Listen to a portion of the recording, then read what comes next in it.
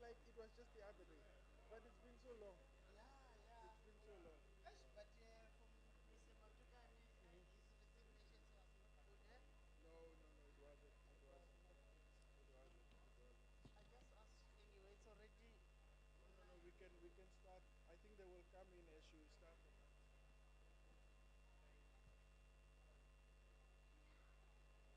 Edson, the technicians that were assisting yesterday here with the projectors,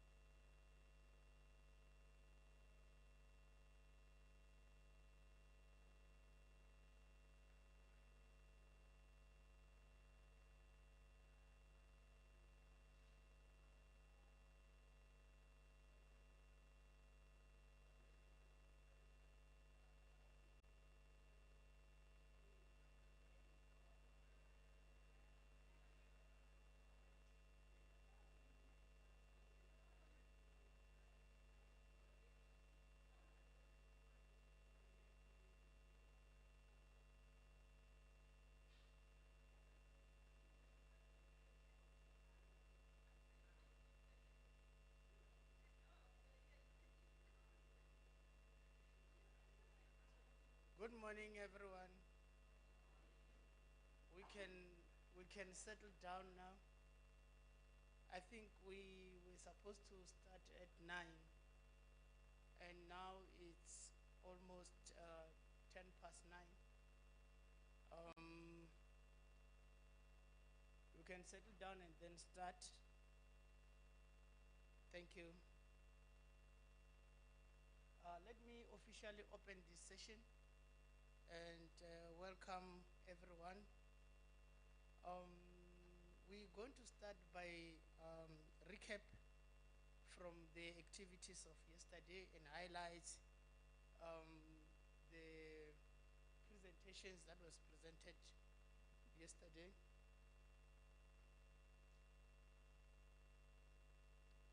On the presentation that we received yesterday, there was an indication that the partnership between the Water Research Commission and IWISA is important. And we also acknowledge that WISA has the mandate of building capacity within the water sector. We also acknowledge that there's a partnership of IMESA, which we also acknowledge that they also need to build capacity within municipalities by assisting engineers within the water sector. And we learned that there is currently now a program that is running in Guyana on local climate change resilience. And we acknowledge that the program played a role to support the rural communities to explore means of managing their water supply and to support the livelihood. We also learned that the research initiatives by the university should amplify the rural water and sanitation provision. On the Water Research Commission, we also note that they have a huge investment in the developing research working within the University of Venda and the University of Limpopo. And we also acknowledge that the focus should be for research to help support the province. We also acknowledge that the universities plays a key role in positioning the academic work to benefit the province. And we also acknowledge that the Water Research Commission support the establishment of the Center of Excellencies. And on the presentation that was made by the University of Venda, we acknowledge that the roadshow came at the right time when the university is setting a new strategy looking at the next 15 years, which is about building the vision of 2040 framework.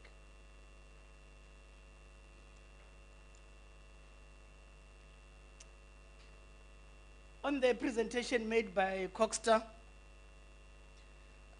they've indicated that currently now, when you look at the statistics, we are regressing as the province. And they've indicated that they are setting targets to manage the performance by water services authorities. And they've touched the issue around the blue and the green drop, where they've indicated that the province on the green and the blue drop is not doing well. And there's a need by water services authorities to improve on the performance of the blue and the green drop. And they also indicated that there's a need that we do this with integration with the stakeholders in the province. And on the laboratory services, there was a need to ensure that testing of a laboratory will need to be localized, or we need to have a local testing facility. And on the weather services data, the issue was that how do you solve the barrier so that all other entities can able to access the um, water services data. I think in a high level, those were the key notes or discussion of yesterday. On that note, let me then proceed and welcome our speakers. The first speaker that is going to give us a presentation is Mr. J from Water Research Commission, who will then give us the presentation on the overview with regard to the innovations, portfolios, and multiple water use services. Mr. J, you can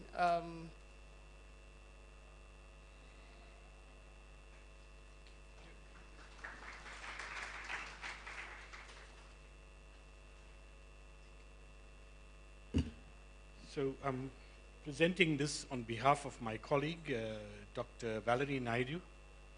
You know, in the WRC we have children. So there's a CEO and we have 4 big children. We call them themes. And yesterday you've been hearing from my colleagues like Sylvester Mpandeli. He manages the hugest portfolio on water use across industry, mining, and agriculture. Then I myself deal with water quality and health. And Shafiq was not here, but brilliant presented. He manages the whole water resource portfolio. And the 4th child we created about a few years ago to actually bridge the gap between innovation, new knowledge, and creating impact. And Dr. Valerie Naidu is a champion for that unit. Very important, we call it Water Advisory Services. And it comes from a lesson or a notion that we've been kind of finding that you've been hearing yesterday, we have so much on knowledge and innovation, yet our decision makers don't use it, okay? COCTA, department, etc. They're not exploiting and using the knowledge pool and the innovation pool that is coming from the broader community of practice that we work with. So we created the special vehicle. It's a very important vehicle now. And I'm going to share with you, we call it Water Advisory Services. That's the bridge between innovation, new knowledge, and building impact in the whole water space. So the portfolio, I'm not going to go into too detail, is designed on 3 outcomes. One is that, you know, ensuring that we kind of have a good national system of innovation that can penetrate into the workspace, you know, effectively. So that bridge to create, and you'll see that we run these programs and some of our innovators are here. We try to create that bridge. The second one is to keep this innovation very alive and promising right across, you know, all the work we do. And that is by going the next mile, by actually demonstrating and showing how these technologies work. So you'll find that we do a lot of extension work around demonstrating technologies to government, to local government, to industry, that gives them the comfort and validation to adopt and take on the technology. And the third one is to continue to build strong water knowledge institutions, okay? Because if people are knowledgeable and they know where to access information, etc., we have a better informed sector. So we try to create that through, you know, stimulating governance and economics through the processes. So, you know, that gives you the kind of things we do in this, creating this healthy, innovative, you know, ecosystem. And it's got a number of activities. So first, you know, just to highlight some of it, is investing in people, okay? With the ICITA and with the DSI, we try to stimulate more greater PhD activities. You know, it's a very key part. Doing a PhD is the first step in contributing to society in a meaningful way. So we want to see more people get to a PhD stage. We kind of tend to lose a lot of South Africans in the system, okay, up to MSc, and we're not seeing a lot of people making a career into academia, into research. So we have a PhD accelerator program that we are doing. Is that for me? Okay. You know, we also realize that a lot of young engineers come into the work environment and there is no skilling and on-the-job skilling and knowledge impartation. So we have a program called the Young Engineers Changemaker Program, where we take about 25 young engineers from municipalities that work daily on water systems or wastewater systems, and we take them through a local and international learning journey that empowers them to do things much better in their workspace. And then you heard about that, you know, we use the platforms of our professional organizations like WISA, like AMISA, like SAICI, etc., to take some of our work guidelines and tools to the sector in terms of training and interventions. The second instrument that we are doing, and this is part of this journey that we are, is around creating chairs, community of practice, and centers of excellence. Because it's very important to have those nodes that we can use as catalyst to build water capacity in the area. So we've recently, on this journey with my new CEO, have signed or established 2 centers of excellence. One in Northwest, you know, the Arid Water Center, looking at issues of, you know, very dry areas and how we manage water in that. And then we created the Wash Center at the UKZN. We have 2 more planned, and Venda is one of them, and Mpumalanga is the other one, and hopefully we'll get Limpopo in as well to become a specialized center of excellence. You'll see that we're targeting what you would say, not the historically disadvantaged, but the centers that have not got a lot of attention in the academic spaces, and we want to build that. And then we have 2 chairs of governance and economics that we created through NRF and DSTI. At the moment, we also working with the EWC on doing a skills audit in the water sector to kind of understand where our gaps are, but also how we design for the next cohort of professionals. Because the water industry is also changing significantly, and with digitization and all other stuff, we're going to need a whole new cohort of skills in the sector. The second outcome, how we service it, we have what we call technology platforms. WADA is our accelerator platform where we take South African innovation, not only WRC innovation, so any young innovator in South Africa that is struggling to get into the market. WADA is the South African Water Technology Demonstration Platform. We use that as a springboard to get you into the market space. It's a very small fund, so it's competitive, but if you get in there, you get to join us on all these journeys, etc., because we used to promote you through that process. So for people that are innovators and are struggling, use the platform. It helps to take you even from stage 5 technology readiness level right up to 9, because people think that they are at 9, they're commercially ready, and it takes a lot to get to that point. So that's what WADA does in terms of unlocking that potential. Then we have a dedicated program. You heard Philip talking yesterday about SASTEP. He's given you the kind of more detail on SASTEP. That's our vision to create a future where sanitation doesn't go on the flush. Okay? That all human waste will be treated on site safely, and we might not have to waste water in the future. So SASTEP is one of our pioneering global programs that we are still busy with. And similarly, you've seen the people from outside with their pods around the aquaponding, the demonstrators, etc. But it's all trying to bring to these things of circular economy, how you use water as a circular vehicle, the nexus concept of water, food, energy. So there's lots of products and tools that we have that is useful for the sector. The third one, Philip covered it, and I'm not going to talk about it, and that's SASTEP and how we're trying to change the whole sanitation space. And we have lots of very innovative products. We might be amongst the few in the world that have innovated the first 1 or 2 liter flush toilet. But we're not even adopting it yet. And we talk about water saving and all sorts of other stuff.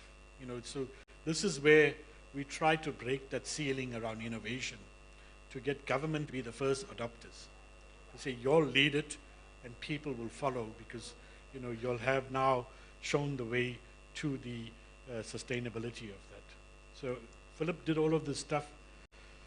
Then, we recognize that, rural water is more challenging than urban water. And it's a very dispersed problem. People think rural water is easy. It's not easy.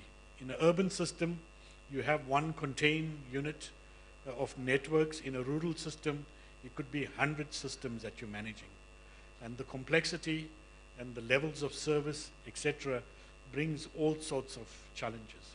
So yesterday you heard about the example of what we call our colleagues at Award been talking about from Sohan, around multiple use services, around getting supported self-supply. It's an institutional model that we are also, through research, trying to sell to government, that maybe the future of rural water supply is to recognize rural water institutions as service providers legitimately. So you can transfer equitable share, you can transfer fiscal share, so that they can manage it more sustainably. Because I don't think, and you saw yesterday I presented, district municipalities just cannot manage rural water supply. So there's a lot of lessons and a lot of very important elements around the water, energy, food nexus through this platform that we have demonstrated in Guyana, where we've shown, we can take sanitation off the grid, we can produce nutrients to produce fruit crops, etc., etc., and there's a good, what you would call benchmark around learning from that, the WEF concept and the Guyana project. The third is around building effective water institutions, and like I said, that water institutions are driven not by technology only. It's good governance and good economics as well. So we're trying to lift the game around research and knowledge on governance and economics, so that can help municipalities make better decisions. And there's a whole lot of new projects that we are working on. Section 78, how to do it better, issues of tariffing, theft and vandalism is becoming a big problem. How do we manage it at a local level?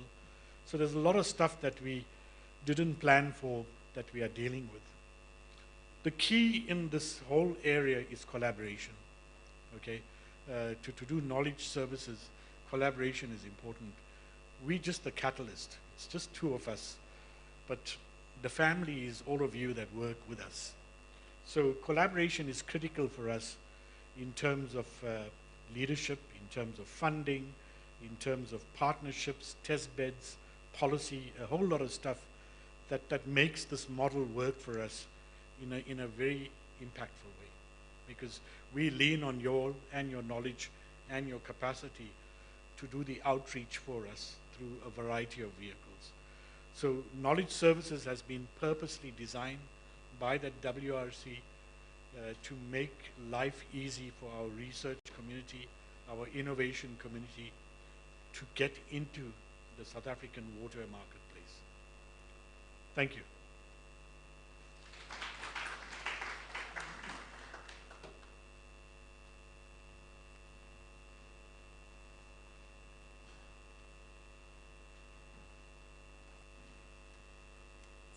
Thank you very much. Our next speaker will be Mr. Philip Majeke from the Water Research Commission, who will take us through the presentation on the public sector uptake of water and sanitation innovations. Thank you. Okay, good morning, colleagues, and great to be here again and share some of the lessons that through one of the WRC studies that we conducted on procurement of innovations. So I'm also presenting this presentation on behalf of my colleague Shana, who was the project lead, but I was part of the project, so I'm clued up with most of the content of this project.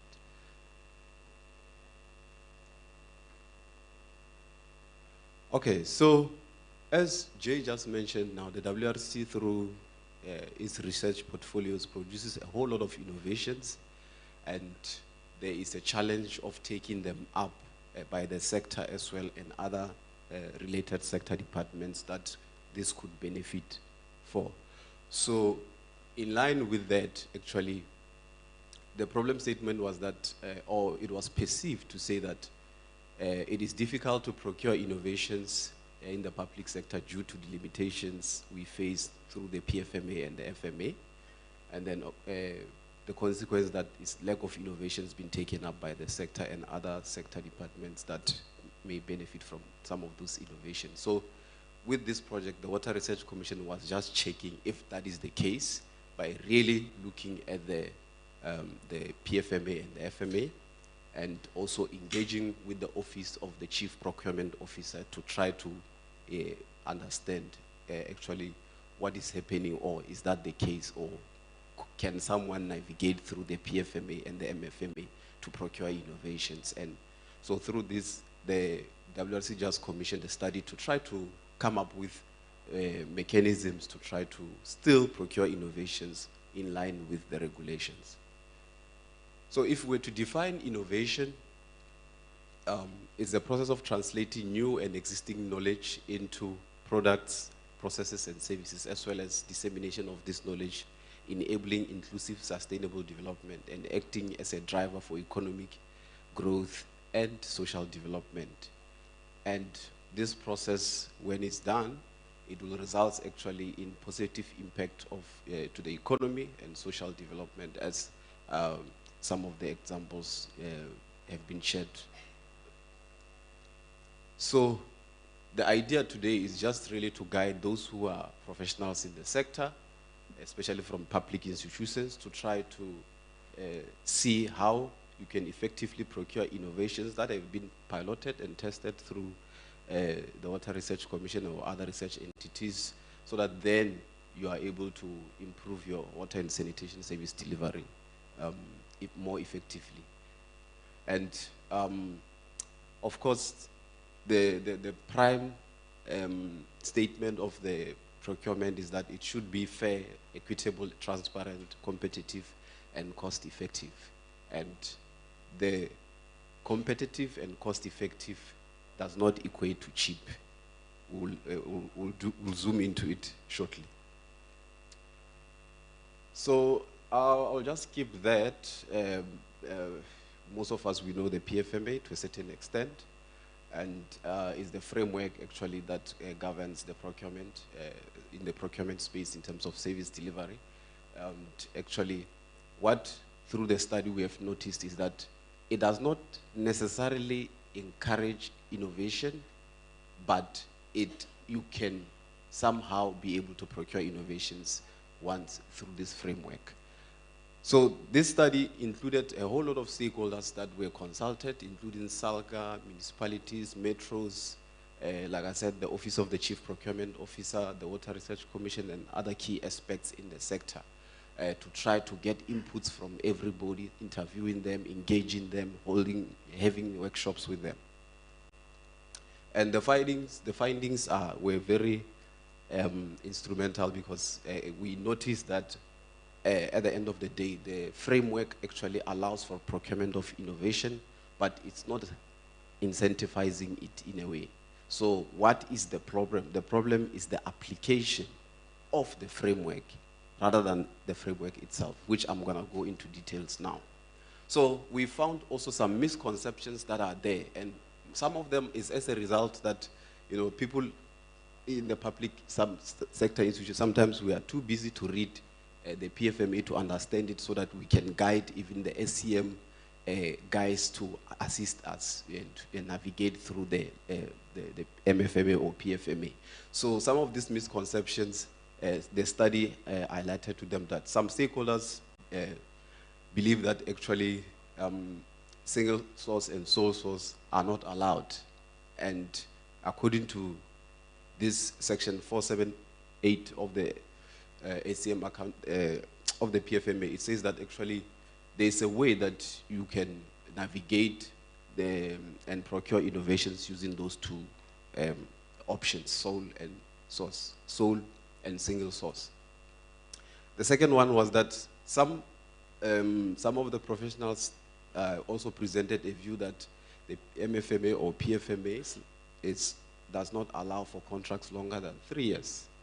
However, there's a section that actually alludes to say what are the steps that's to be done, that now if a municipality or whoever takes a process that will make or bring a financial obligation over a period longer than 3 years.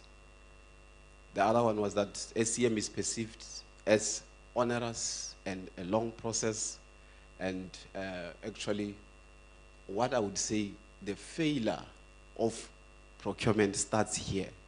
If you don't plan properly and don't come up with a good business case, that is where the problem starts. You are not able to even procure. So throughout the presentation, I'll keep referring to this because this is the heart and the backbone of procurement. If you get it wrong here, every other step is wrong going forward. There is a perception that bids must be re-advertised if less than 3 quotations are received. However, if there's no reason to re-advertise if you fulfilled the 21 days or the minimum days for whatever RFP, RFQ, whatever, you don't need to re-advertise. And as long as you can document and provide evidence for that. Another misconception is that actually value for money is equal to cheap or lowest capital cost or cheapest cost. That's not the case, and this actually it's one of the challenges to when you look at a project. I'll give an example later on. Sometimes if you look at what we call life cycle cost analysis of maybe whatever system that you are using, it's able to give you a better view than just the initial capex cost. So some decisions can be based on life cycle cost analysis rather than just the initial upfront cost. So in terms of innovations, there would be few suppliers in the market. So the route for procuring them won't be normal. So you will have to go the route of sole or single or multi-stage bidding. And the other option, we call it strategic source procurement, because we have limited suppliers in the market. And that is from the PFMA to say if there are few suppliers, those are some of the options that you could use to procure innovations. So can a sole source be used to procure innovations? Yes.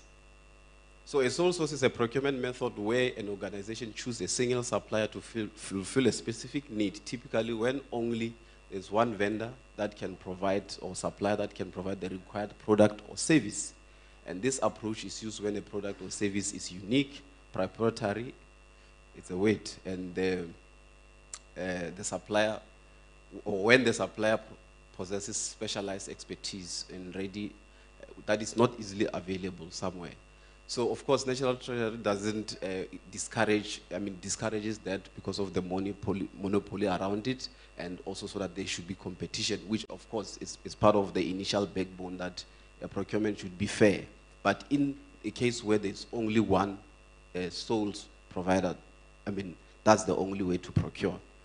And of course, municipalities or even water service authorities, sometimes they struggle with this method of procurement without having audit challenges because of it's a bit tedious as well.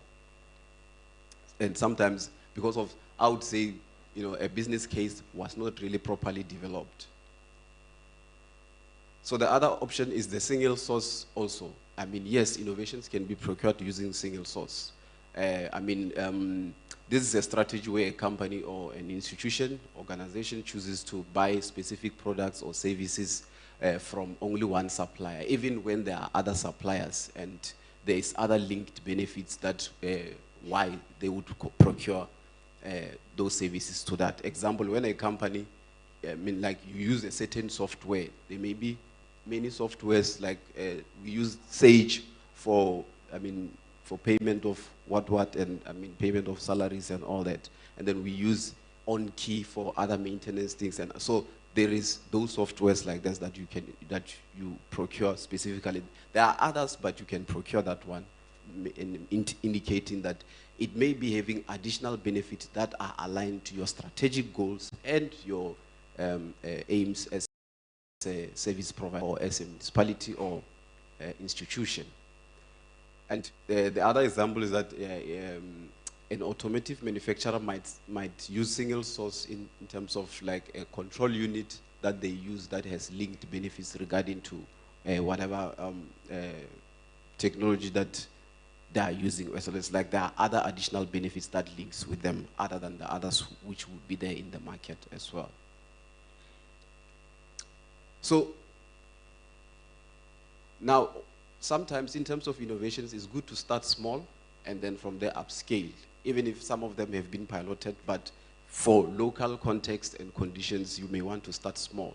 So usually, this may take longer because sometimes we are in a firefighting mode. We need something and we need something now. So we may not have time to do all this. So typically, you would do what we call expression of interest to the market to see what is available. After that, demonstrate a few, and then after that, do a competitive bidding of those ones. But that process is sometimes is too long. So we advise that you can combine market engagement, which is the expression of interest, as well as demonstration in one to say, now, after those demonstrations, you can scale up based on the successful pilot as well. And that is where you can involve the research institutes such as CSIR, Water Research Commission, others, and other universities as well to pilot some of these innovations. And of course, you need to specify in advance the performance criteria for your pilot to say it must meet X, Y, and Z in terms of maybe quality, identify those in advance so that then you can measure them and then from there scale up from there.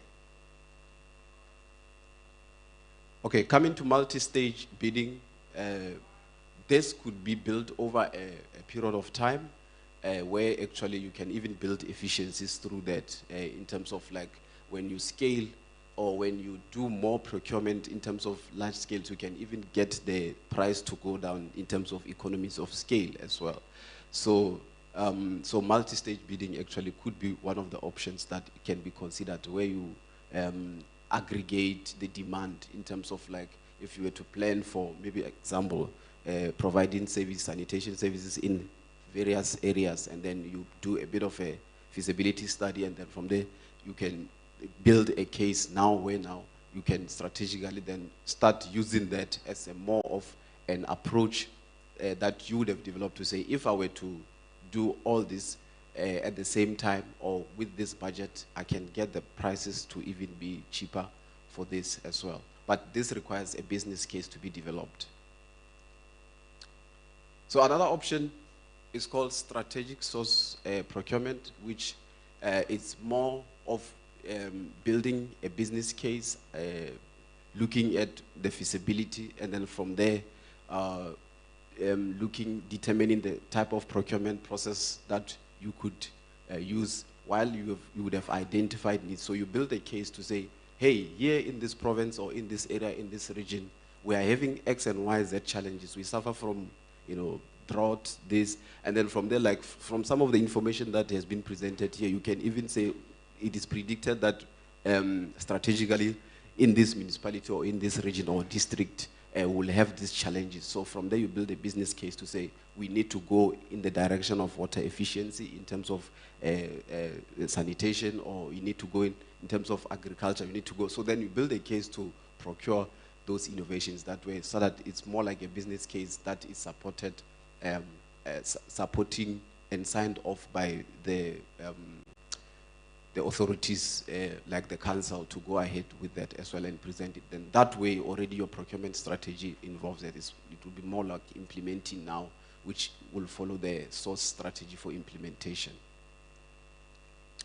So this process is a bit of a long term. It requires planning, and actually encompasses all the means that are required actually to achieve your procurement, and using business plans and developing business plans. And the uptake of innovation within the sector, of course, is a strategic objective. So this, you could even align it with the strategic objectives of the institution as well. And sometimes you can even have an opportunity to see where the private sector can come in terms of, because there's functions that it's like, as we go into this world of secularity and all that, so you see that there's where you start involving the private sector, then creating opportunities for them to do other activities. So these are some of the examples of the multi-bidding stage processes that other municipalities have done in terms of using this type of procurement processes. So this one is a multi-stage bidding example, which eThekwini on the left did. So they did a pilot phase, where then they specified the success criteria of the pilot phase, and after the pilot phase, they went on to do rollout depending based on the successes of the pilot. So it's something that it could be done, and you can see there they've set even timelines to say the pilot phase should be 6 months, and then rollout comes after successful pilot phase. We had George municipalities doing the same thing for sanitation here, and what they did, which was interesting, they asked even the pilot to be funded by the service providers. Some service providers may be willing to use their own cost to demonstrate a few, and in fact we have been approached through WADA and SASTEP by some of the service providers that has put up some of the demonstrations, and who would come and evaluate and give an advisory note on some of those. So with that, you see that also phase 2 of the George municipality, they went on to also roll out after a successful pilot as well. This is also one of the examples which the Gauteng Partnerships Fund was looking for sanitation in informal settlement. So they used even actually a bit of a longer route, but I think it helped them in terms of planning well, because they started with an expression of interest to see what is on the market, and then from there later on, they came into an RFP after receiving some information from the market, and then developed a full RFP to procure some of these innovations. As I'm speaking now, one of our systems bidded for this that we have supported, and it's servicing one of the informal settlements there in Krugersdorp. So some of the quick notes that I want to share is that we can get economics of scale, actually, as I said earlier on, through centralized infrastructure.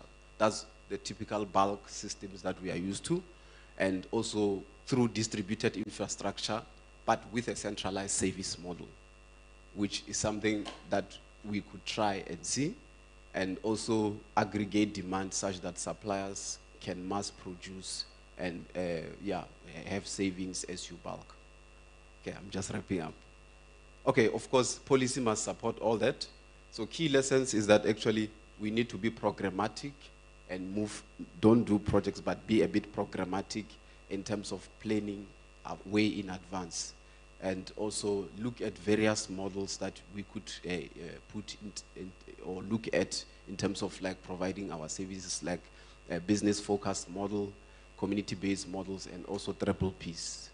My concluding remarks is that I agree with the sentiments to a certain extent that procurement is tough and onerous, but you need to try, try, and it gets better with experience. Thorough planning of procurement processes, especially during the demand phase, it's a breaker or maker. So if you do that right, you are able to do the next steps well. So thank you so much, Program Director.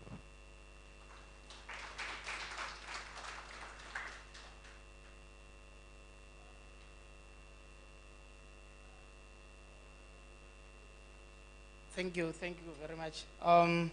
Just to remind the presenters, we have only 10 minutes to present, and we have started late, so we need to catch up with time.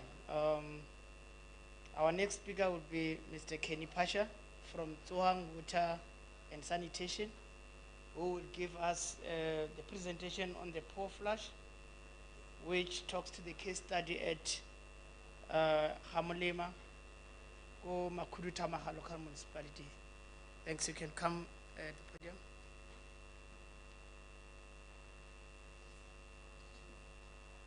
Yes. Thank you very much, Program Director. Colleagues, allow me to say Dimachironi, but Wovua, our visitors, this is actually how we greet each other in this district. So without any waste of time, my name is Kenny Pasha. I work for Tsohang Water and Sanitation, and I will actually be able to share more about this organization. We have been in this sector for almost like 31 years. This is actually our 31 years in the wash sector. So without any waste of time, my presentation is not ready. So, but maybe just actually to say to the audience, I've actually been listening to this, bright ideas about innovations, starting from yesterday and even tomorrow, this morning. So from our side, I'm actually going to say how best we can actually make this innovation work and become, sustainable, so that they can actually be able to offer services to our people.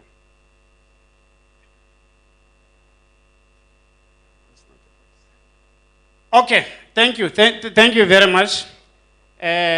This was actually the first slide just to say we are from Tsohang Water Sanitation, supporting this partnership roadshow by the Water Research Commission together with the two universities, which is UNIVEN and the University of Western of Limpopo.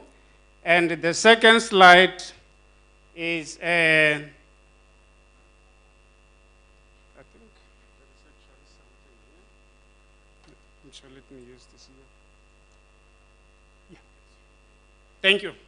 The second slide is actually more about the outline of my presentation, which I will talk much about the overview and also the community-based sustainable development model. I think, Program Director, just actually bear with me.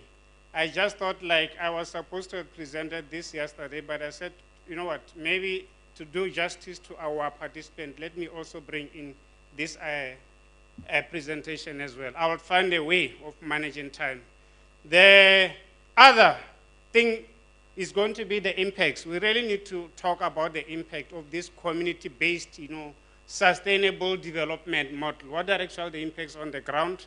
And I will actually move into the pore flush, the case study for this, funny but interesting, innovations that we actually implemented in Hamuela together with the Water Research Commission.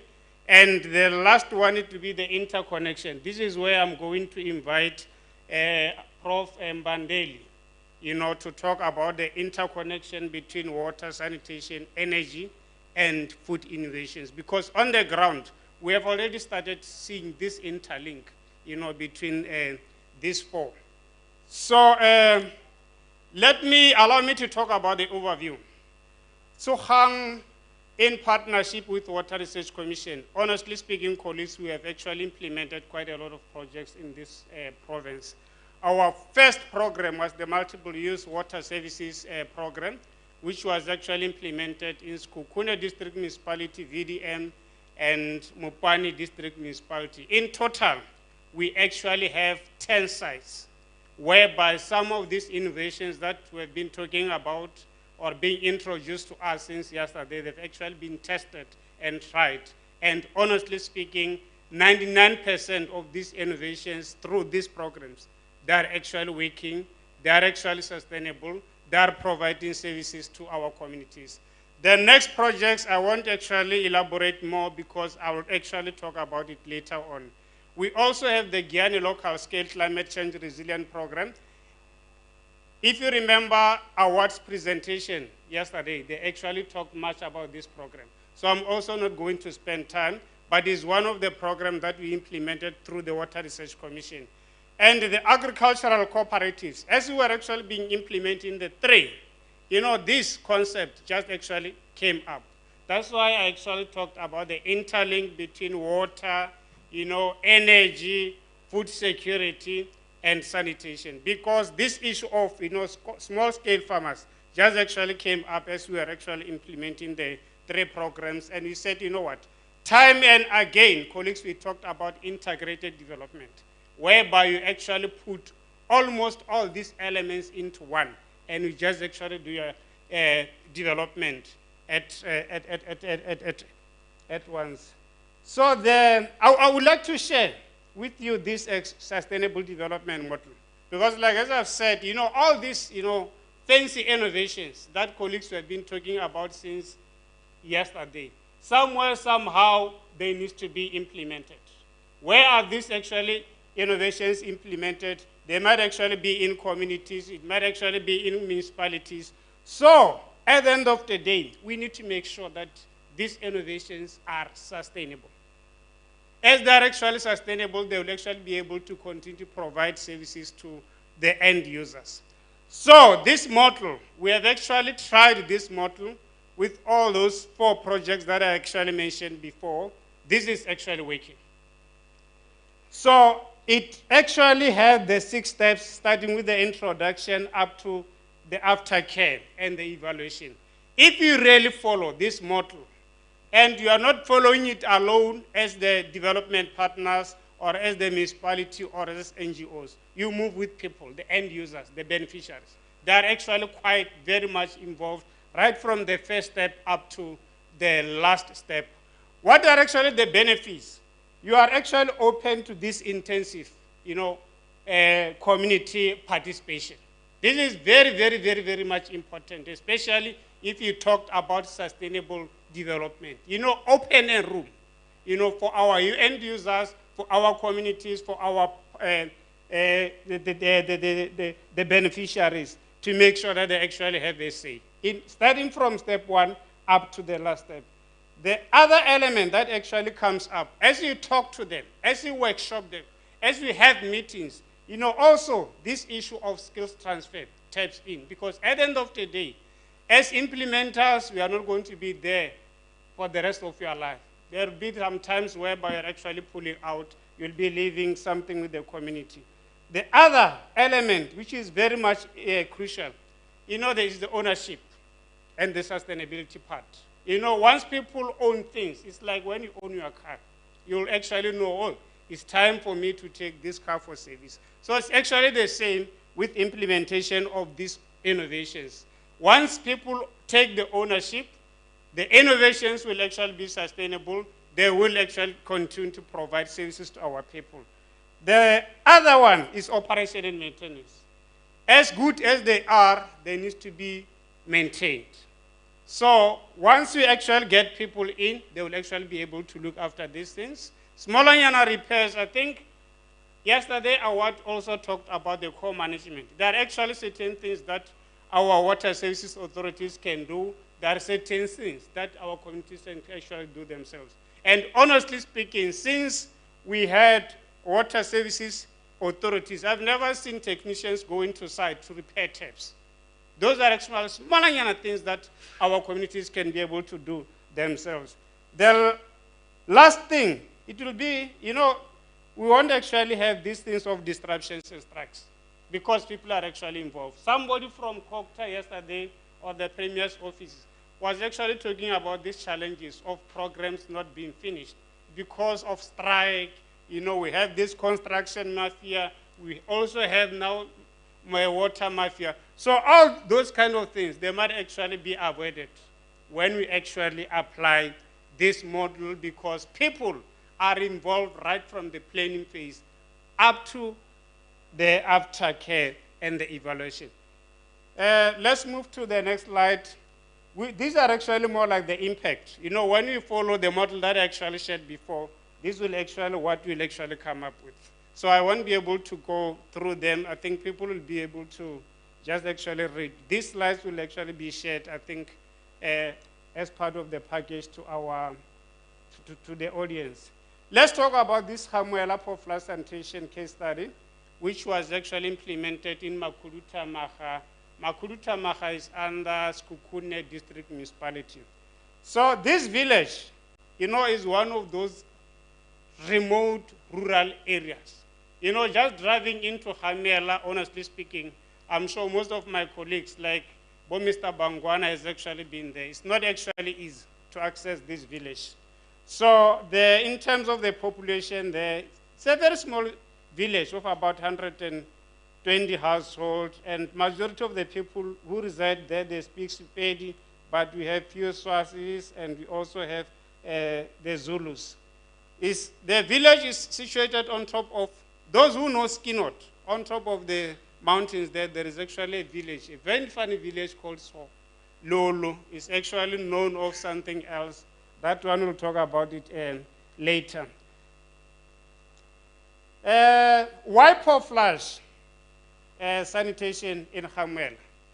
I think through our lives, we actually talked about the VIP. And, you know, expect in this sector like Bobangwana, we thought like maybe with VIPs we have actually arrived where we actually wanted to. But colleagues, we need to be honest. You know, the country is actually evolving. We also need to improve. So these VIPs, sometimes when they actually get full, you know, the municipalities get stuck. They don't even know what to do with them. The next thing is to build another VIP. You go to Kenny's yard, you find that Kony already has almost like 3 VIPs. So we actually need to come up with another innovation that can actually avoid that, because it's not good, you know, to have 3 structures in one yard serving the same purpose. The other things, like as I said, piece needs to be emptied. And if they're not actually emptied, sometimes our people resolve to a situation whereby they have to manually, you know, empty this piece. And we know the health hazard that actually has to go with, you know, emptying your piece manually. So we came up with this concept, an on-site sanitation, which used less, you know, volume of water, and it produces the sludge, which is, you know, it's a bit wet.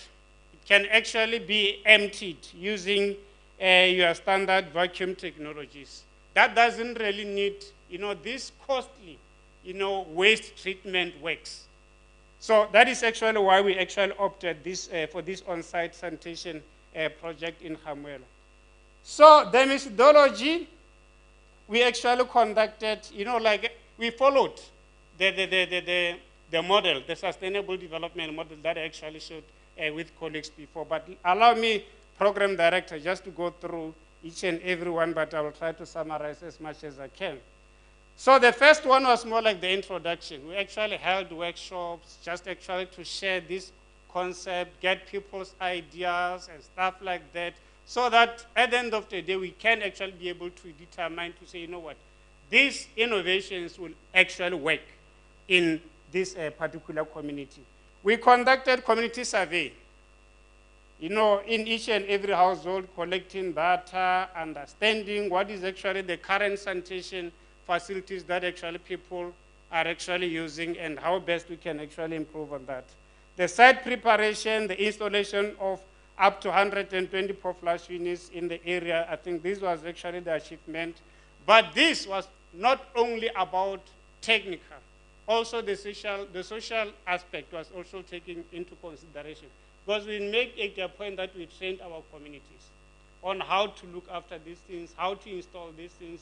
When we move out in terms of operation and maintenance, how best communities can actually be able to look after this.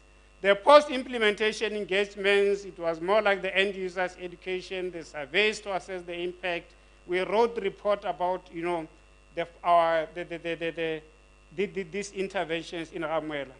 And lastly, we actually have the coordinated stakeholders workshops just to disseminate findings on the surveys and the project handover ceremonies with all relevant parties, including our DWS officials, especially the sanitation unit, Bon Tatema Tukan, and then Naval CC. Let's move to the poor flush sanitation outcomes. I think one of the outcomes was actually well-informed knowledge and good understanding of existing community resources, especially when we conduct our surveys. The other outcomes was like we built 120 plus poor flush sanitation facilities to improve hygiene practice and safe environment. You can actually see, these are actually the toilets, colleagues, that we are actually talking about. Remember, being built in a very, very, very remote areas. These people are now able to flush, like people who actually stay in Santen, all those fancy, suburbs. They're actually able to flush in Khamwela. The other outcomes, we also have 2 policy briefs that were actually being produced and actually shared with key stakeholders. Capacity in terms of beneficiaries and also officials, because people like Womatukwane, they were even asking, Bopasha, will this work in Khamwela? We said it can actually work in the rural area. And good understanding, again, of things like the cultural beliefs, people, when you talked about emptying toilets, especially those leach pits, it's actually something else. There is stigma attached to the handling of the waste. We also learned a lot from there. And this one, Prof. Mbandeli, I know you are actually busy, but I really need to bring your attention here, because very often we actually talked about water, energy, and food, security. But one thing for sure that we found when we were actually, implementing this project using the community-based, sustainable development model, we also saw the interaction between the 4, which is water, your energy, your food security, and now we actually have sanitation. For example, in Khamwela, they said, we rely more on this seasonal farming. So once we actually take out this waste, can't we actually dry the waste and turn it into compost? You can actually use it for our fields. So I think in a nutshell, this is one thing for sure from your office, maybe Prof. Mbandeli, to think about the sanitation as part of the, the other elements that we can bring into our water, energy, and food nexus. Because it's actually another element that is coming up when we implement this project. So, colleagues, these are actually pictures of participatory, community participation. We are going back to our, those participatory, community participatory tools like your PRA, your FAST, just actually to make sure that people really becomes part of what we are doing. These are actually the skills transfer. This was more like the technical skills, because we never brought any contractor to Khamwela. We train people, and people are actually able to build these facilities themselves.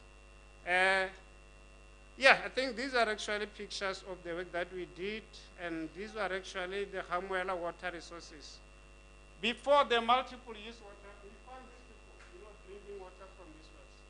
They never had any, other facilities that were actually using to get water. They were actually drinking water from these wells. But thanks to the multiple use water services, because we provided water, it was then followed by the poor flush. And I'm sure, honestly speaking, whenever we go to Khamwela, they speak much about the Water Resource Commission, about Sukhang, about DWS, all those who are actually involved in uplifting their lives. So I think in a nutshell, colleagues, this is what I wanted to share with you. The community-based development model, and also I think this case study for a village called Khamwela. Thank you very much, Womasinda. I know time-wise I didn't do well, but I was just trying to also cover what... Thank you very much, Mr. Pasha. I think you did well. We are not doing well on time. And now is the time to engage our presenters. We'll take one round so that we can able to try to also still catch up with time. With a show of hands, we can now engage our presenters. And I think when you speak, you can indicate your name and your institution for secretariat desk purposes. Thanks.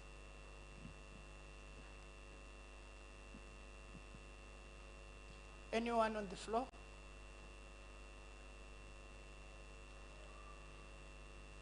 One, two. Okay, I'm closing now.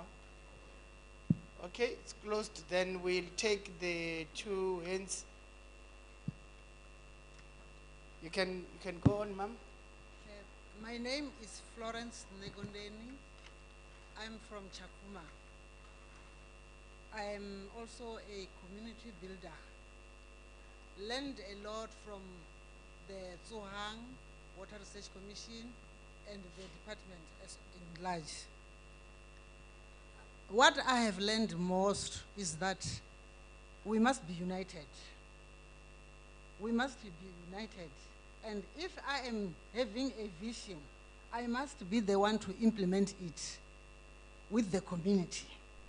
I mustn't just sit in my office, sit in my home, sit wherever I will be instructing. I must go and work with the people. Once people sees me doing the things with them, they understand. They will get involved. Remember, even if we are the government cannot bring the pipes here and stay here every day. It must move around the whole South Africa. But the people who remain here must take care of the things that has been provided to them. It means that laziness is taking place within ourselves. Once we are provided, we sit. Now my urge is that people, let us listen, let us learn many things. Do them by ourselves. Try to help one another. You know, take away that status of yours, come down to the people. People are very low, down deep in the well. And you are up there, me as the government. So I must come from up, meet them down there. Then I will raise them up. So let us swallow our pride. Thank you. Thank you very much. The next speaker is the professor. Good morning, colleagues. Mine is just a comment based on the previous speaker's presentation. Yes, he's correct. We are now planning to incorporate sanitation, health, and nutritional component as part of this Water, Energy, Food Nexus initiative. And I'm happy to say this, that University of Venda was part of the project funded by Water Research Commission on biogas.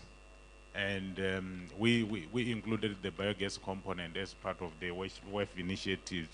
And the results from that project are overwhelming. And we are happy about the fact that we are planning to come up with a follow-up study. I am aware that the provincial government here in Limpopo has also initiated the biogas in different communities in order to create job opportunities and stimulate local economy. Thank you. Thank you, Prof. I don't know if Tsohang want to respond. I think the speakers were more on Tsohang. Or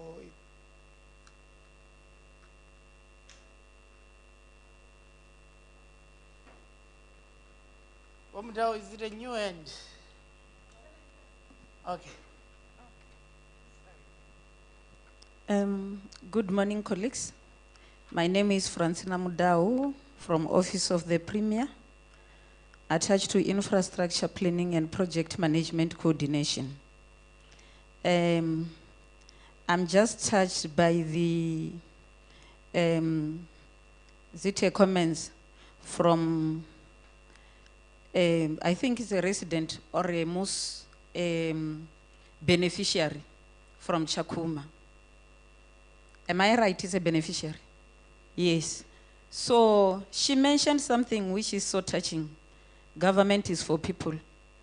And as office of the Premier, we were part of the program from Water Research Commission implemented by Sohang. So I just want to have a bite on what she was indicating. To say to them, we are here as government. And if I remember yesterday, she was raising something during break. We are here as government and we are getting our salaries every month to serve you. So whenever you need us, we are available. From the WSA, which is Bembe District Municipality, ourselves, Coxstar, we are available for you. That's why we are here. And anything that you want after this meeting, you are free to contact any stakeholder which you think you need them to assist you. I know there is this project in Chakuma, they are beneficiaries, and there's still a need, even from their selves, to own. Because after completing the project, I understand that Sukang had a sort of smaller training with the beneficiary. They know what to do, they know what is expected from them. Even the WSA were part of the project. So colleagues, we mustn't run away from our communities as government. Whenever they need us, let's avail ourselves. I thank you.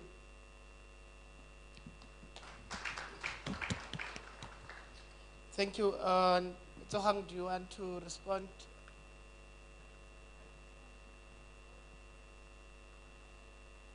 Thank you very much, Program Director, once more.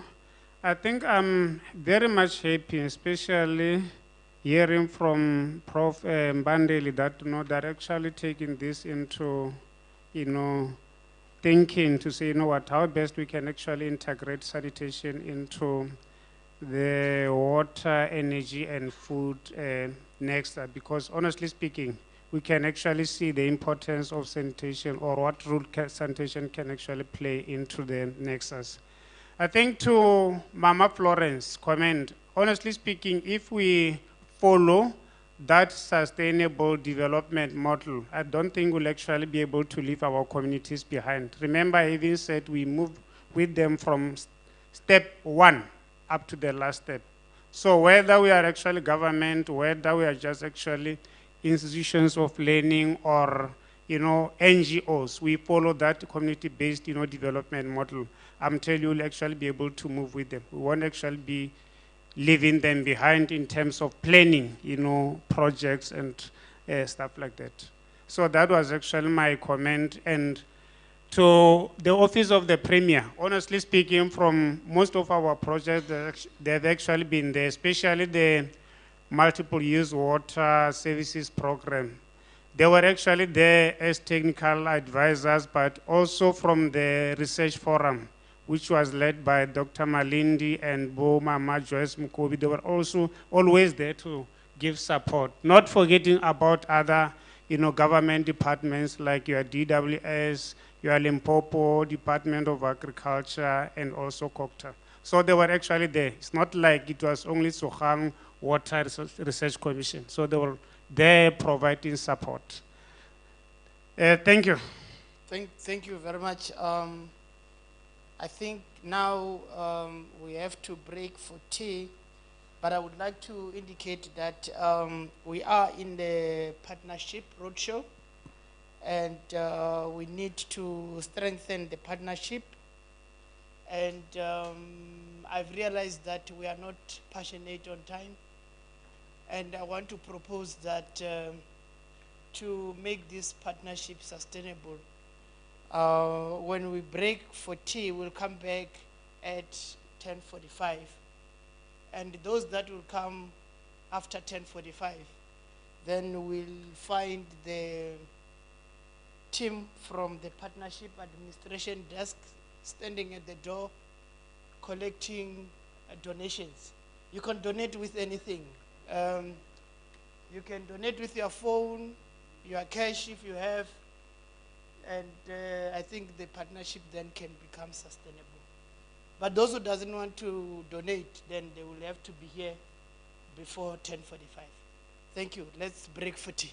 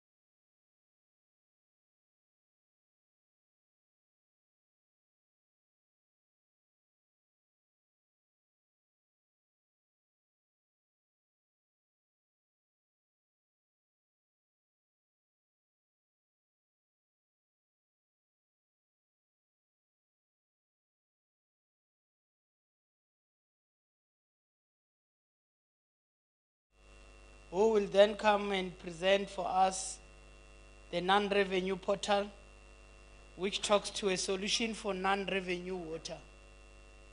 We can give him a round of applause.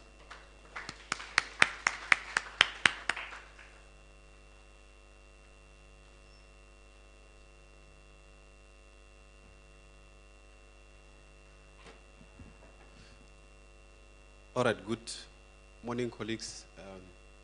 Once again, I will be presenting one of the presentations from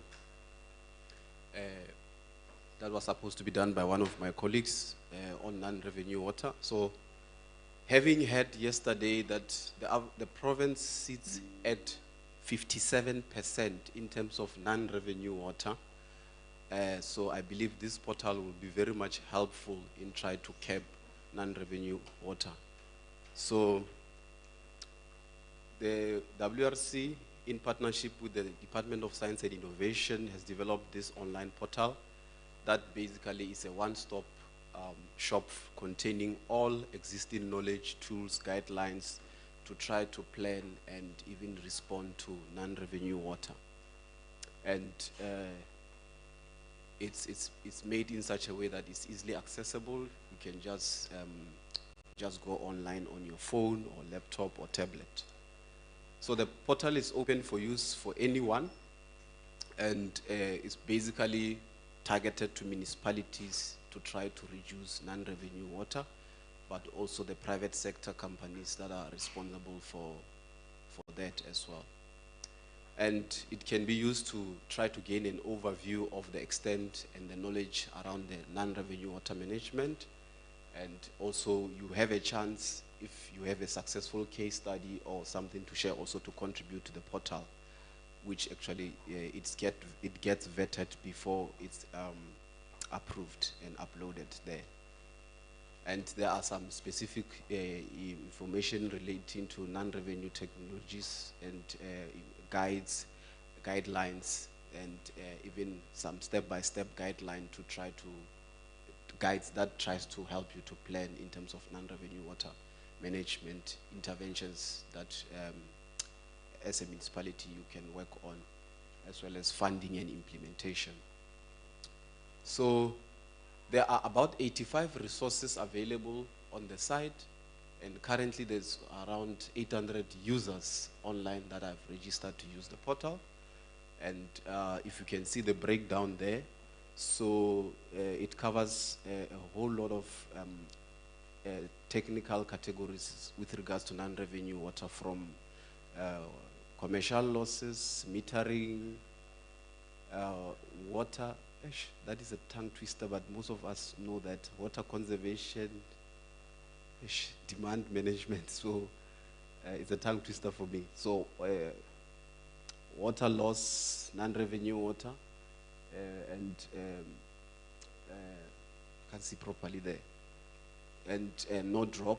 So you can see that graph just shows the amount of literature that is available in those categories, and most of them are 27% of them are related to maintenance in terms of non-revenue water, as well as 26% around operation, 30% on implementation, and planning 8%, design around about 9%, with some work still needs to be done with regards to funding. So what you will find on the portal, basically, when you go to the portal looking using that website there, you can search using a keyword or even you can search using keywords, and you'll find also toolkits and databases of some of those information that are in categories that I just mentioned now. You can also contribute to the portal by uploading some case study on non-revenue water, so that you can help another municipality or someone who's also dealing with the same problem as well. So on the landing page, you see three categories there. There's a custom search where you can just search by using keywords or just mentioning water loss or commercial loss, then some information relating to that will just come out, or reports related to that will appear. Or you can use toolkit search, where basically there's packaged information let's say if you say operations or if you say maintenance, then other maintenance related, or if you say planning related documents come in. You can also do an overview search with regards to that, and also to see some of the information that is there. So this is how it looks like. So there is a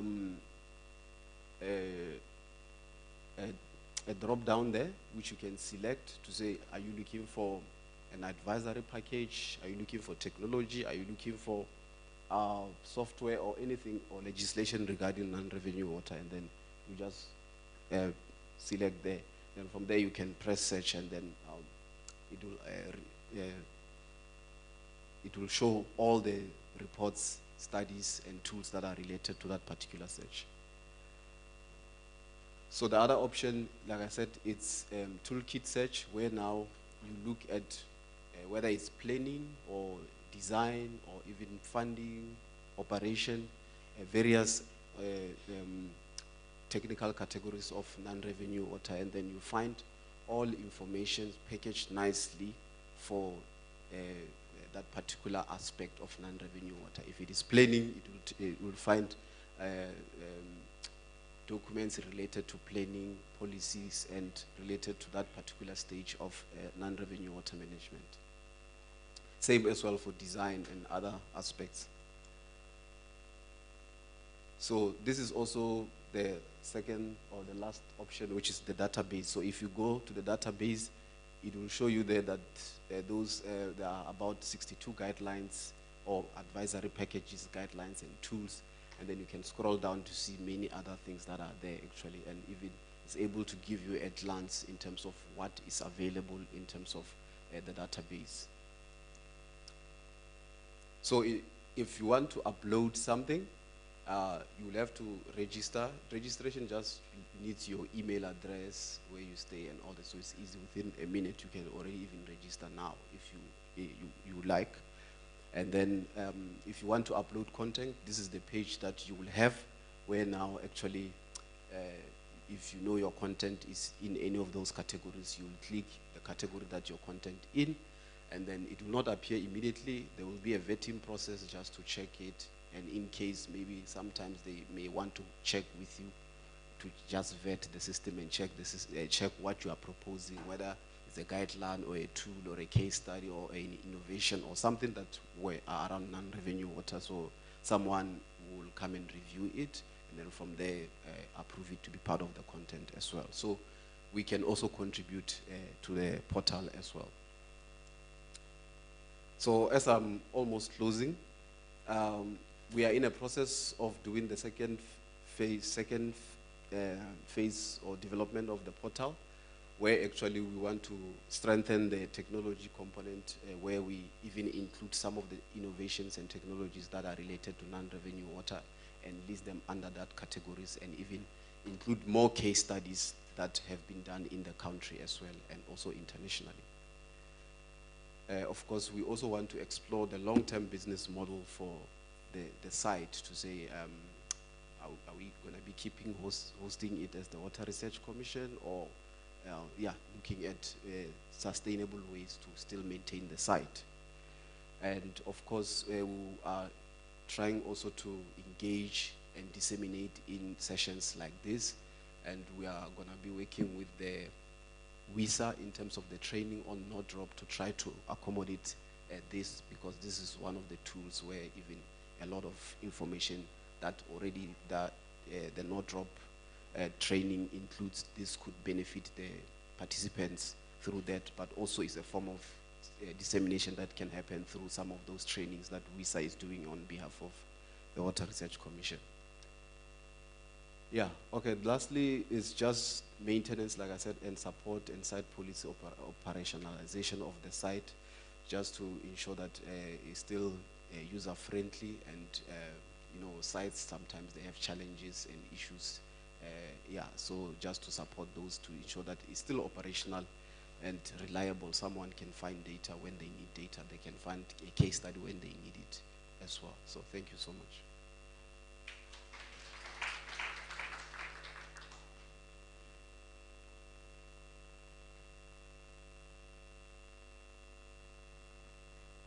Thank you, Philip. Then we'll take our next speaker, Mr. Stefan Pitorius from SWE. He's going to give us a presentation on the sand water extraction systems, which will bring the solution for increased water supply. Thank you.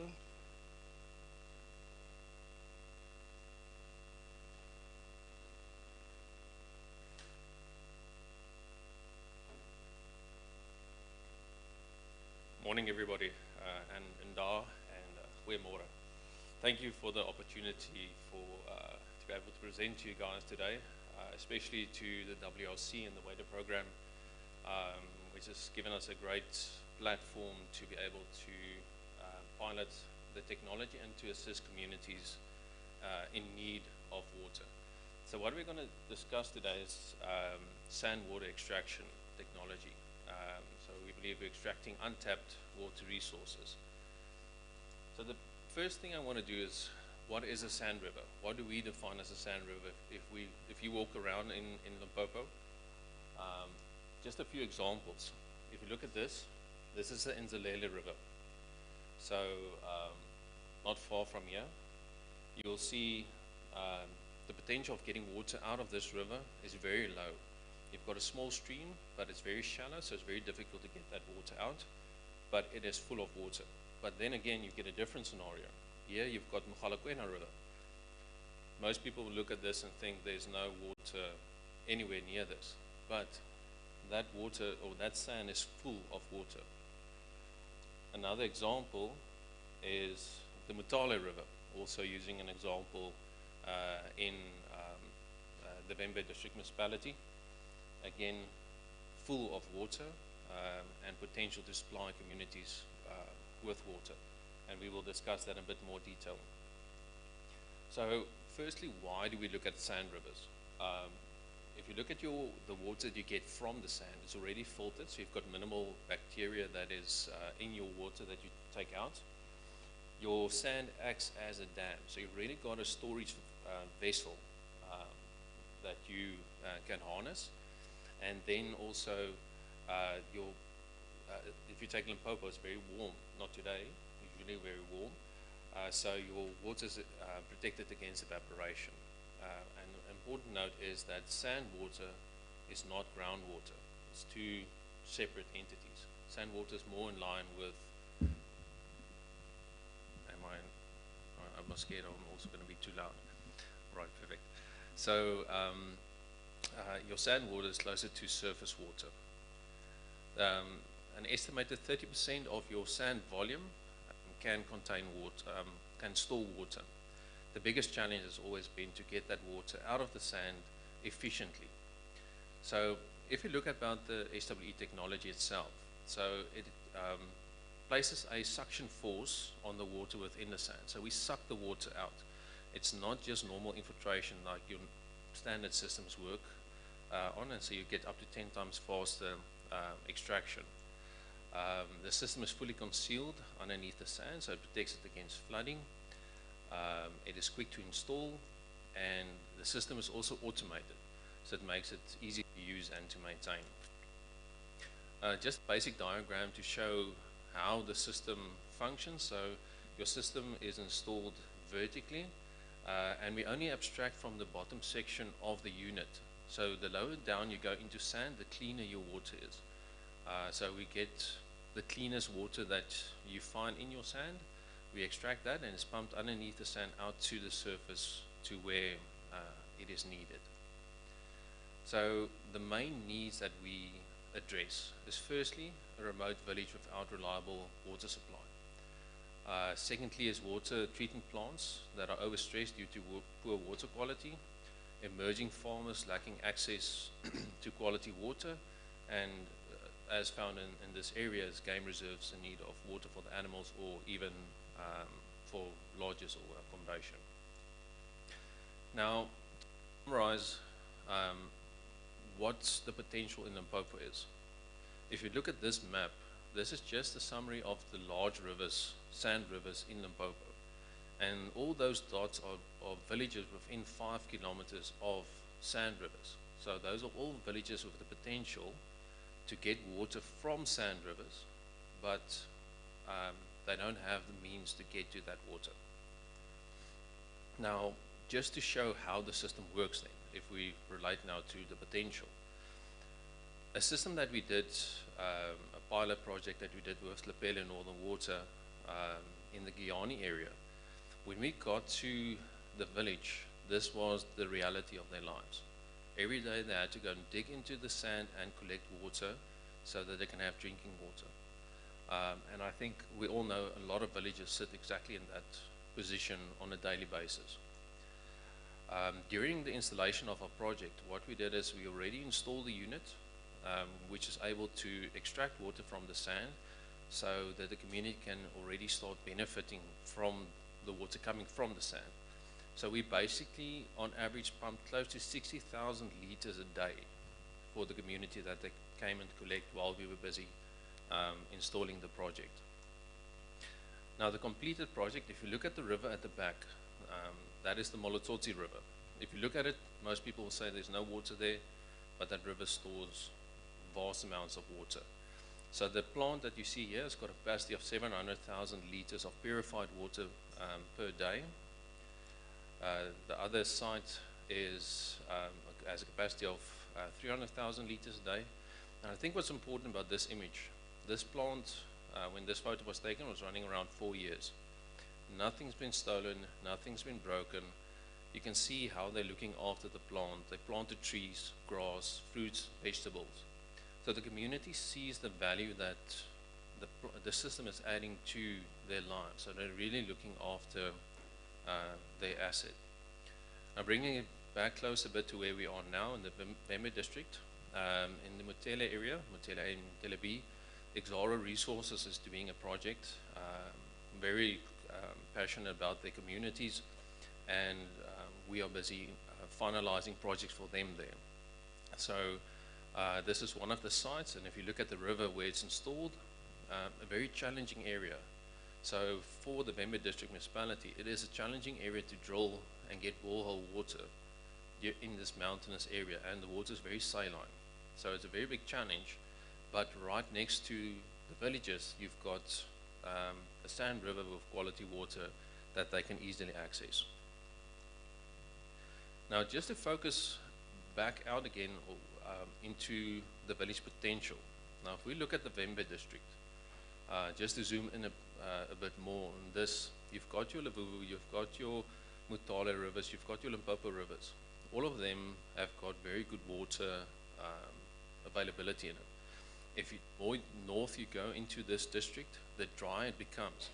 But your water source comes from the mountains. So you've got perennial rivers that are flowing through those villages. So they're right next to a critical water source, which they just struggle to access. So a lot of potential in the Vembe district. Here is an example of tests that we did in the Lele Dam, where you can see the excellent water quality coming from the sand at the dam. The dam water itself, very contaminated, as you know, stagnant water with animals drinking in it. It's very difficult to clean, but just above the dam you've got the sand, which already gives you a filtered water source. Just an example, next to the Willifants River, all these villages next to the Willifants River, excellent water sources right next to them. If you look at Mopani, district municipality, you've got a number of rivers available to supply communities. Just one quick last example, the Mogalakwena River, so the Mogalakwena River, from just the way down from Mogalakwena all the way down to the Limpopo River, all these villages have got excellent potential to have their lives changed by a quality water resource. Now I also just want to touch on municipal water supply. Very much the same principle as village supply, but here we supply raw water because the municipality has already got an existing water treatment plant. The example I'm going to use is a project that we did in KZN, where we supply phase one, a supply of 500 5 megaliters per day capacity. So what we do is we extract water from the Buffels River and we pump it into the existing water treatment plant. Now if you look at the water coming from the sand versus the surface water, just to give you indication of the difference. The one on the left, sand water, surface water on the right, and if you look at your turbidity, the sand water is less than 1 NTU coming from the sand, and your surface water is over 25 NTU. Now the impact of this, if you look at the purification plant, we bypass their clarifiers, their filters, all of those processes we bypass because we supply at, I think the last reading they gave us 0.6 NTU. The plant only cleans its water to around 1.1, 1.2, so it struggles to get below 1. So we supply our water directly into the clean water tank, where there's chemicals added for safety purposes, and from there on it is pumped further on. Now the important part of this is you create extra capacity within your plant already by not having to use your filters and clarifiers. So you can increase your throughput for your plant, and you can significantly reduce your cost of your water. Just on that same plant, an example of floods that passed through the area, and we did a survey of the units after the flooding. Everything is still fine, everything in its place. So even flooding with the installation system can still supply water. So as mentioned with municipal supply, you've got your increased plant throughput, reduced treatment cost, improved water security, and reduced capital cost for your plant expansions. That water that you get there is also raw water that's supplied to a town. Just examples in Limpopo area, if you take Limpopo River itself, Messina, very good example of potential of getting sand water out, and your Olifants River, Palabora. So the challenge at Palabora, for example, for Mopani District Municipality is your surface water quality is very difficult to clean. But the moment you take it out of your sand, you've already done most of your process, has already taken place, so you save a lot of cost in that. So, sorry, topping is not right, but just a quick summary of that. So you've got, firstly, you've got reliable, sustainable quality water supply. A system can be done within 4 to 5 months. So what we've designed with the system is the moment you ask for a system like this, it means your community is already in trouble. So you don't want a process of 2 to 3 years. People need the water as soon as possible. So we really push to get the water to the community as soon as we can. Off-site monitoring is available, so the municipality will be able to view the pumps and the process and the amount of water pumped from the offices as well. And the whole setup is modular. So the moment the community grows, you can increase your the number of units, so you increase your volume as well as the community grows. And yeah, thank you.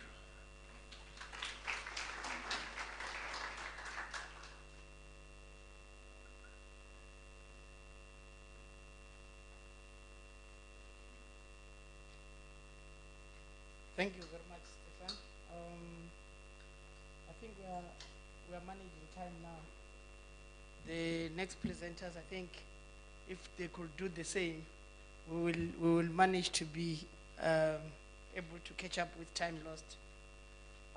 The next presenter is Dr. Ndlovu from the University of KZN, who will then give a presentation on harnessing drone technology for climate resilience agriculture.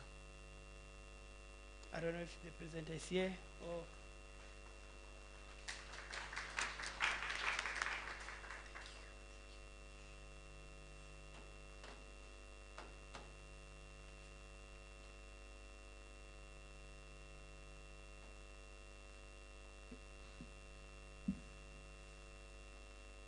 Good morning, ladies and gentlemen. My name is Usnet Ndlovu. It's a great honor for me to be here today. Thank you to the Water Research Commission for inviting me to participate at this event.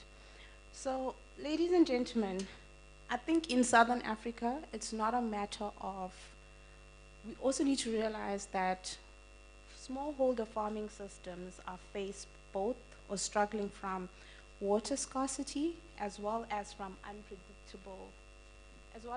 unpredictable rainfall due to climate change and variability. So it's not about a question of whether our crops will experience stress, but it's a matter of when and how efficiently and how quickly can we respond to these issues. So just to set the stage for discussion, as we know, climate change is a global environmental threat that has adverse effects on agricultural production. And this is particularly the case in developing regions such as Southern Africa that is already challenged by challenges of hunger and pre-existing challenges of food insecurity. And we see that these challenges are even more exacerbated in smallholder farming systems who lack resources, rely on natural rainfall for irrigation, and therefore they do not have the means for climate adaptation and resilience. So unlike your commercial farming systems who have the technology, they have the resources to adapt and recover when it comes to extreme weather events, smallholder farming systems do not have this. So this then does call for a paradigm shift, right? A climate smart paradigm shift where we can transition and prioritize innovation, prioritize technology adoption, prioritize farmer empowerment so that we can build resilience and we can strengthen the adaptive capacity of our smallholder farming systems, especially against the impacts of climate change. So, ladies and gentlemen, when crops are under a status of stress, we know that they exhibit different physiological changes over time.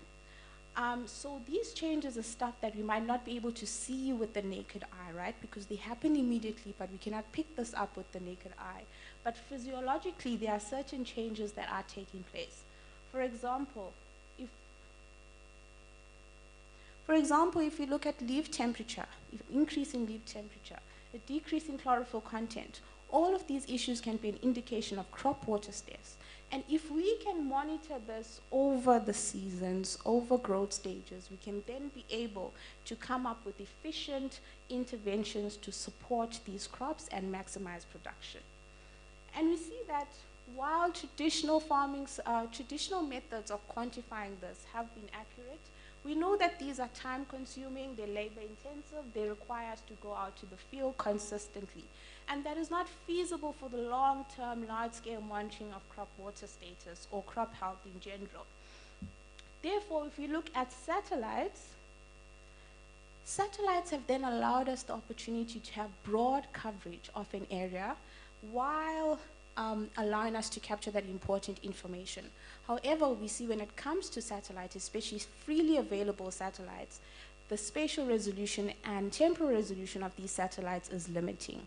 However, when it comes to drone technology, we see that this allows us, if we can mount the drones, such as the ones outside, with high-resolution thermal, multispectral LiDAR sensors, it allows us a platform to us to monitor these changes that are taking place at an ultra-high spatial resolution at centimeter level so that we could see a lot of detail.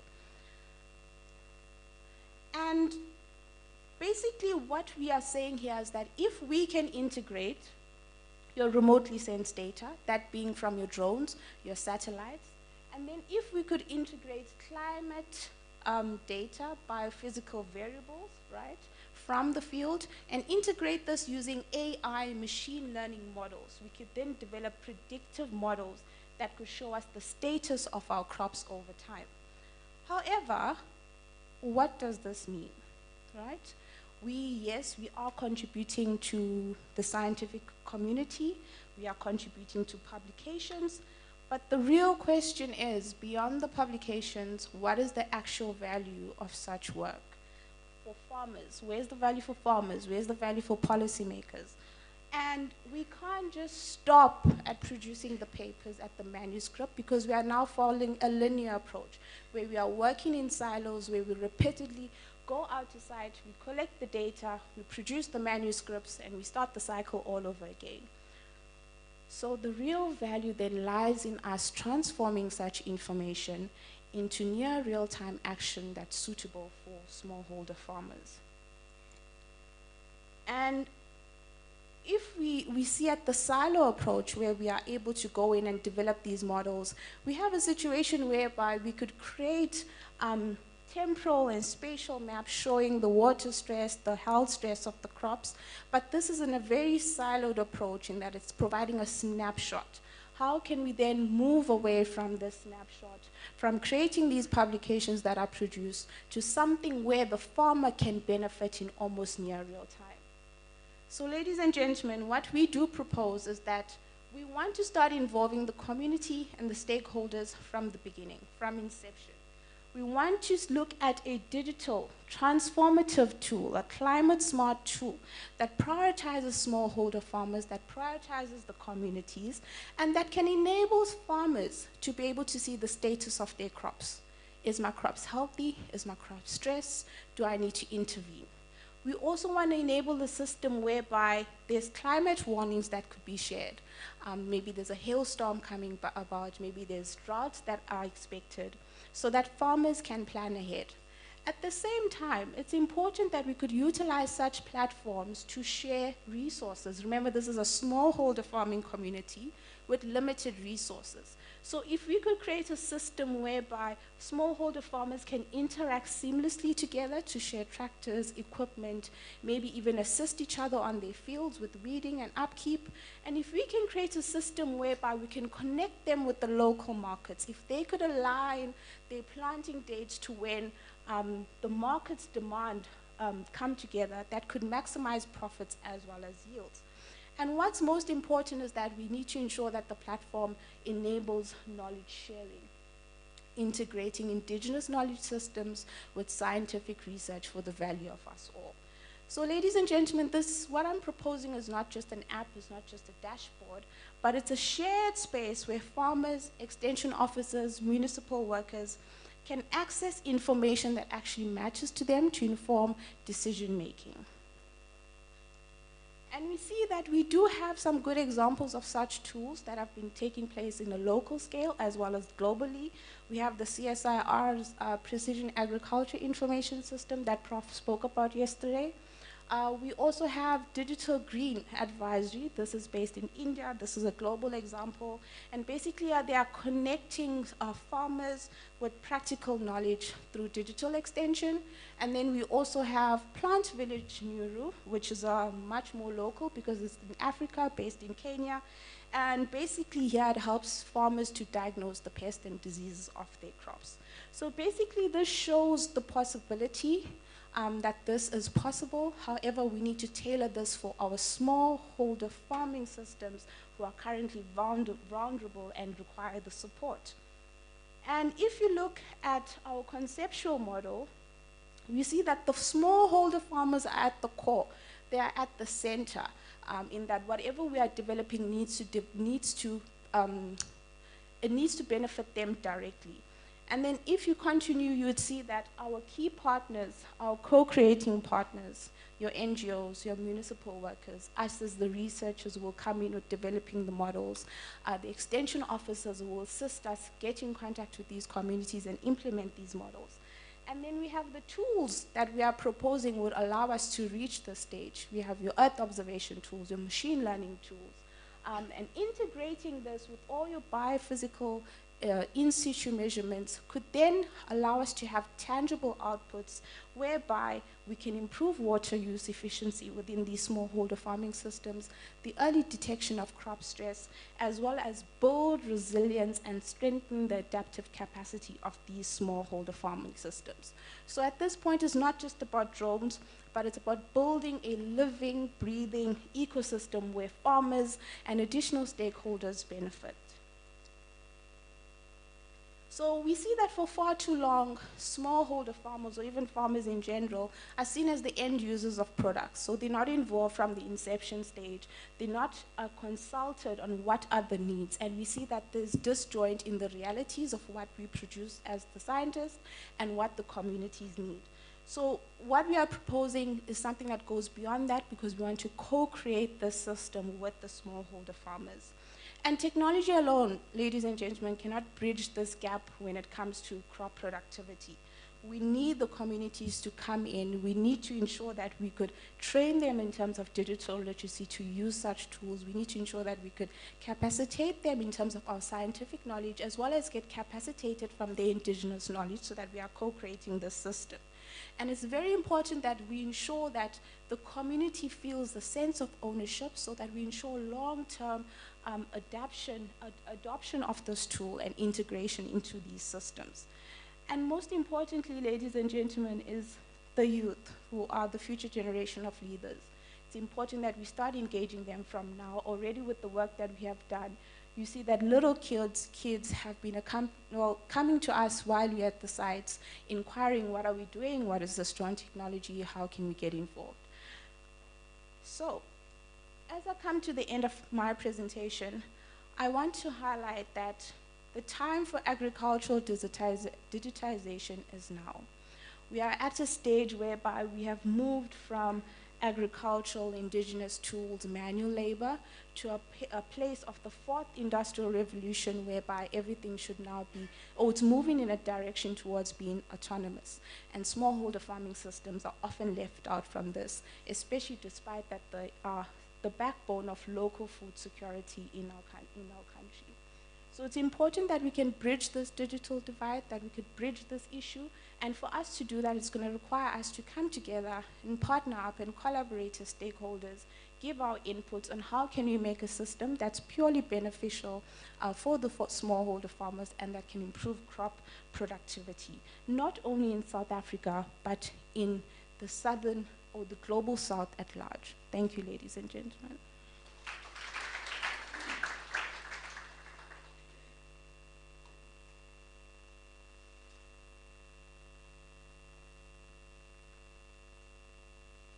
Thank you very much, Dr. Ndlovu. We'll then take the next speaker, Dr. Hinza from the ARC, who will give us a presentation on the plant in a bag innovation technology.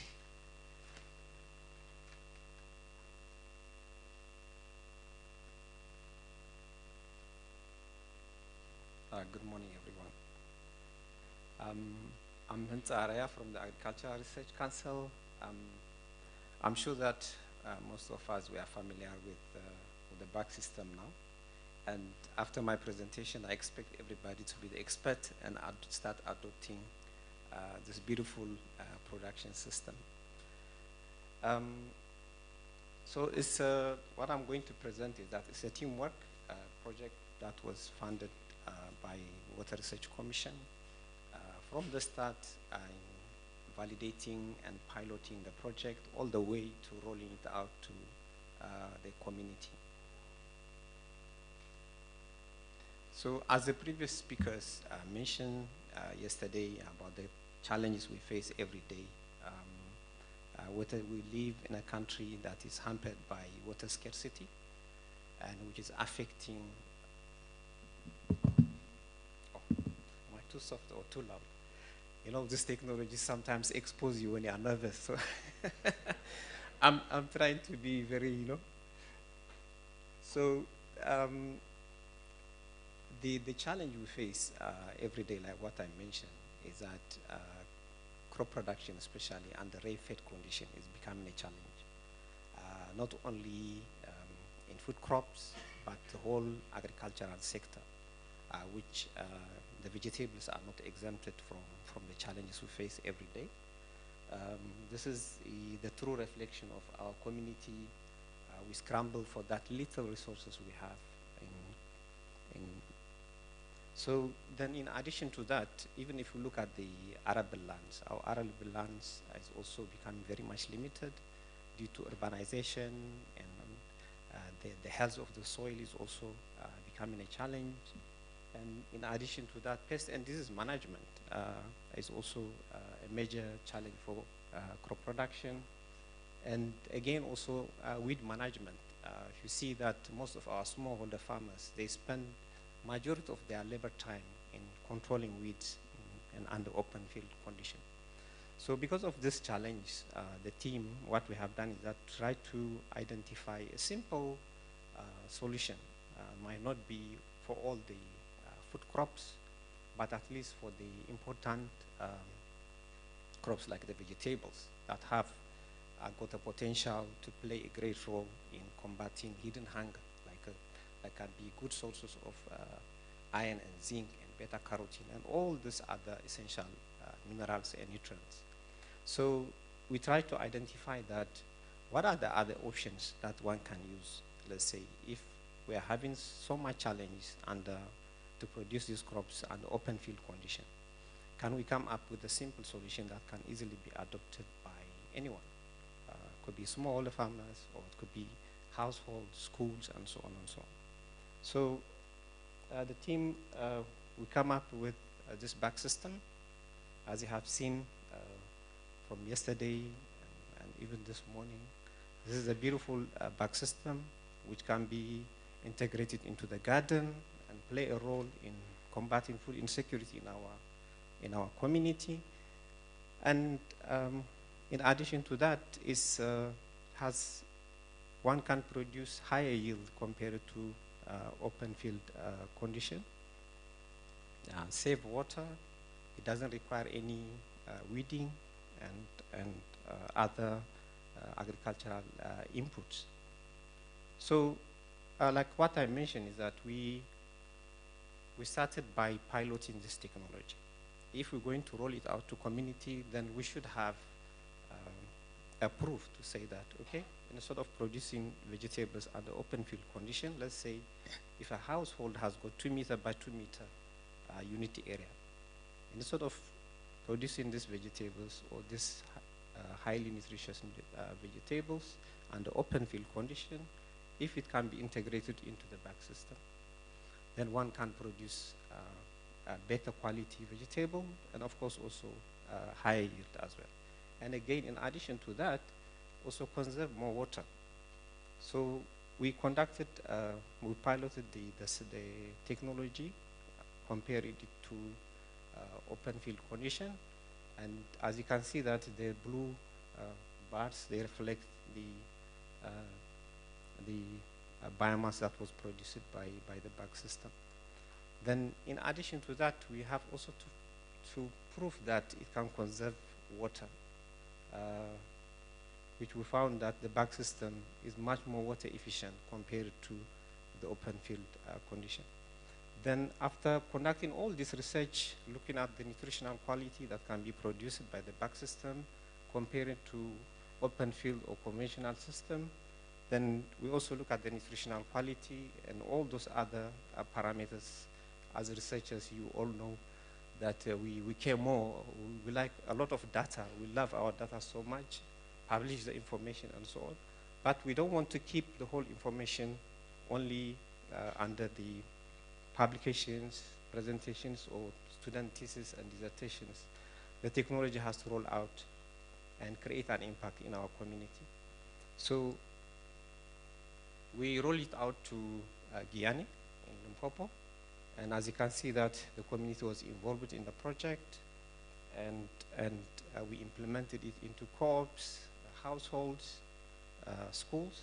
As you can see, the bottom part, these are the villages which we implemented the bag system.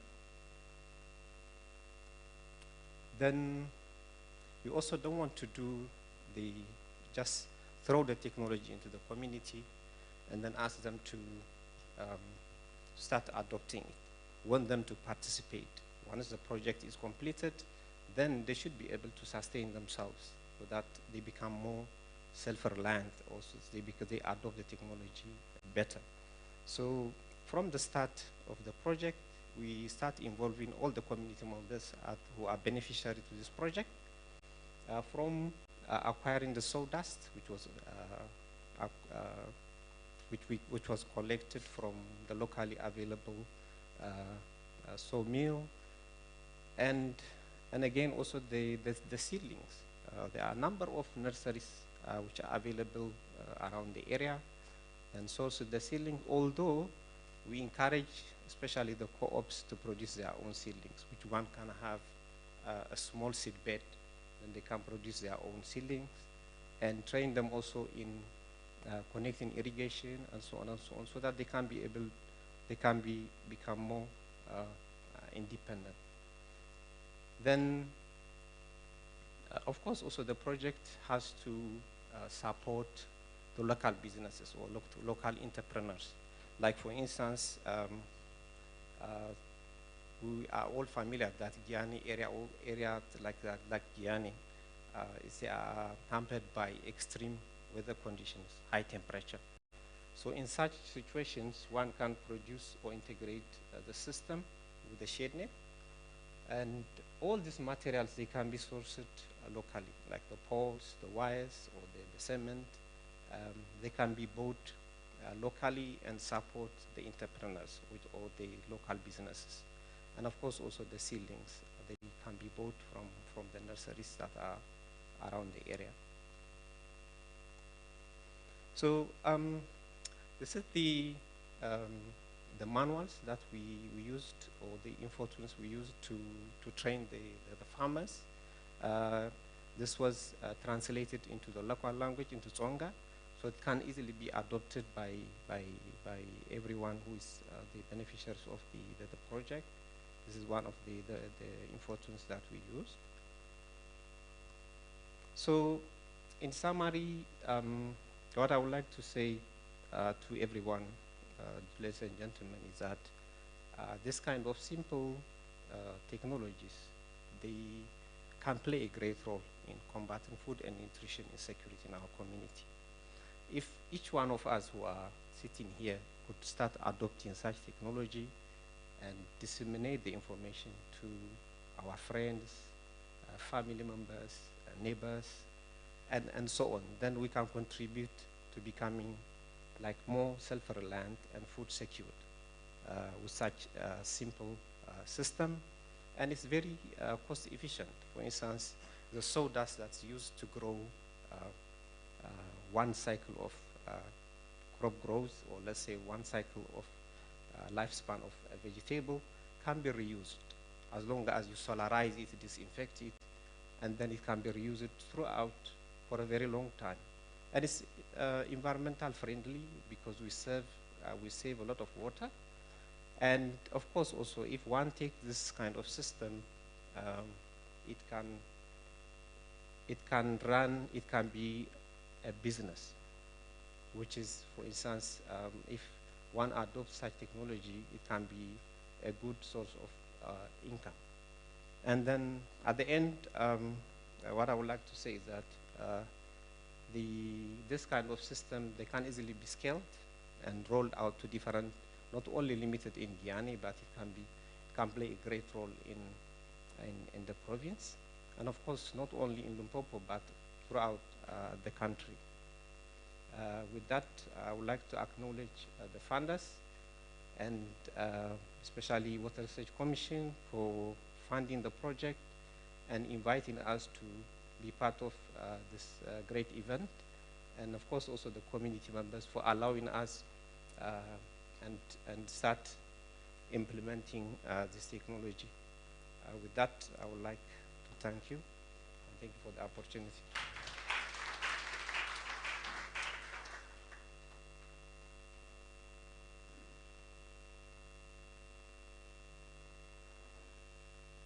Thank you very much, Dr. Inza.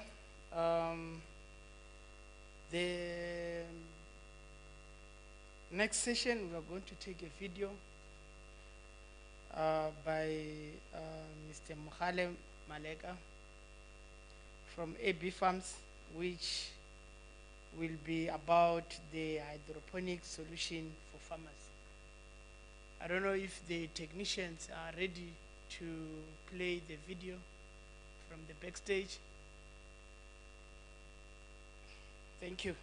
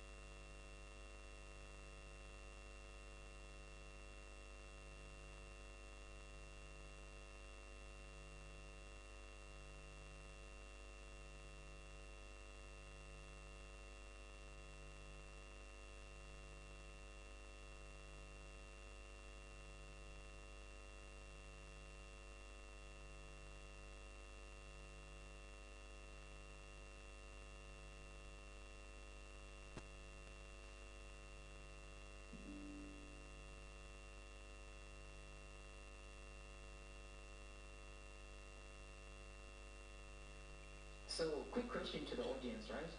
How are we going to feed about 2 billion extra people by 2050? Because these 2 billion people are going to increase the food demand by up to 60%. Now, to phrase the question differently for the farmers in the audience, how are we going to increase the amount of land, the amount of energy, the amount of water that is available to us on our land to account for this increased demand? So good afternoon, ladies and gentlemen, judges. My name is Moale Maleka. I am co-founder of AB Farms. We're an agri-tech company. We design, manufacture, and install vertical hydroponic systems. Now, back to my question. The problem in South Africa is that agricultural land prices. So our solution is a technical solution. It's vertical hydroponics. Essentially, we're saying that with vertical hydroponics, it's a soilless farming technique that can help a farmer produce the same amount of produce on 10 times less land, 90% less water, about 60% less fertilizer because we're recycling the water in a virtually pesticide-free environment anywhere in the world. This is true for all vertical hydroponic systems. However, what makes our product unique is that it allows the periodic irrigation of the system as opposed to the continuous irrigation like all other systems, therefore reducing the amount of energy that is required. And also in many African countries where we have an unstable grid, this system is just more robust, and we've got 2 design patents that have been registered in South Africa for these designs. The market opportunity has been segmented with the geographical location, starting in Gauteng province in South Africa. This is our beachhead market. We're looking at about 35 million rand, the size of that market. And our serviceable obtainable market, which is the national market, is about $120 million. And we estimate that the entire African continent in terms of closed environment agriculture could be valued at about 1.5 billion rand. $1 billion, sorry. So our go-to-market strategy is fairly simple. We've validated the market already because we are in operation. And one of the key things we learned during our market validation is we need to train our farmers. We need to support them long-term with technical support, and we need to give them a guaranteed market at guaranteed prices to ensure their sustainability. Hence, we've established a business-in-a-box model where essentially we're a B2B technical provider for farmers. So we provide the technology to the farmer, and then we buy back the produce that they produce. We also, parallel to that, are running a B2C model for the home growers, where we'll sell you the system and you can grow in your own home garden and feed yourself and your family. This is basically just a technical diagram that illustrates what I've just said. Our revenue model, in terms of our history, last financial year we did about $55,000, and we always target a net of 30%. So we are a profitable startup. This year we are on track to do $120,000 and also about a 30% target margin. And the 2 key drivers for our revenue is direct to consumer, and this business in a box we were able to charge consistent revenue in terms of maintenance, technical support, etc. This is just proof of life. It's to traction some of the projects that we've done around the country in South Africa. On the left, on the bottom of the screen, that's the smaller systems. So those would be our B2C markets. And then on the right, you're seeing some of the larger commercial units where we would be buying back the produce from the consumers. In terms of sustainability, we're looking at increased food production. These are SDG goals that we're hoping to target. Zero hunger, environmental sustainability. We're also looking at job creation, particularly for young people, and hence the tech-driven approach to agriculture. We're also looking at increased profits. Closed environment agriculture could be valued at about $1.5 billion. So our go-to-market strategy is fairly simple. We've validated the market already because we are in operation. And one of the key things we learned during our market validation is we need to train our farmers.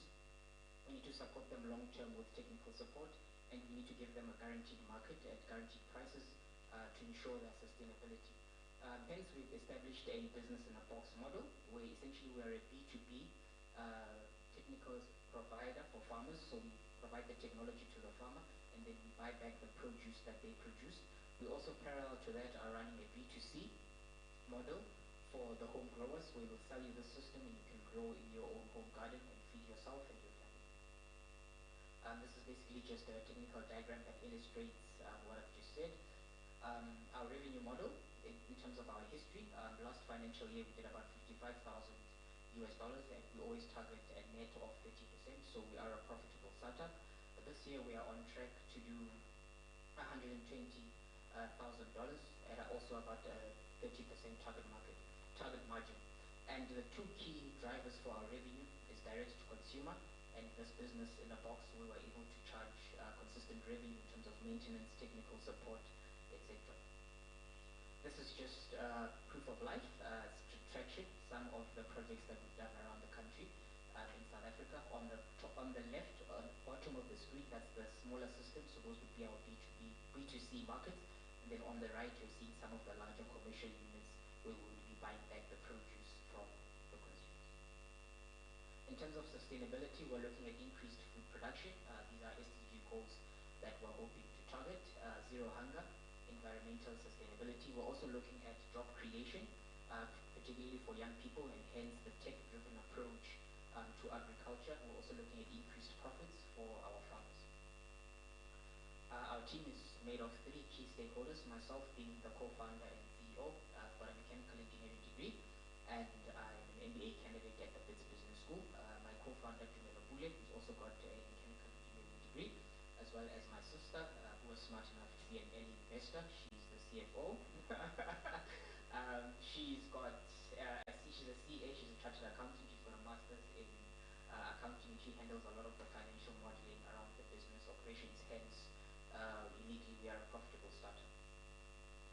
So in terms of our ask, this $2,000, what we essentially want to do is buy a generator, because in South Africa we've got something called load shedding, where electricity just goes off sometimes for 2 hours a day, sometimes for 6 hours a day. So our installation costs are quite high because we don't have one, we have to hire out one.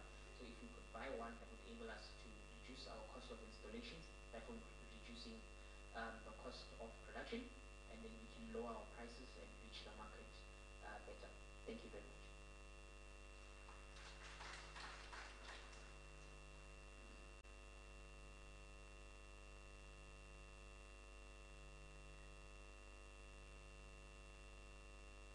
Thank you, our technical team at the back. We will then proceed and take the presentation from the WRC by Mr. Thabo Mtombeni on the research, innovations, and intellectual properties.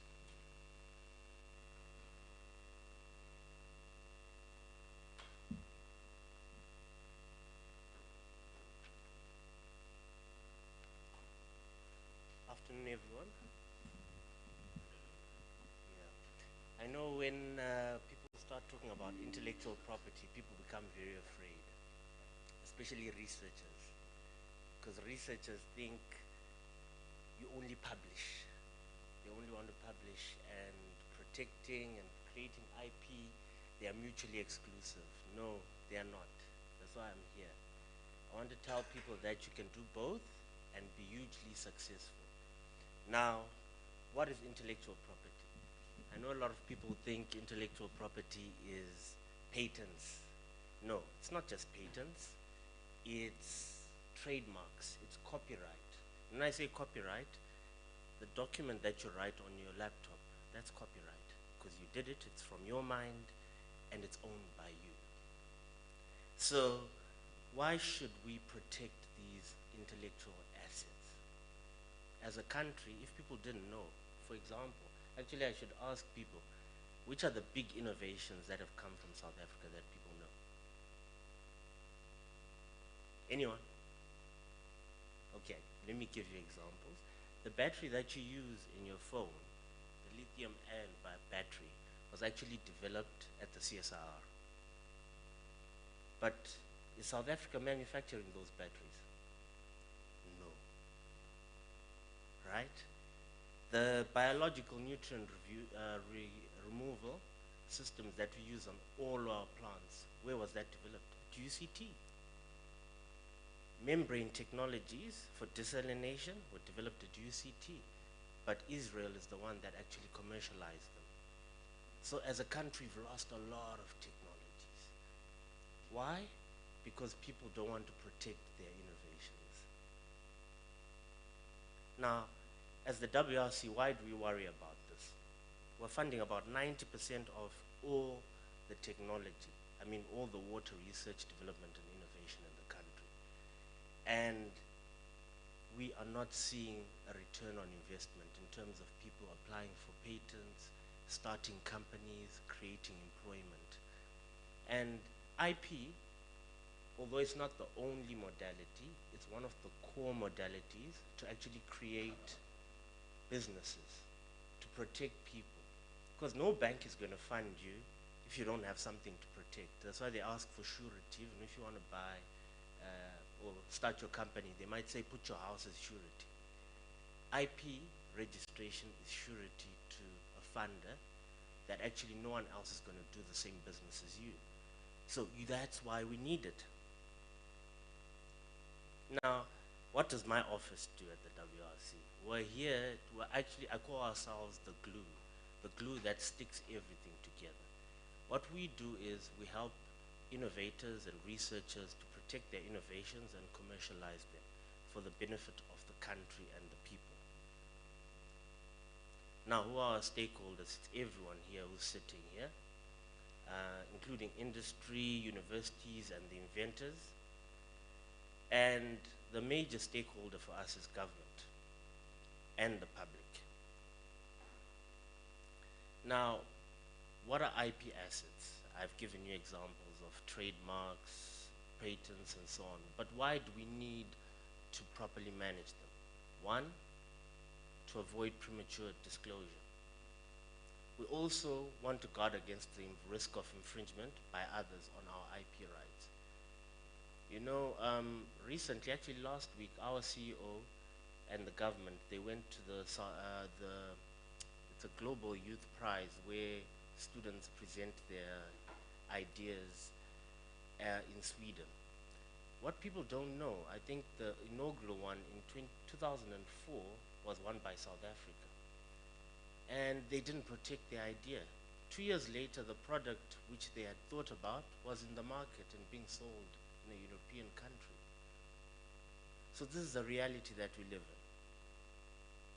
So you do not want people infringing on your rights. You came up with these ideas. Also, there's a loss of potential IP assets. Like I said, as a country, we've lost a lot of IP. We've not been able to actually, a lot of these assets have flown out of the country. And hence there's a law which will come after this.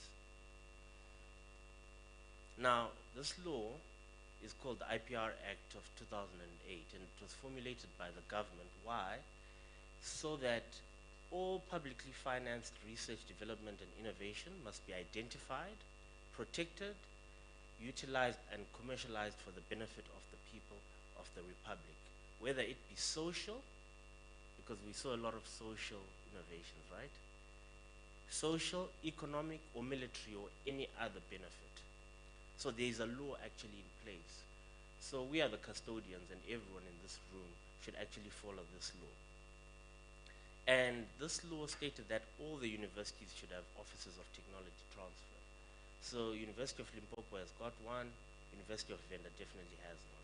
So if you're a researcher and you've got an idea or you've come up with something, you must talk to your technology transfer office. Now, as the WRC, why are we interested in this? And we've got an IP policy when we fund all this research and development. The reason is we want to create industries. We want to create jobs. We want to stimulate the economy. We also want to comply with the Act of Government, which has been in place, the IPR Act, which you just saw. But we also want to stop people stealing our IP in the country. There are a lot of researchers, and I won't mention names, who will be working in the universities, for example, and they get a job in Australia or somewhere, and they take that IP and they take it to develop Australia as a country. So we want to stop that. Now, the scope of the WRC IP policy covers our staff who work inside. You've seen the people who've presented, the professors and so on. They actually are contributing to that intellectual property. So we cover them under the employment contracts, agreements with students, and also visitors. And also then we've got two other modalities, which is the WRC standard MOA, or Memorandum of Agreement, which we issue to people that we fund. Now that standard one follows the precepts of the IPR Act, where under normal circumstances, if you are a public institution, you own the intellectual property. However, under that standard MOA, we have one condition, that is, there's always first right of refusal of the university. Why do we allow that for the ownership of IP? It's because the universities generally do not like protecting water-related IP. What is the reason? It's because it's seen as an area of market failure. Because in this country, it's a constitutional right to get water, right? So most people can't form businesses around that because it's not profitable. And your biggest market is who? The government or the municipalities. So you have to go through the tender processes and so on. So there's no real value. It's not like electricity and these other industries where someone can become rich overnight, unless you're a tenderpreneur. But I know I'm not talking to tenderpreneurs here. So hence, because of that, there's a reluctance to protect IP. But like I've given the other reasons, you must still protect your IP. And I'm actually standing here. Stefan, I see you're looking down. Is your IP protected? He's waving his head. if Mohali was here, you'd also say yes. That's why they've got businesses around this. Then we've got the full cost contract, wherein the WRC would own the IP. But there's a reason as well around this. It's not that we're greedy or we want to steal people's IP. There are actually benefits for researchers and technology providers when the WRC owns the IP. Why? We will pay for the patenting and protection of that IP. You won't have to pay. If you ask guys like Stefan to pay for a patent like in America, it can cost you up to 5 million rands and take 5 years to actually be approved. Do you have that money? No. And it doesn't mean you can't commercialize it as yourself. You still can. We just will say we own the IP, we license it to you, and we work together to actually get the product to the market. That is the full cost MOA. Now, what does the provisions of our policy state? Generally, the WRC owns all copyright, but for dissemination purposes only. That is, we put it in our reports so that people can read it. And the WRC must be acknowledged in all dissemination activities. So when you go and do a presentation overseas, you must say, I was funded by who? Yes. The other thing is that in terms of that, like I said, the default position of the IPR Act will always apply. That is, the public institution owns the intellectual property, except if there's a contribution of resources, which may include background IP by the WRC, there's a joint creatorship by the WRC, or appropriate arrangements have been made for benefit sharing with the IP creators and the institution and the WRC. And the WRC must conclude an agreement of commercialization of that intellectual property. Now, in terms of ownership scenarios, these are the basic ones. If we fund you and you're an institution that is public, the institution always owns the IP. If the WRC funds a private company, an ownership proportion can be negotiated. And these things are, it's a case-by-case basis, guys. Please don't think we're there to steal people's IP. There's no one. Actually, look at Stefan. I'll keep pointing at him because our first meeting before we funded him, we had a big argument because he thought we wanted to steal his IP. Did we steal your IP? Not that you know of, okay. And if we fund on a full cost basis, then the IPR Act does not apply, and the WRC can own the IP. And yeah, so if it's a private company or an institution, the WRC can own the IP. But like I said, there are benefits to that individual. Now, what are the options? According to our policy, we believe in socially responsible licensing. Now, what does that mean? I don't know if people know the new drug, the injectable one for HIV now, which is about to be released. Yes, you know about it, right? Can't call it a prevention, but it's a pre-exposure prophylaxis.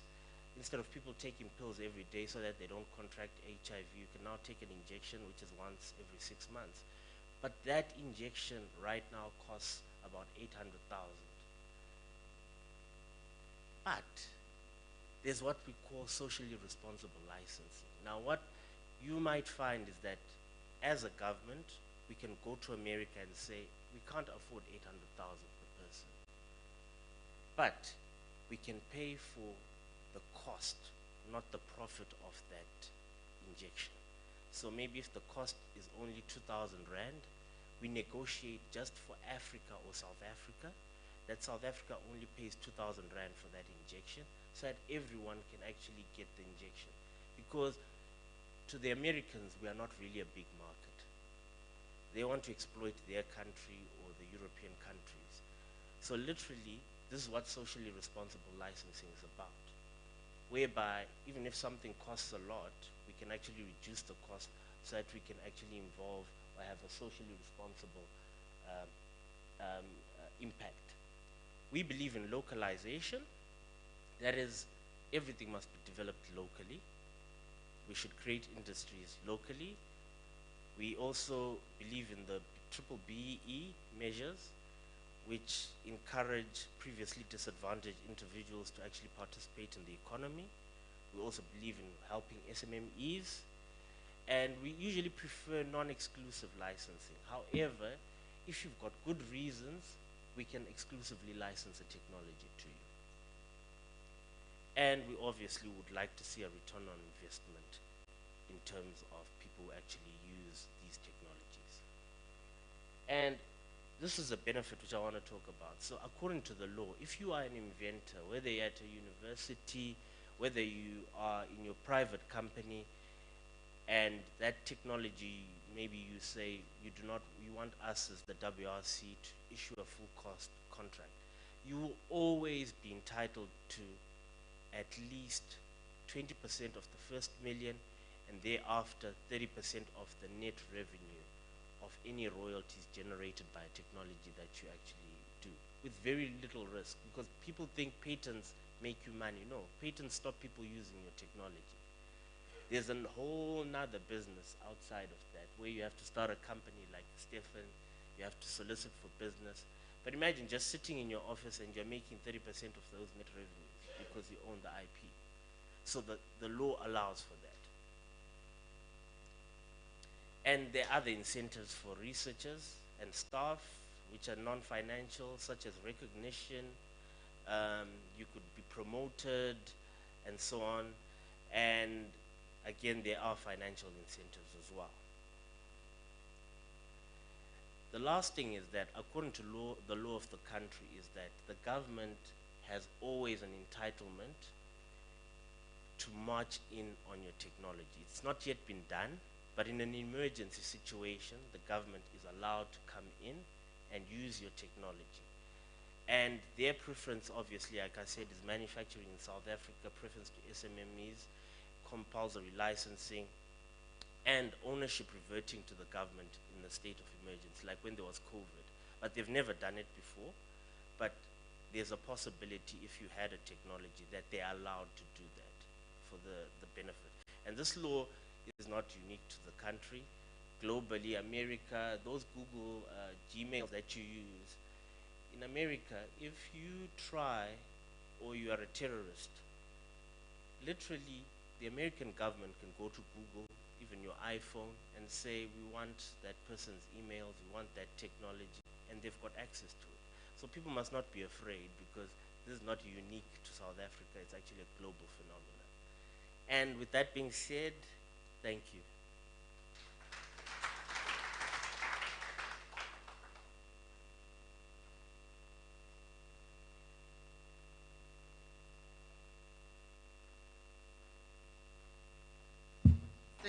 Thank you very much, Ms. Mtambeni. Yeah, I think we have run down through all the presentation for this session, and now is the time for engagement, where we need to engage the presenters. We will follow the same arrangement as previous, to say, when you engage, you indicate your name and the institution for Secretariat Desk.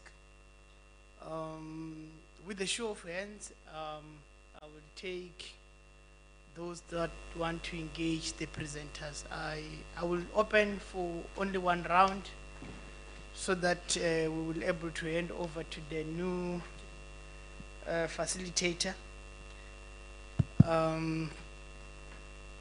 I see the first hand, the second hand, the third hand, the fourth hand, the fifth, and the sixth at the back. Okay, any further hands? Oh.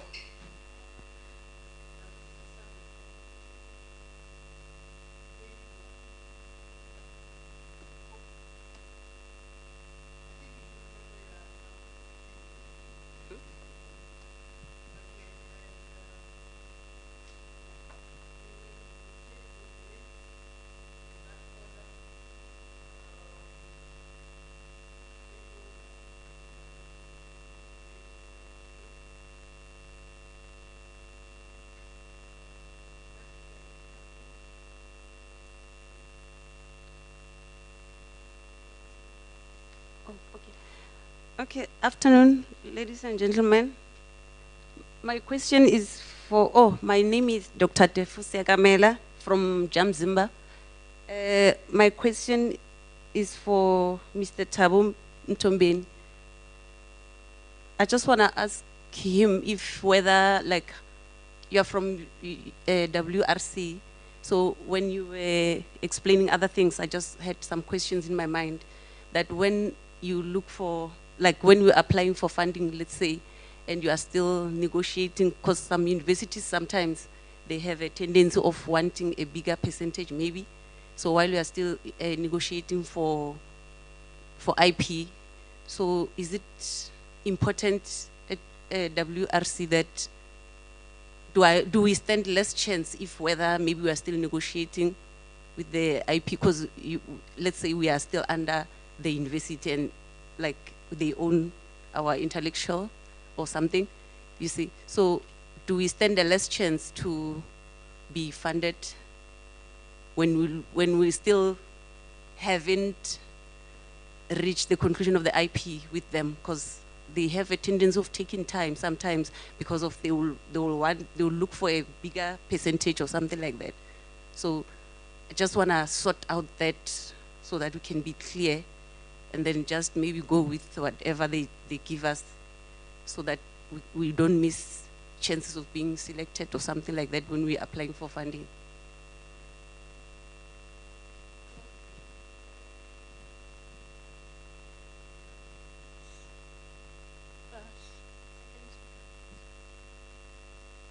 I'm number 7. You can just go, whoever is close to the mic, I think that will work best than running around. Oh, thank you, thank you. It's then that I will not forget my question.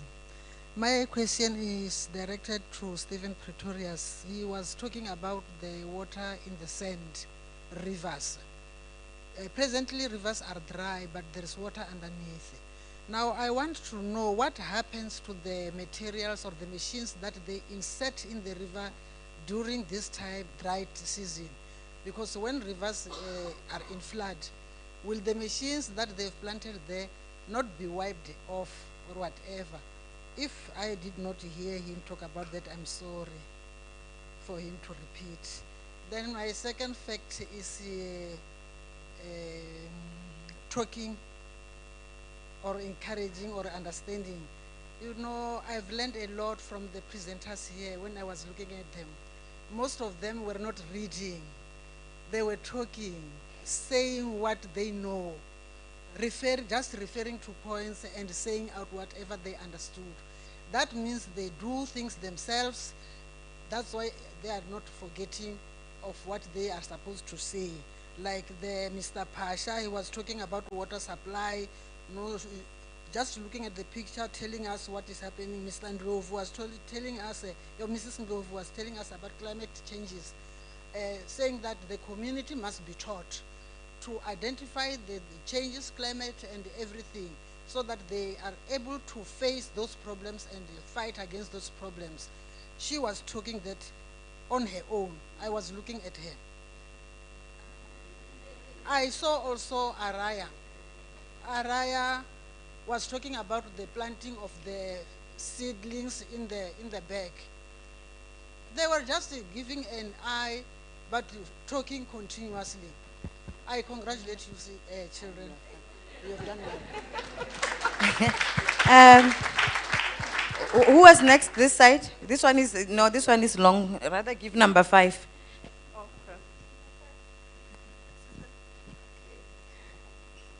Good afternoon. My name is Dr. Spio Lusiba, from the Faculty of Science, Engineering and Agriculture, Department of Plant and Soil Science. My question goes to Dr. Ndlovu. Firstly, I liked your presentation. That was very good. My question is, drone technology or digital technology, will it ever reach the smallholder farmers? And will they be able to adopt it? And the second one is, how can smallholder farmers with diverse crops and fragmented land benefit from drone technology despite its high cost and technical demands, especially when it comes to maintenance? Thank you.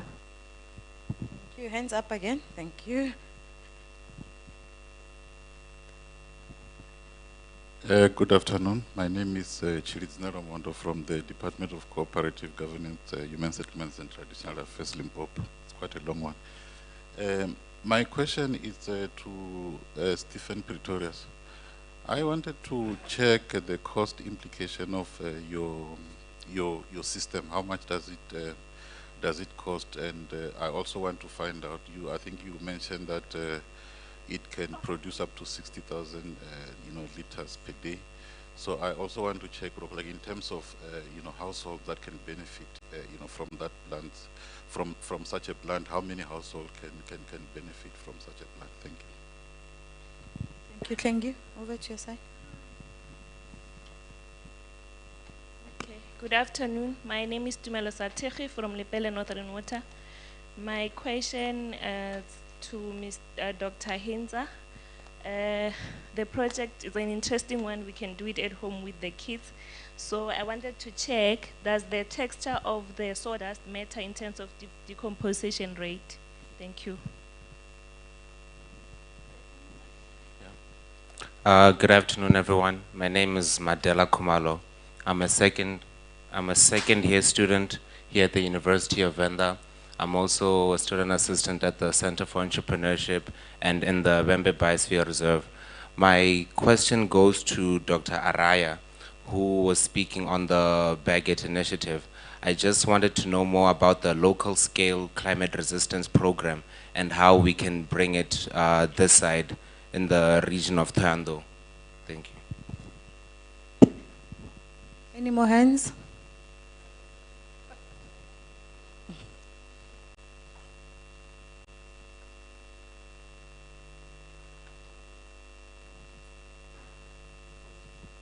I go first. Okay. Good afternoon, everyone. My name is Florence Murungweni. My question goes to Dr. from UKZN, sitting over there. Yes, mine is, I saw you presented very well about the use of the drone technology. My understanding about this drone technology is to get the issues of license. It's very expensive. You fly it, you are taking a license from civil aviation. We tried it in our department, we went halfway. I just want to understand from UKZN side, how are you managing to have the licenses so that you fly these drones without involving private sector, because it will be even much more expensive to invite them, fly the drone for you, and then you get use of that data. Thank you. Okay, good afternoon, everyone. My name is Kataba Ashle Fernandez, and I'm from the Vembe District Municipality, and my question goes to Mr. Pretorius. Okay, what I want to know is the lifespan of your system. How long will it take before they need repairs or replacement? And another question is, if it's during the dry seasons,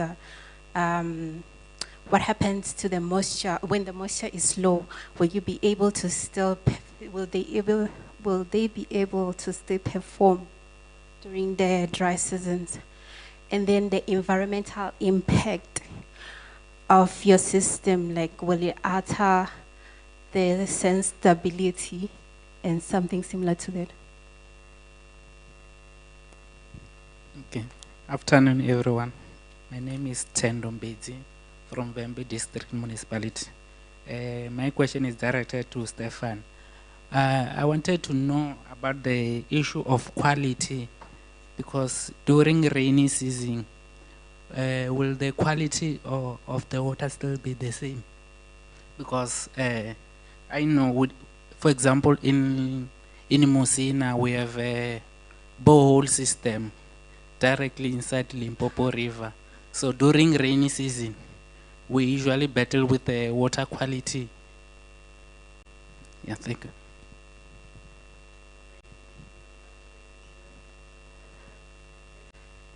Okay.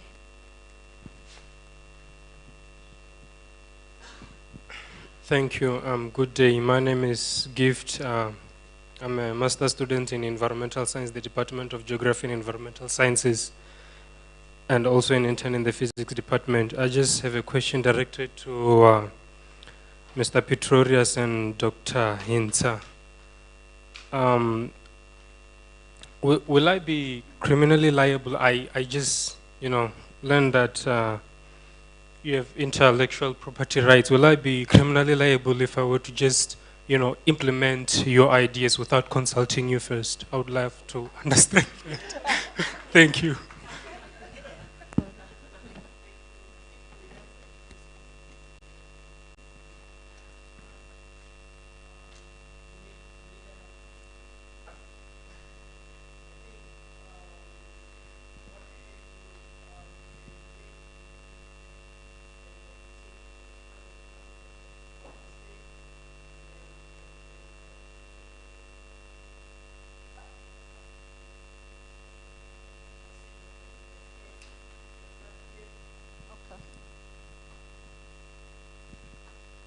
Okay, thank you. So I can start with the effect or the impact of sawdust texture. You were asking that if the size of the sawdust matters. It does matter. For instance, that the moisture that the sawdust is supposed to hold and then become like a growing medium to support the root growth and the vegetables. If it is porous, then it won't hold enough water. Then if your question was on the composite, I mean how long or maybe decomposing or breaking down, because the purpose of the sawdust is not to provide nutrients. It's mainly to act as a grow medium to support the root system. If we say that it's going to sustain the growth of the vegetables, then it will take more time, or it will need more time to disintegrate and decompose and release those nutrients that are already trapped in the wood chips. So what we do is that we try to add fertilizers, like soluble fertilizers, so that you can be able to sustain the growth of the vegetables. So yeah. Then the second question is if we can start adopting this technology in Tayando. I would love to do that, to collaborate. If you could meet after the session, and then we can discuss that one further. Then the third point was regarding the seedlings. May I ask that I was not interacting with the audience. I apologize for that. But if you could visit our stand, and then if there is a need for us to interact more, and then so that we start, everybody start adopting this technology. That's why we are here for. Then my colleague also asked that about the license and start adopting this bag system. It's actually currently it's a public knowledge. If you feel that you want to start adopting it, I'll be the happiest person. So, yeah, thank you.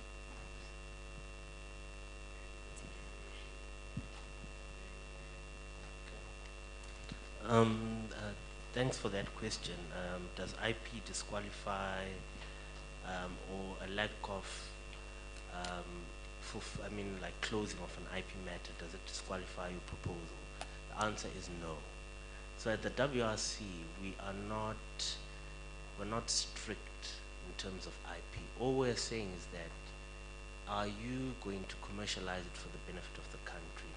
Are people going to use it? Is it going to stay in your wardrobe? Then we've got a problem.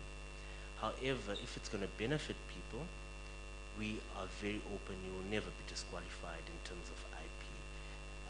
So we actually use we're not just using the legal framework, we're more using a social framework. So we've got almost a social contract with everyone that we work with to say that this is about the benefit of the country, and our mandate is actually to benefit the country. It's not to get rich, it's not any other personal benefit scheme. So essentially, no, we would never disqualify your proposal. based on those things. In terms of the question which the gentleman asked, would you be arrested if you use people's IP? The answer is no, because it's not a criminal act. It's a civil act, so you can be sued.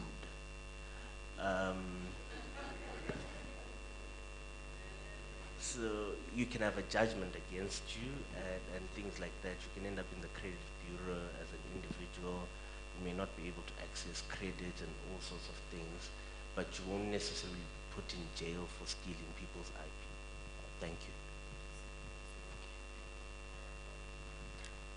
Thank you very much for the questions. The first question I had was, would digital technology ever reach smallholder farming systems, and how possible or feasible is this, just given the cost of drone technology at large? So that's what we hope for such technology to reach smallholder farming systems. But as you mentioned, there's challenges, and the biggest challenge is the cost.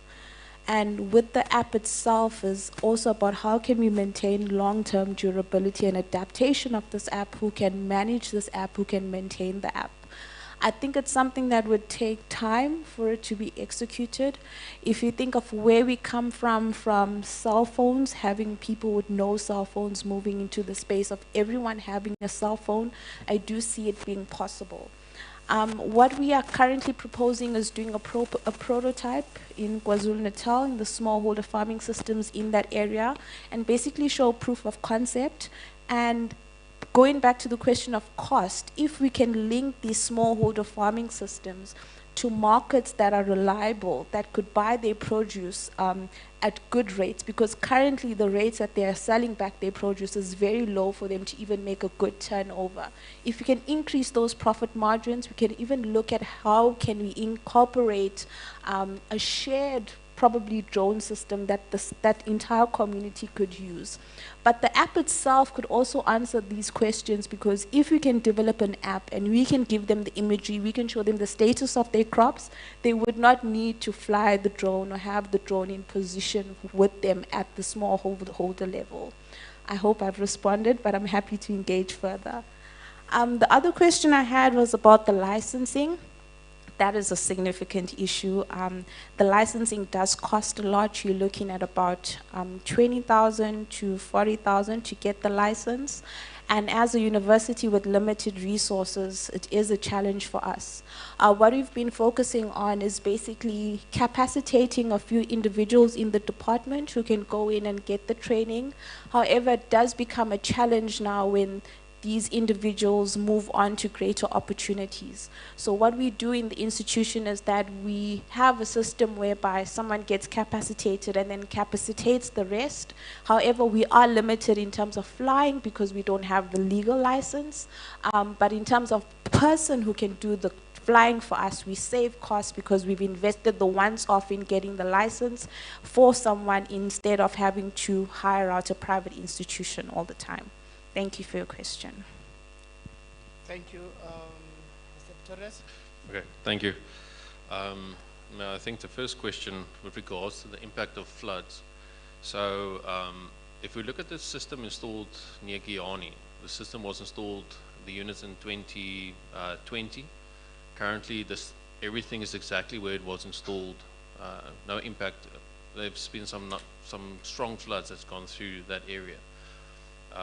One of the design elements of the system is that the pipes can detach from the unit itself, because the reality of a flood is there can be a big tree that's being pulled down with the water, and you don't want the units to be damaged. So if a pipe pulls out, the moment the water goes down, you just reconnect the pipe. So the pipe is damaged, not the system itself.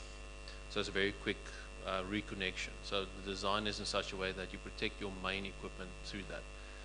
So pumping during flood or when it's dry, the system just continues. It doesn't really know that there's a flood on top of it.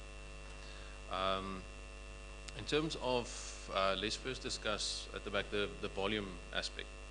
The 60,000 that I mentioned, that was a temporary system that we ran on a generator just so that people can get water during the installation.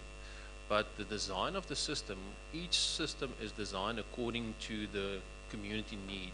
So if you've got a community of 1,000 people, we design according to that. If you've got 10,000 people, according to 10,000 people.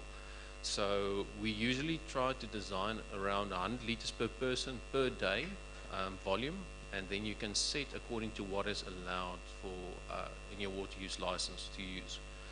So an example, the Inzalele study we did, we were looking at 2.7 megaliters per day capacity. So it's quite a significant volume to supply to communities. The costing one is we usually rather like to talk, because a system has got so many aspects in. What type of purification, how far you have to transport your water, the volume that you need to put in. So usually if we talk about cost, we say, let's go break it down to cost per kiloliter. So if you look at your operating cost, your capital cost, all of that, from a small system to a big system, you're talking anything from 12 Rand per kiloliter down to 5-6 Rand per kiloliter. So your cost of your water is significantly lower than what you will actually have with a lot of normal purification plant systems, because of the fact that the water is coming out very clean. So then also, if you look at cost per kiloliter, you look at the lifespan. Lifespan, we can look at more than 30 years plus. Everything that has a lifespan is dependent on maintenance. But even if components get damaged by whatever reason, it is replaceable. So you're looking at a really long-term life on that. The impact on sand, the extraction of the water. So if we look at low water yields, we cannot create water, but we can extract the water that is in the sand. The moment that water is used up, it's like a dam. Then you just have to wait for the rains to come again. It fills that sand immediately, and then you can continue to pump again. So the sand structure itself doesn't change. So it stays exactly the same as what it was. You just reduce your water that's between your sand particles. And then the question with regards to the water quality during the rain season, you will have a very small ingress of water into your sand. You'll have a small flotation of sand the moment you've got a flood waters on top.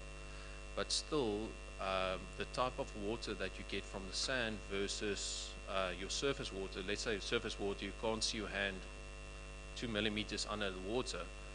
With the sand water during the same extraction period, you can basically see a meter more deeper into the water. So it's a significantly cleaner water during floods. I hope. And then the last question, thanks Double for answering that one for me. I appreciate that. So. Thank you very much, Steven. I think we are at the end of our session 2, and we need now to break for lunch. And there was an indication or request that all the presenters should remain, and will then take a photo shoot, and they will be released. So everyone can then go and have lunch, and we are expected to be here at 1:15. And I hope the team from research desk, in terms of partnership, they've managed to collect some donations. I think the idea still stands. We are going to collect further donations if members are not here at 1:15. Okay. I can hear the team agreeing with further collection. On that note, colleagues and professionals, you are released for lunch, and presenters can join others on the stage for photo shoot. Thank you. Thank you very much.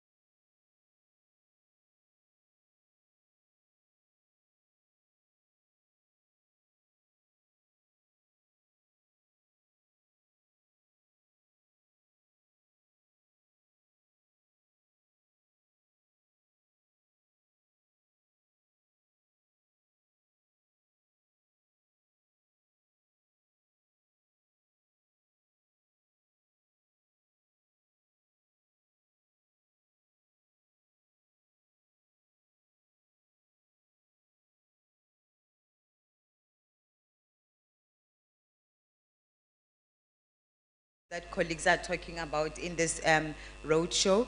We try then to go back, we'll be feeding back into IMISA, we'll be talking to WISA and MISA to say, okay, these are the issues that have been raised during the roadshows. How can you work with us to try and address those issues? So these three institutions, Water Institute of Southern Africa, the Institute of Municipal Engineering of Southern Africa. Somebody said South, I thought it's Southern. It's Southern. Yesterday they said South, and I'm like, no, it's Southern. And then the third one is MISA, which we are still working on a partnership with, but they are really working with us to be on the grounds in all the provinces in South Africa, conducting training sessions, and you will probably hear about them either from themselves or the WRC comms platforms. So it's all about really partnerships and saying, I think even today we were stressing the importance of partnership, the importance that is played by different stakeholders. So all of us in here, we have a role to play. So, but for those ones are really focusing on capacity building for municipalities. We are in a university and we also have capacity building partnerships targeting at young researchers, emerging researchers and so forth. For example, the partnership that we're having with WaterNet, with a SADC subsidiary to provide capacity building in the Southern Africa region. Those that are in the water, energy, food nexus sector, you would know that the WRC is partnering with WaterNet, with IHE Delft, with UKZN, and many others to provide a winter school, master classes, online and also physical in South Africa every year.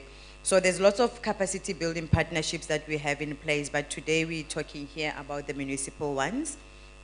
And we signed a partnership agreement with IMESA on last year, and it's going to run for a period of 5 years, where we will be disseminating knowledge together. So when we're having conferences as the WRC and our partners, IMESA will be coming there. If they are having their own, we work together. We do strategic engagements with key stakeholders that we may need to understand better, so that when we plan our training activities are really aligned in what is required on the ground. And the training and development, as I've said, activities themselves, they'll be hosting in different provinces at any given point. So with that, I'm going to now hand over to Professor Kobus du Plessis, who is from IMESA, and is going to be taking us throughout the whole session until we close. When he hands over, he will be handing over to the Deputy Chairperson of the WRC Board, to give the closing remarks, as our CEO had to leave today, so she's not able to give us the closing remarks. But Prof, we are all yours. He'll be talking to us, I see, about the role of the local government in this issue of floods.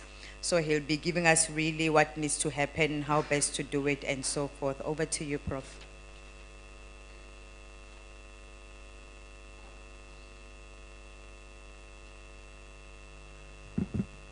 All right.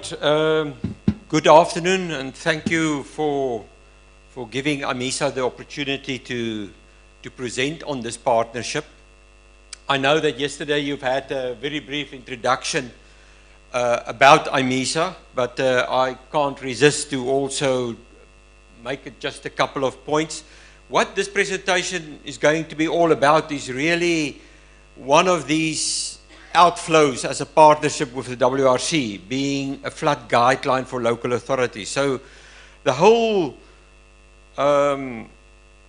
presentation is really focused at local authorities. So tell me, who of you are from a local authority? Just raise your hand. Let me just see. None. 2, 3. I'll speak to you and I'll ask questions afterwards. Now, look, the whole focus of it was really to make sure that we understand the risks that are imminent on us in terms of floods. And there's a bit of a twist as we go along. So it's really about awareness. I'm not going to any design details. And I would like to, you'll see on some of these slides, I'll skip fairly quickly, because they are specifically focused at councillors, which are not here. But nevertheless, we'll try to make sure that we need to understand what floods is all about. And we want to do that because we want to save lives. That's what we want to do. And we want to protect our infrastructure. Every day, almost every day, weekly, we've got news about massive destruction of floods in our country, and we call it climate change. I would like to challenge you on this issue as we progress with this presentation as we go along. Yes, you've heard about IMESA, the Institute of Municipal Engineers of Southern Africa. What do we really want to achieve? We really would like to make sure that we promote excellence in our local government space. You know the problems that we are sitting with local authorities. We want to capacitate those local authorities that doesn't have the means to go into all the details, and this is what this guideline is all about. But at IMESA, we discuss all of these issues, and we try to share knowledge so that you shouldn't sit there in Uppington. You are the only engineer in the whole town, with great respect to Uppington, but, you know, and it just feels overwhelmed. That's what IMESA is all about, to try and share these. I also can't resist to make you aware of our conference, our annual conference, a conference that we also in our partnership provide space for the Water Research Commission, as it's been like this for many, many years. You will not attend a conference in South Africa the size of the IMESA conference. There are none the size of that conference. This year in East London, 29th till the 31st of October, we have our site visits, we have our technical sessions. This year was our women's, last month was Women's Month, and we've had our women's breakfast with quite a number of young professionals attending and learning us lessons of what's happening. But I do represent IMESA here, as also I serve on the executive committee of IMESA, and on my other life, the one that pays me, I am at the University of Stellenbosch, and there I'm responsible for flood hydrology and hydrology in general and environmental engineering. But this is give back time, and with IMESA, I serve there as the Director Technical and Skills Development, and we try to understand through our members what is the problems at local authorities, and with that as in the back of our minds, we try to develop guidelines and try to provide assistance where we can. And what I've shown to you there on the screen is the water reclamation guideline. So how do we deal with water reuse? That was also a project that we've completed in collaboration with the Water Research Commission. We also look towards our flood problems in our coastal zones, coastal defense systems, and we've done quite a bit of work on that. But today, I would like to focus on a best practice guide for design of flood estimations in municipal areas specifically, because we know we've got limited capacity there. And the way I would like to do this is to just briefly highlight to you what is a flood. Yes, of course, it's a lot of water, but how do we use this in going forward and quantifying and design according to some sort of criteria? I would like to touch on the factors that influence flooding. That particularly for local authorities is important. Why? Because it doesn't matter what we do in a local authority, we impact the catchment. And as we impact the catchment, we impact flood peaks, flood volumes. And we need to understand that. And hand in hand with that goes the upgrade of our infrastructure. If we don't do that, don't blame climate change. It's simple bad management. So you have to be aware about that factors. The risks associated with flooding. Why are people still dying? Why are people still lost their property? Because they live most of the times in areas that they know are exposed to flooding. Why do we allow them to live there? It's a local authority's responsibility to take care of lives and a safe environment. And therefore we need to understand these things. I would like to conclude on the legal responsibility. Is a flood just something that someone thought about, and who is responsible if something went wrong? It's easier said than done to answer that question, but I'll touch on that because this is all part of what we've tried to do in the guideline. So let me start off with what is a flood.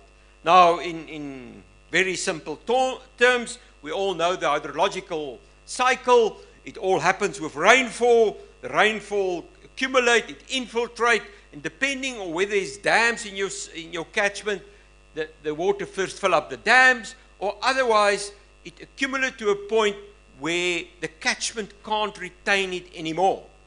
And that's what we see as runoff. And that runoff is always there. But if we experience a fairly heavy rainfall event, depending on the catchment circumstances, that will give us certain problems. So it's a catchment approach that we need to really understand and make sure we know this. Now, I can't really point on one spot that it doesn't work on the screen either. But what we as engineers particularly is interested in is that peak, that turning point. And that turning point will happen at the time when it rains long enough that the drop at the further end of the catchment and the point that you are interested in, maybe a bridge or a culvert or a housing development, when that drop and the drop here at the point of interest arrive at the same time, that's the critical time. Then the whole catchment contribute. Now, it's not happening like that always. It rains harder in certain areas, but we do make certain assumptions, but we are interested in that flat peak to get to that point. So, what is a design flood then? Because we all design our infrastructure. A road, a bridge, a culvert, a stormwater system, a dam spillway. Everything is being designed to withstand a certain risk or a flood associated with a certain risk. Now, that magnitude of that flood associated with that risk is what's at stake here. How do we determine that and how do we get that? Now, the risk is the probability that it will occur. There are high flows every month, but we are concerned with the critical thing, the critical peak that relates to the design of our infrastructure. And in layman's terms, we refer to that as the recurrence interval or the return period. Most of you are familiar with the term, it's a 100-year flood. But what does a 100-year flood mean? It doesn't mean it's a flood that occurs only once in 100 years.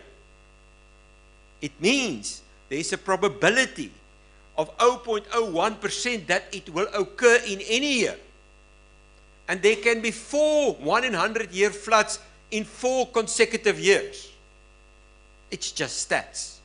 But the 1 in 100 year gives us a probability, a risk that we are prepared to take when we develop our infrastructure.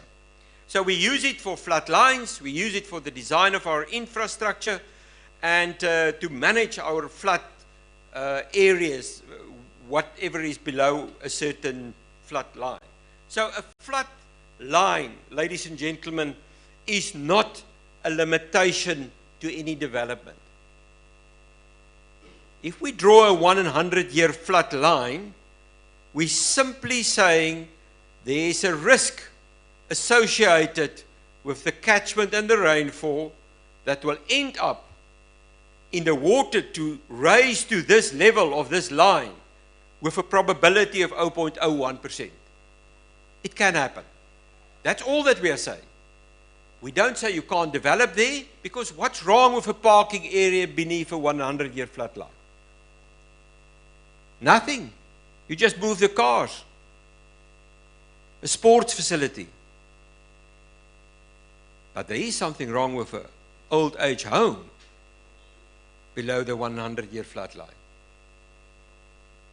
And you have to take that into consideration when you do your planning, your spatial development.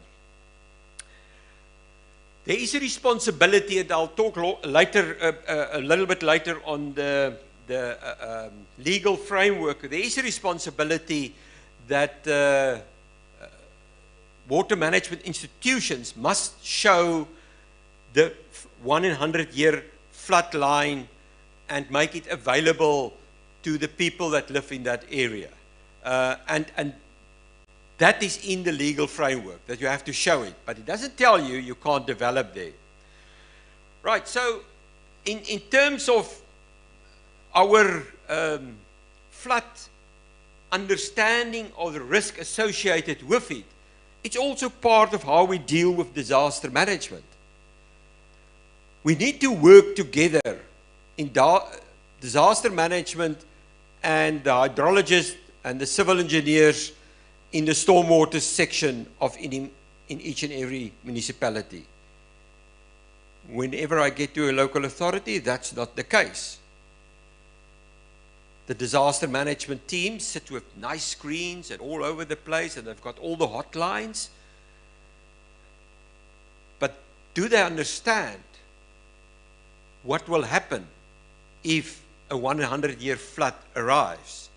And that calculations needs to be done, and needs to be done in collaboration with the civil engineers and the disaster management staff of each and every municipality. In South Africa, we've got the so-called regional maximum flood as an indicative flood. So what we are saying to local authorities is that you really need to test this flood that we call the regional maximum flood to your infrastructure, model it through your infrastructure to enable us to see what the consequences of that might be. And from a disaster management point of view, you need to know what's going to happen if that if that regional maximum flood occurs. The 1 in 200 year flood, a fairly rare event, but that's typically the benchmark that should be indicated on all our development plans so that we know who and where is people at risk. What are the factors influencing flooding? So there's quite a number. First of all, runoff depends on the characteristics of our storm event, the rainfall event. That's the starting point. It takes into consideration the catchment characteristics. Is there a lot of vegetation on it? Or is it just paved areas? It makes a hell of a difference. And it takes into consideration temporal storage. What do I mean with that? Your fence that you put up around your boundary. If it's a vibrocrete fence, it will withhold water running down. If there are no fences, it will just pass down. So that temporary storage, even in roads, is important to take into consideration to understand what is the factors influencing flooding. So there are 4 main categories that give us problems. The first is antecedent soil moisture conditions. What the heck is antecedent? It means what happened just before that critical storm event that we are interested in. Our topographic factors, our developmental factors, and our climate factors. I'll run through all of them very quickly just to give you an indication. As an illustration, what I show you there on that graph behind me is on the bottom, the blue line is the rainfall. And in the red line at the top is the flood level, or the volume of water that runs down. And why I put this is in the case of Lawrence River. It's happened about 4 or 5 years ago, where a hospital and an old age home were flooded when? 1 o'clock in the morning. Murphy is always with us. And this is a problem if you do have a hospital flooded 1 o'clock in the morning. But 1 o'clock in the morning was not when the largest rainfall event occurred. It was actually this small little dot sitting down here at the bottom here that caused the major flooding. But what happened is it happened on a completely wetted catchment. Everything was saturated. Everything the whole catchment couldn't take water anymore, and a small rainfall event suddenly gave us big problems. Antecedent moisture conditions. In terms of the topography, it means whether the size of the catchment is big or large, if there's specific the vegetation type. And by the way, fires. Any idea what will happen with a flat peak if you've got your catchment burned down? It will increase. Do you have a feeling of if there's a severe fire, it burns all the vegetation in your catchment, all the water is just running down? Any idea what will happen to the flat peak in terms of a percentage increase? It varies. There are a whole number of factors that needs to be taken into consideration, but you will probably needs to be prepared to expect a flat peak 180% higher than normal. How can you plan for this? It's now the probability that a fire as well as a rainfall event occur on the same time. But it does happen. That's why we research it and why it's so interesting to do research in this field. In terms of the development, this is very critical for us when we talk about local authorities. And I really would like all of you to just for a moment listen to what I'm going to say here and try to illustrate the problem that we do have with development. Land use is critical in terms of flooding. Every time that we allow a certain development to take place, we increase the flood probability if we do not take mitigating steps. I've tried to highlight in a very rough picture there that if you've got natural vegetation, you expect about 2% of the rainfall to run off, and that will end up in a flood peak or some sort of runoff peak. And as you go along, if you've got a bare surface after a fire, 85% of that water will run off. And if you've got it fully developed, you will probably have between 98 and 100% of all the water falling on that surface area end up as runoff. So whenever you do flood planning, you need to take into consideration what is the vision of this area to be planned. How far will we allow it to develop? And if you are forced by other factors to develop beyond that planned vision, you have to upgrade your infrastructure. Otherwise, you're going to run into problems. That's the basis behind all of this. You are all familiar with the next slide. It's in eThekwini, and it's 2-year difference. I can't show you here, but from here, but I would like you to keep an eye here on that area. That's 2 years.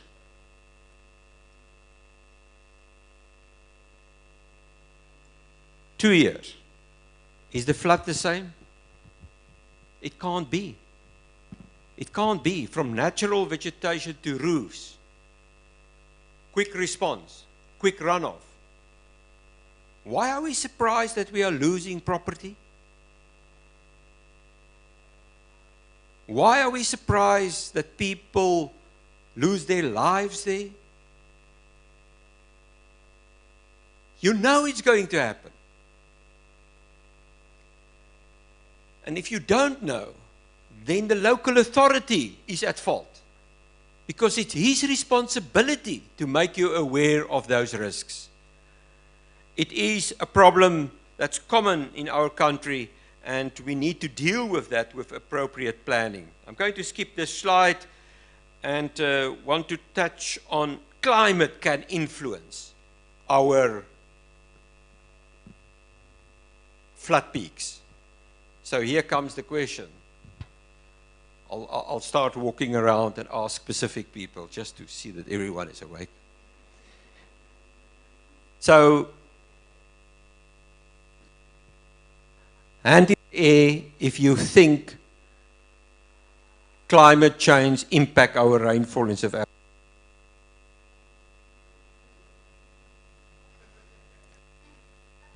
Hands up if you think that climate change impact the rainfall in our country. Only one person. 2, 3. Is it obvious? Does it change? Make any difference? All right, I'll do it the other way around. Hands up who think that climate change doesn't impact our rainfall. 1, 2. We've got a 50-50 split and the rest can't care less. They'll just get flooded.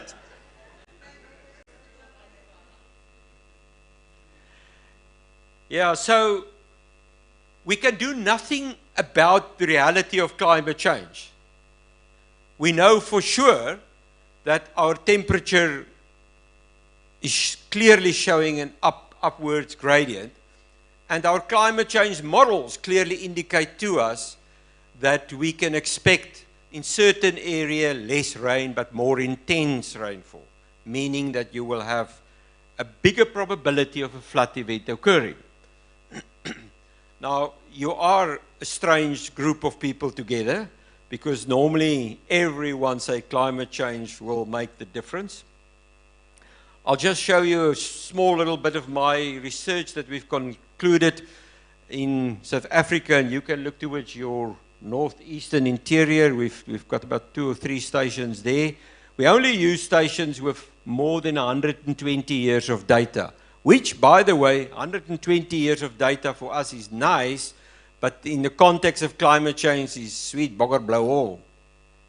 I mean, it's nothing. But that's how we need to analyze data. Now, if we look towards those set of stations and we analyze them, then the green dots gives us an increase and the orange dots give us a decrease, and the rest can't decide whether it goes up or down. And then I ask you, do you see any pattern there? It's difficult, so I've summarized it like that. So that's the trends in terms of what we've learned from observed data, rainfall data at the moment. And the northern interior here, right on the right-hand side, red indicating a bit of a decrease, and green increase, and then orange, nothing. And I again will ask you, can you see a tendency anywhere that will lead us to making a decision where we will decide? And we do make those decisions. Don't think we are not brave enough to make them. We easily add 15% to a flood peak to make allowance for climate change. You design the infrastructure for 50 or 100 years, but in 120 years, we've seen 0.6 millimeters of change in rainfall. 0.6.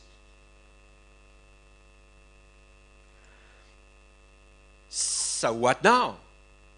It's quite confusing. All we are saying is that you must really be very careful with climate change models and relate that to the observed flood peaks that we are seeing every year. Less than 2 weeks ago, I've had a bit of a problem with, what shall I call it? A session with the Deputy Minister of Water and Sanitation. I've put an open challenge before a whole crowd and saying, bring me any consistent South African-based evidence of a change in rainfall due to climate change. And it's not because I've got a sort of a hidden agenda behind it. All I want to say is local authorities, government departments, don't blame climate change for bad management. Face our problems and address them. And floods is one of them. And it's hitting us every year. And it's as if we don't listen to what we are seeing. And that's why we've tried to do this. Be careful how you use this data. Risk associated with flooding, a couple of remarks on this. So this is not a very good video clip, but I want to show it to you. I actually want to emphasize certain aspects to you, but it shows you never underestimate nature. Never. For my students, I use an example of between a town called Port Nolloth and Alexander Bay. If any one of you know where it is, it's right in the west coast on the Namibia border. It rained no more than 200 millimeters per year, rained there. And they built a road there. They've put 3 600 diameter cement pipes to take the stormwater through a gully that's almost 20 meters deep. How did the gully of 20 meters deep get there? The wind didn't blow that gully. Water run down there. So be aware of what you see around you. We can only work with stats, and research is about our information that's available to us. But be aware. If you can play that video for me, please.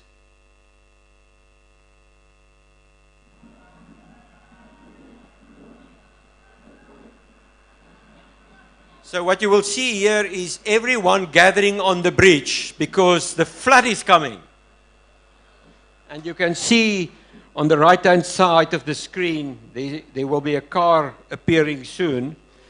He's the good guy. He's showing us where the flood is coming in.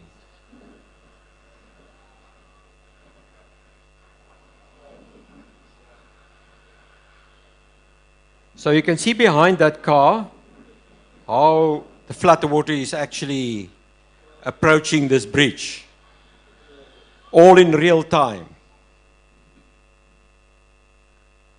There's only one guy here with common sense, and that's him.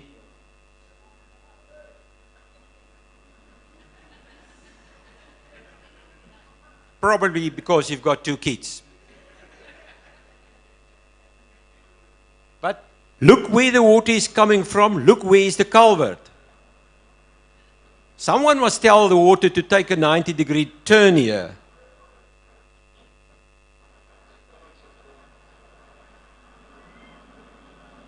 And now people start panicking. A hooter won't help. Look at the people to the left where they are running away. The water is already on the other side of them.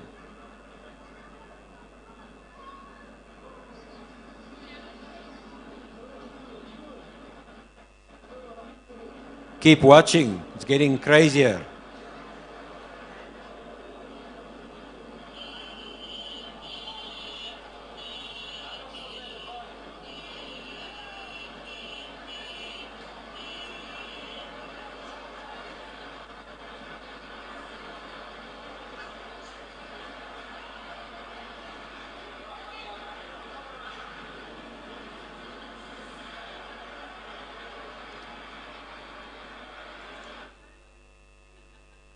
I'll stop it there. We might want to sit here today and laugh about what we are seeing, but it's nothing to be to laugh about. I can guarantee you that there's a couple of people that have lost their life in that video clip. And why is it happening in South Africa time and time again? Because we don't respect nature.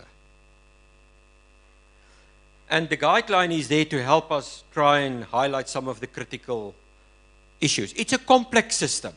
To develop a town with stormwater systems and roads, stormwater that needs to drain from the roads, and all these needs to go underneath culverts and eventually end up in rivers. It's a complex system, and therefore we do have proper tools that we really should plan or use. But there is always quite a bit of uncertainty regarding our planning and how we deal with these flood peaks. And there are two main sort of category of uncertainty when we talk about floods. The one is what we refer to as inherent uncertainty. That's the randomness of nature. I cannot tell you whether there will be a 1 in 200 year flood tomorrow. It's hydrological circumstances, climatological circumstances, etc. I cannot tell you. We do have forecasting, and we do try to have early warning systems. Just think about what you've seen there about early warning systems. If you cannot predict a specific event to happen accurately within about 6 hours, you're wasting your money and time to develop an early warning. Why would you like to do this? No one can move. And even not our weather office managed to get it correct, and they are experts in that. So we need to think about these very carefully. The second uncertainty is our knowledge base. And with that, we think about two factors: our information that we need to deal with, and our training, our research that we are doing.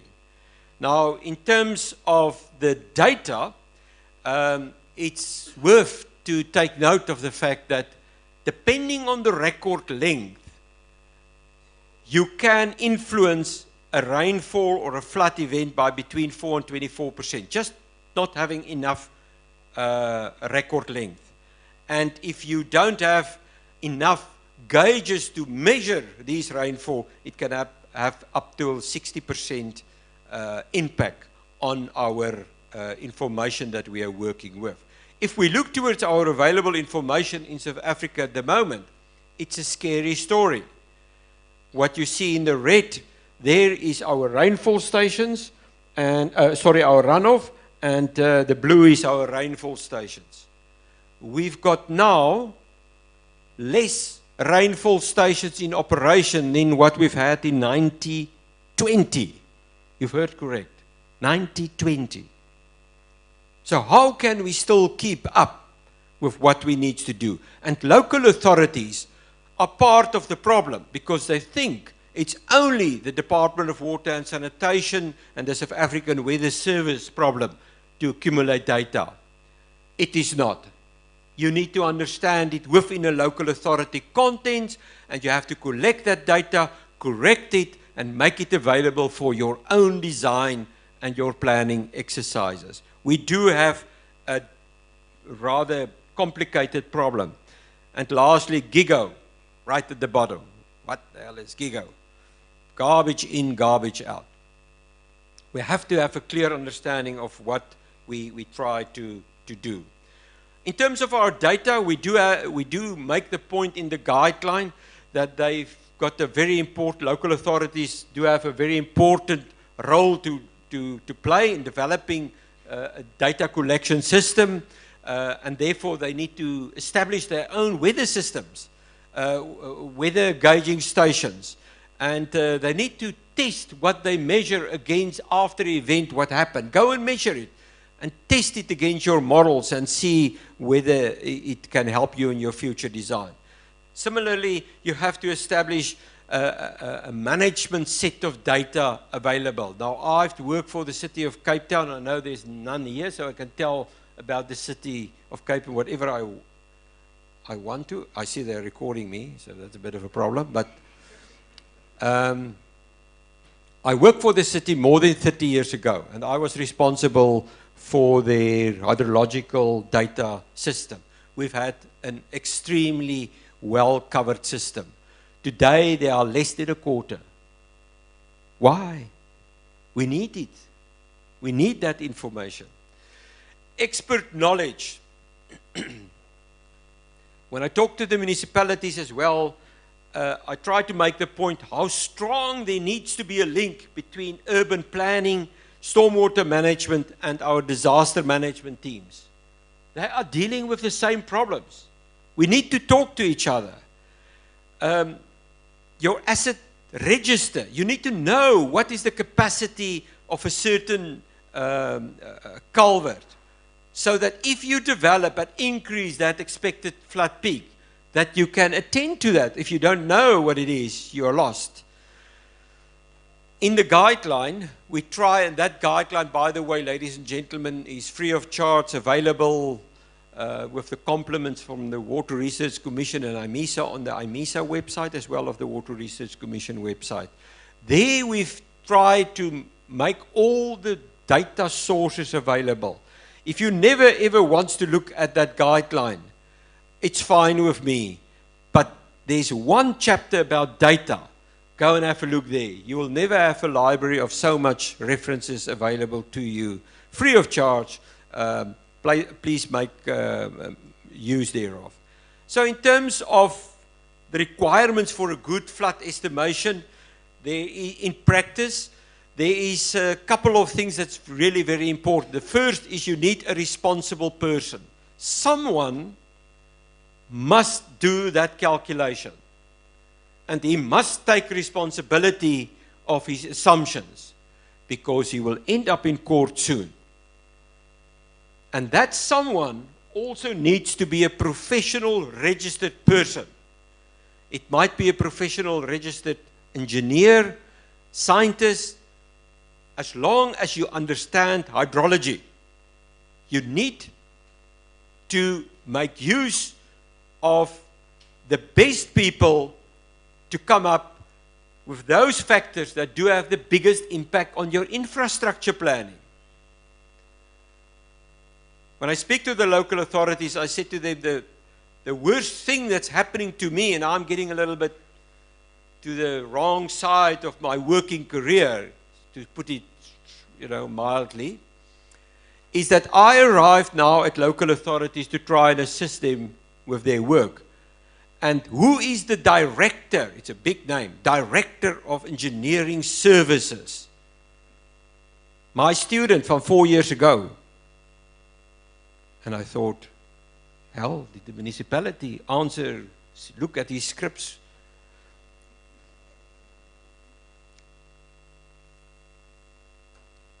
Don't appoint, if you've got a serious heart problem, do you ask quotes for the doctors and then you take the cheapest one for the operation? But yet you're doing it for your professional engineers who needs to design the capacity that if you don't fulfill to that, you will lose lives. How does it work? You need professional people to do that. You need experience to make sure that you understand the risk that you are working with. I'll skip a couple of those. Risk means different things to different people.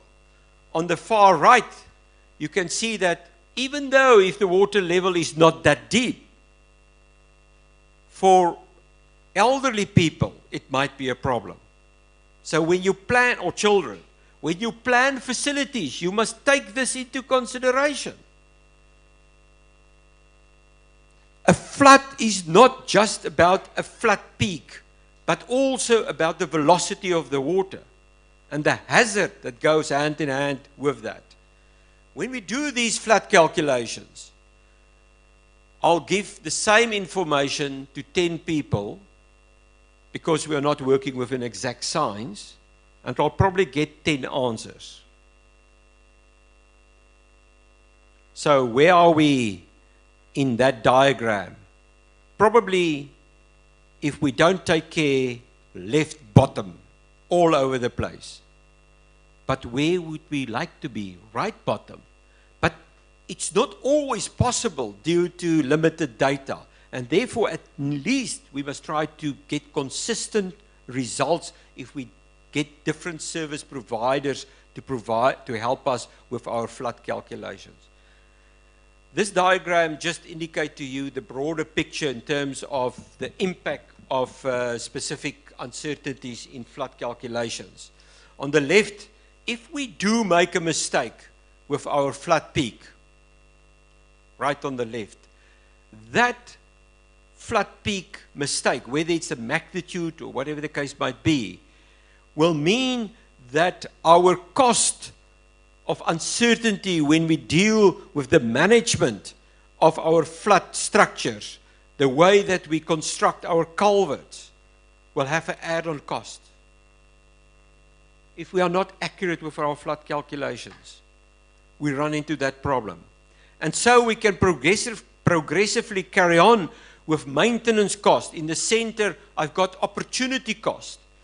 If your 1 in 100 year flood line is incorrect by 10%, you might take a significant portion of land away for development for housing because you've got the wrong flood. And we need to be careful about that.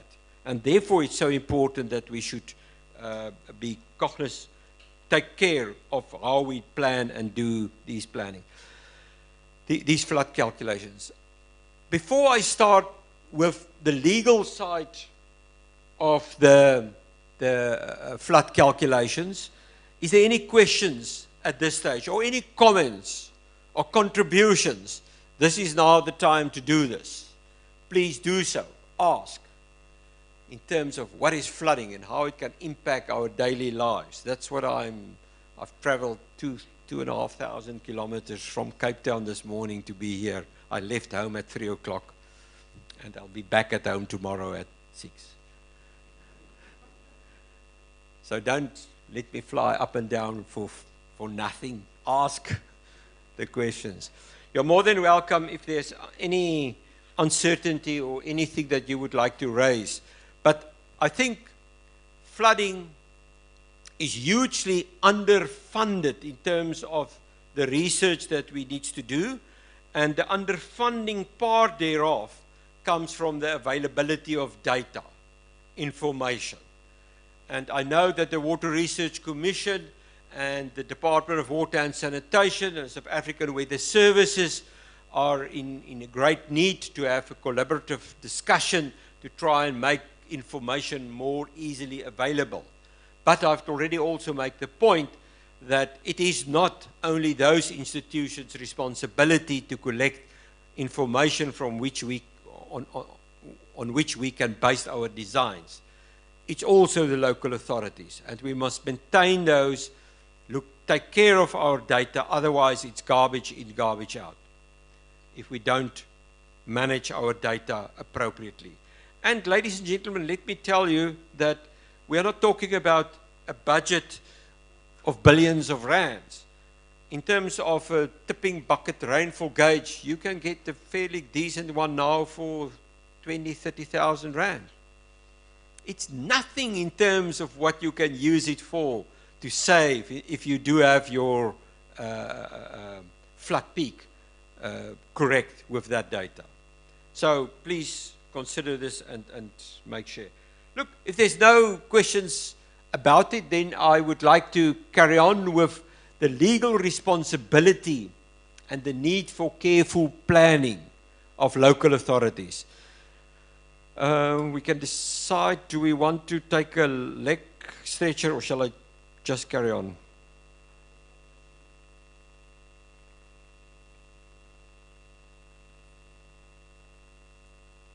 Can I just carry on? All right. So it's a bit of a tricky one that I would like to touch on now. Everyone is pointing their fingers to someone else. Who is responsible if there are consequences with flooding? Now, to understand that, I'll take you through a couple of steps that relate to legal and regulatory requirements in our local authority space and on a national level. So we found that answer in the national legislation.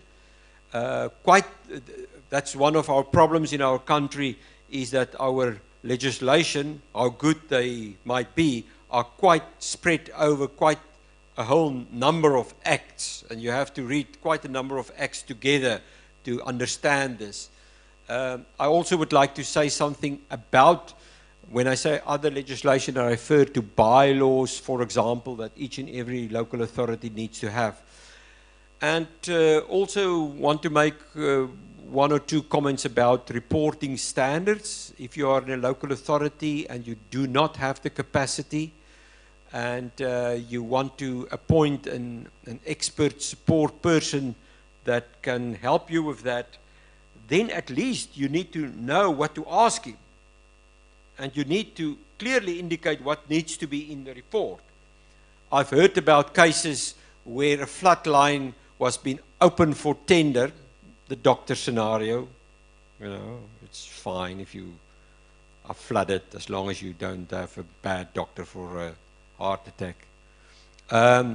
Where for the same task being quoted 100,000 and 1.8 million, same task. Why is this?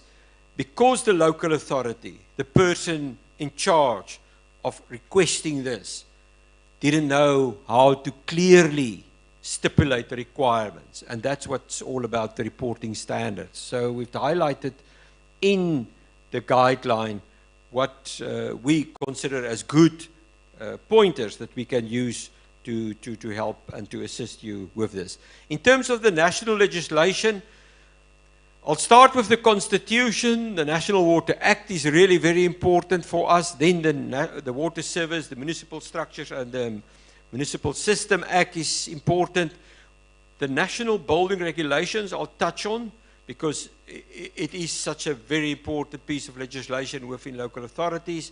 I'll say something about the disaster management, talk about bylaws, guidelines that was developed, and of course, our own guideline that we've developed in collaboration with WRC and IMESA.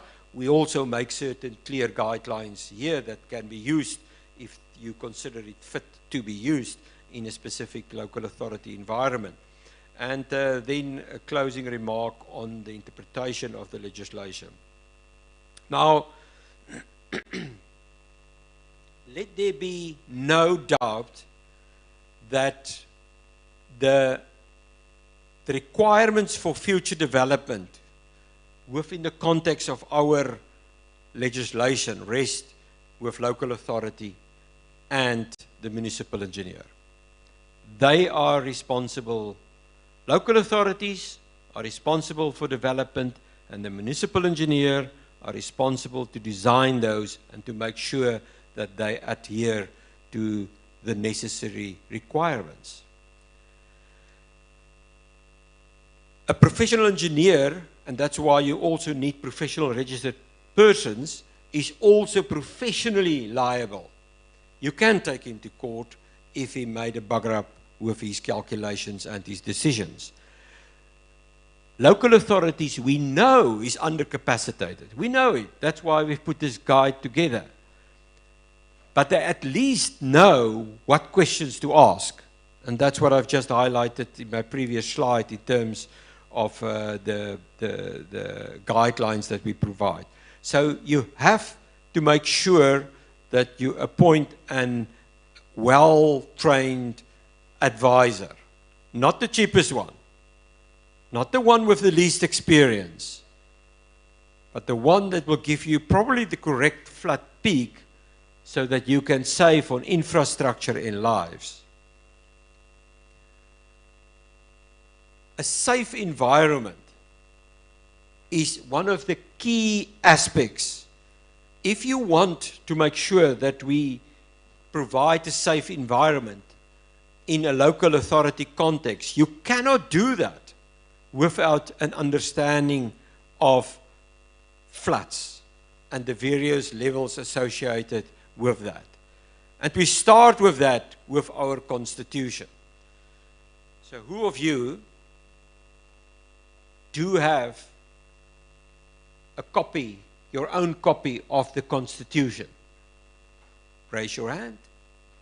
1, 2, 3, 4, 5, 6, 7. It's a small little book. You probably missed it in your bookshelf if you don't use it. It's been written to be used. It provides us with the fundamental rights that all of us, not both, you and me, all of us are entitled to. And that's where we start when we talk about floods. How so? Well, in section 24 of that constitution, it's clearly been stated that everyone has a right, and then there's a whole number of things, but the B3 stated to secure ecological sustainable development. The reason why I put it here is local authorities, in terms of the constitution, it's their responsibility to develop. And development impact floods. And you have to understand that. You have to see the bigger picture. You can't just say develop and therefore we take care of housing. And we don't pay attention to our stormwater systems or our flood lines. We have to take this in a holistic approach. Section 152 of our constitution say that the objective of local government, our municipalities, our provincial governments, but specifically the municipalities, is to promote a safe and a healthy environment. Safety. How can you not know about the 1 in 100 flood line if you have a constitutional obligation about safety?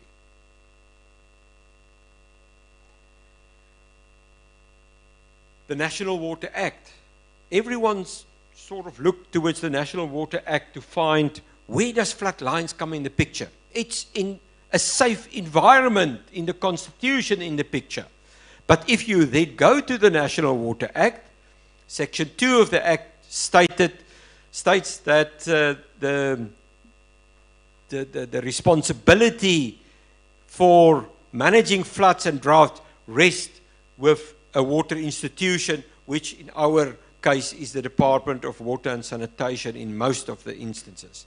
But there are clear distinctions of powers and functions.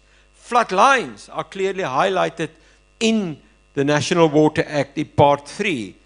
And there it stated that townships, which we interpret as any development, any layout plans must indicate a specific flood line. Do you read what it's saying? It doesn't say a 100 year there. It just say a flood line. Why? Because I've tried to indicate right at the beginning to you that a flood is something that you associated with a volume of water and a risk that it shall appear. And that flood line, that risk, is something that the people that live there needs to be aware of. And they are aware of it simply by seeing this flood line, which they never see. What are the local authorities doing? They ask the developers to draw a flood line, and then it's available in the library. Who of you have been to the library the last 10 years? Oh, I love books, so I'm still there, but I look towards the younger generation, their fingers is just walking through the screens. So we must really take note of that there's a requirement that needs to be indicated. Section 144 actually refers to what we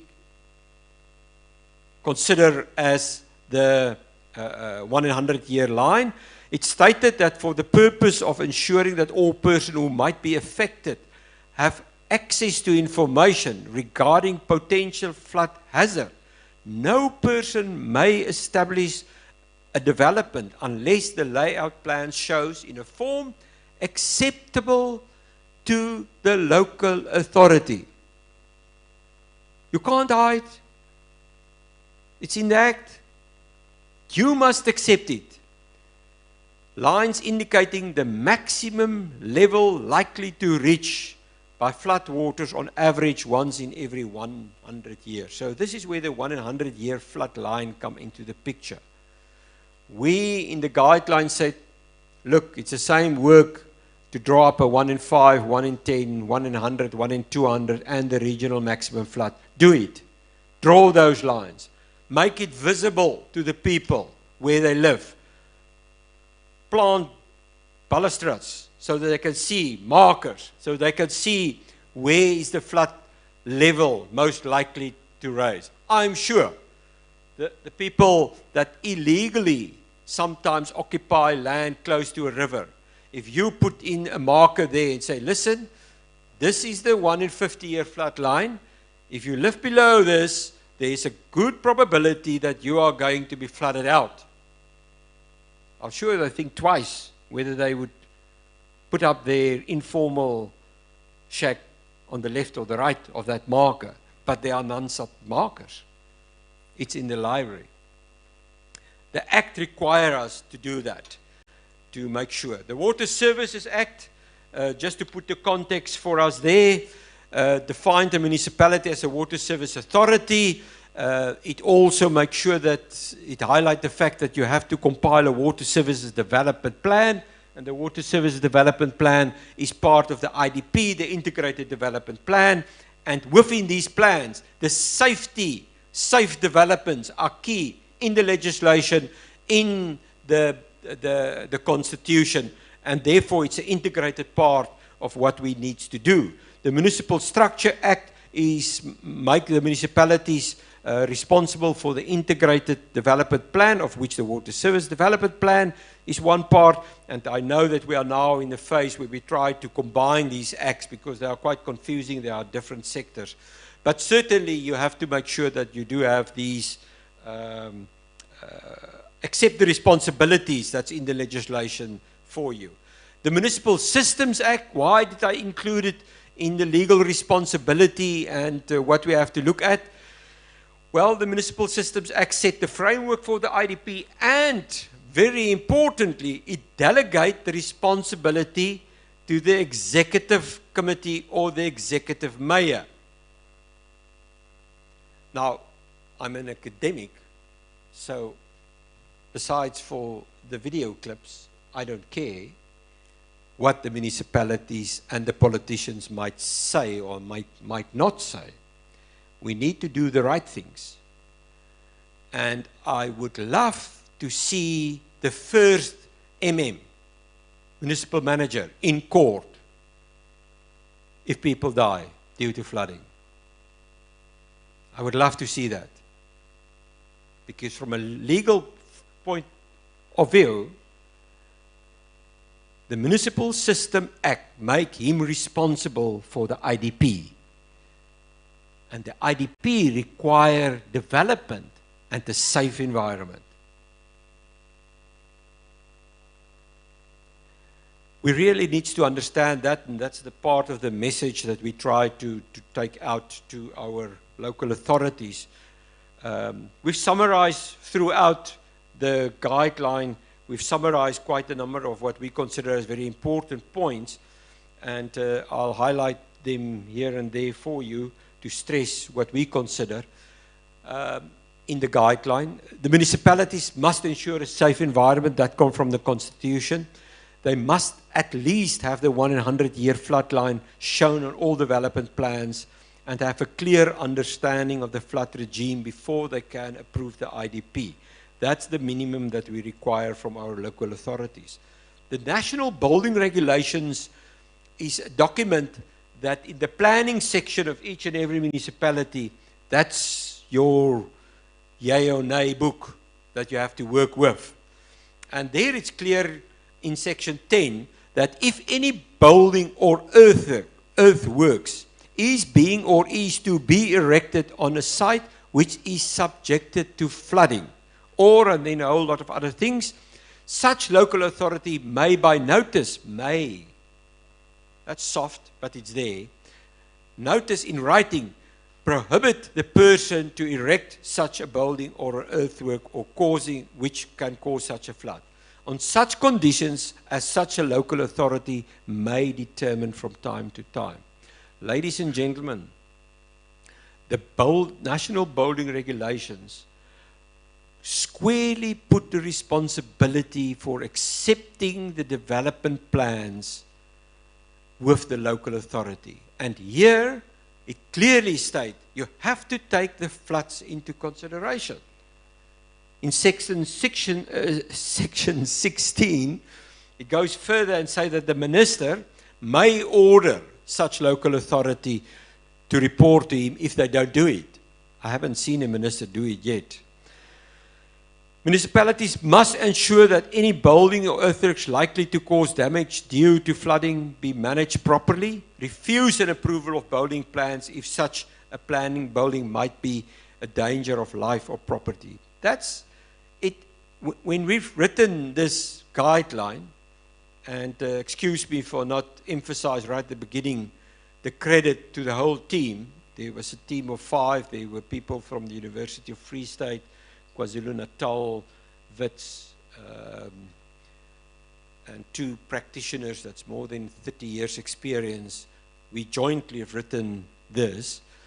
And we've written this, and then we say, but this is actually ridiculous. Why do we need to write it? It's so clear. And yet, our courts is full of people that developed underneath a floodline, and as soon as the floods hit, then it's someone's fault. In terms of our Disaster Management Act, the Act starts in Section 15 dealing with the national centers and how you can constitute. There needs to be these centers for disaster management. But what's very clear in the Act is the need for the collection and the management of information. You can't manage a disaster if you don't have adequate information. And somehow we don't manage to get hydrologists, scientists, and disaster management practitioners together. We are using the same information and we respond to the same problems. So there's a great need that it's clear from the Act that the collection of the information, there's a responsibility of the collection of information that rests with local authorities in terms of their disaster management units. The cooperation must be there. We stipulate in our guideline that municipalities must at least promulgate appropriate bylaws, clearly indicating the requirements of any development and in relationship with flooding. Now, ladies and gentlemen, you will understand that the strongest legal tool that the municipality do have is its bylaws. And you are putting the bylaws together yourself. It's like so many of our brilliant pieces of legislation. I think South Africa are blessed with some of the best legislation in the world. In the world, specifically when it gets to water and water rights and all of that. But the implementation, good grief. It's as if we don't see anything happening around us. Bylaws can refer to strategic policy documents approved by council, which contain the detail of all these requirements, or bylaws or strategic documents must contain the criteria of flood hazard themselves. Just to explain this, so the city of Cape Town, if I remember correctly, and the city of Joburg, they do have bylaws. No, Joburg, not Cape Town. They've got detailed bylaws which stipulate exactly on what development you can do under what flood line. And they've got detailed requirements in terms of who can determine a flood line. An engineer with 10 years experience, or he must be a professional scientist, or whatever the case might be. They determine the content of the report, all in the bylaws. It's a very strong document. I won't say a problem, but the reality is if something changed, to get a bylaw promulgated through the correct procedures is a significantly longer process than to have a strategic document approved by council. That's fairly quickly. So you can adapt strategies fairly easily if you describe what needs to be done with floods and what developments can be done under what flood levels if it's in your strategic documents. In either cases, it needs to be approved by council. In the guideline, we refer to work that was done as long back as 2007 by the Department of Water Affairs and Forestry at the time. There they stipulated that if you do have the 1 in 100-year flood line, then you can, above that flood line, you can erect any structure if the risk is pointed out to the occupants. They just need to know where's the 100 year. But if you go below that, then there are quite a number of limitations. Let's just look at, for example, the 1 in 50 year, between the 1 in 50 and 1 in 20 year flood line. If that's been drawn in your development maps, you should not allow any permanent structures except bridges. Bridges, they of course needs to be there. No temporary structures shouldn't be there that do not interfere with the function of the floodplain and ecological corridor. Just above that, I read the one that you should not have any structure, no ground floor on which people sleep at night should be below the 1 in 50. So it should be 150 and 100. Those are rules that need to be contained by the bylaws of each and every local authority. The Water Act and the Disaster Management Act and the existing legislation only require us to indicate the 100-year flood line. It doesn't tell us what to do with that. That comes in the bylaws, and you have to have a bylaw to be able to manage that. The Neighborhood Planning and Design Guideline, that was the old CSIR guideline, the Red Book as we know it, that was recently in 2019 being replaced by the Planning and Design Guideline again for urban development. And in that guideline, the following guidance are being provided. Emergency services, your fire station should be above the 1 in 500 year flood line. No help to have your fire station in the 1 in 50 year flood line. Every time there's a flood of 50 years, they are stuck. And they are rescuers. So make sure that they are positioned at the 1 in 500 year flood line. But to do that, you need to know where to draw that line. And you have to have capable people doing that. Emergency services, and so you can go through that list. In the guideline that we've compiled, we said that you should not have any developments allowed besides abstraction and discharge works below a 1 in 20 year flood line. You shouldn't have any permanent developments and structures between the 1 in 20 and 1 in 50 year flood line, between the 1 in 50 and 100 year flood line, or 32 meters either side from the center of the water course. That's an interesting change to this, because sometimes, depending on how that structure look like, you are going to get inundated with water of a lesser than a 100-year flood event, but you are so close to it that you need to be aware of it. No structures that result in a loss of flood storage, no infills, no structure if it's not designed by a structural engineer, and no ground level on which people should sleep. No one in our country should sleep below the 1 in 50 year flood line. No one. So, getting towards the end of your patience as well, I can see some of you are dipping off, so I must start stopping now. So, the interpretation, a couple, just 2 or 3 slides, I think, on so who's now guilty. You've got the legal framework, and there is now, this year, we are all looking forward for guidance, a court case in eThekwini regarding flood damage. You all know about all that manufacturing people that lost billions of rands for the car manufacturing. And the question is, did the local authorities done what they were supposed to do? And who is going to fit the bill for all those losses? But besides that, Thompson is now a retired legal advisor. He's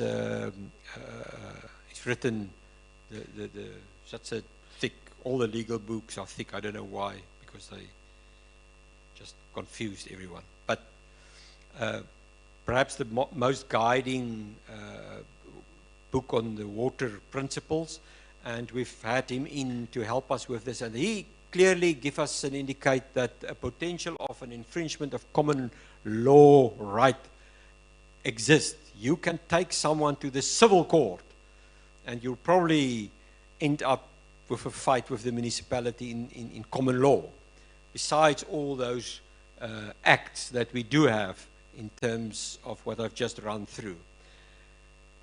Municipalities typically, they allow developers to proceed based on written agreements and on condition that they adhere to requirements set out in those policy documents and bylaws.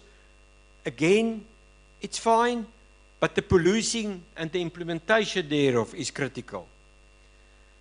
In the case of damage due to wrongful action, there will be a burden of proof that the municipality have done its allocated responsibility right from the Constitution to the Municipal Structures, Water Services Acts. So make sure that you do have, if you are in a municipality and work in that environment, that you've taken the necessary steps to ensure that you've done the best possible calculations to come up with a flood line, and then determine and make it known to everyone what is allowed and what is not allowed in the floodlines. To do that, your bylaws needs to be good. Otherwise, you open yourself for a lot of criticism. So make sure at the local authority level that our bylaws is in place and accurate. Almost my last slide. Municipalities at the end of the day, ladies and gentlemen, whether they like it or not, remain legally responsible to ensure safety. That's a constitutional responsibility. If you as a citizen go against the bylaws, then you have no foot to stand on. But for that, the bylaws need to be clear. And at the end of the day, it is the responsibility of our local authorities to make sure that we adhere to the requirements of the Constitution. Municipalities must regularly update their bylaws and or strategic documents. I spoke about that. Appoint experienced engineers to calculate the flood lines and flood hazard. Ensure that the 1 in 5 to the 1 in 100 year, as well as the regional maximum flood, do appear on the development plans and is accessible to everyone to see that, for them to respond on and to react to that.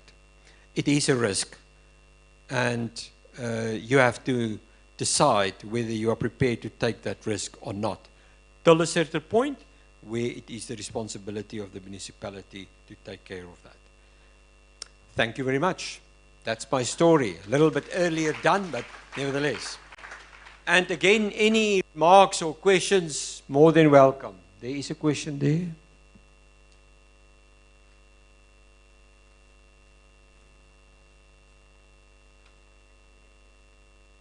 Very much, Prof. Yeah, I was going to say thank you. You were also standing up for a long time. You probably need to take a sit. We will try and get questions. We will get questions, Prof, for you. So we are going to do a round of Q&A now, just a few, before we close for the day. I know that we are all tired. You have a question also? Okay. We are tired, but let's not make Prof fly all the way to not get questions. Thank you. You'll help me with the questions on that side. Just raise your hand, please. We have one this side. Don't forget to introduce yourself, ne? Before you ask your question, sorry. Thank you so much. Jethro Zwaringwe is my name. I'm with the Institute for Rural Development at University of Venda. Yeah, thanks, Prof, for such a wonderful presentation. My question or comment is not just to you, but to other presenters. We know climate change is a reality, and all these other things. Is there room for climate insurance so that perhaps it can cover some, because we don't expect government to have all the monies to. And the other comment for you, or whether it's question or comment, I'm not so sure. is there room for phenology in terms of predicting or disasters such as floods and stuff like that, which I guess some previous, the many moons back, people used to rely on such as part of indigenous knowledge system to predict such. And lastly, is there room for other social, because I heard you talking mostly about engineers, not to say they are not, but is there room for collaboration with other professionals so that we have accurate information as well as in the early warning system for such disasters? Thank you so much. Prof, we'll take a round and we'll let you know when it's time to respond, so keep on capturing the questions. This side, no hands. It's moving, it's moving. Let me finish this side first, colleagues.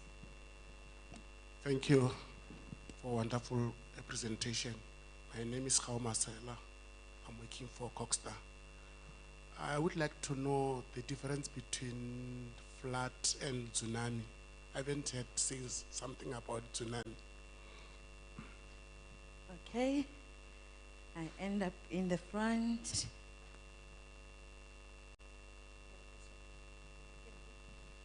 Thank you. I just wasn't going to allow Prof to fly from Cape Town all the way, but it seems like you have enough questions. The others I'll deal with in my closing remark. Thanks. Okay, Klengi, that side. Anyone in the middle? All right, thanks.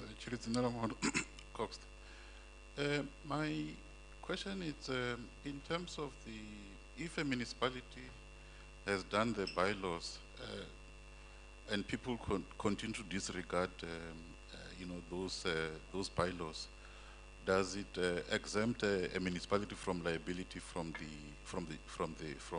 whoever, the developer or whoever who may want to sue the municipality for whichever damage that they may have had due to floods?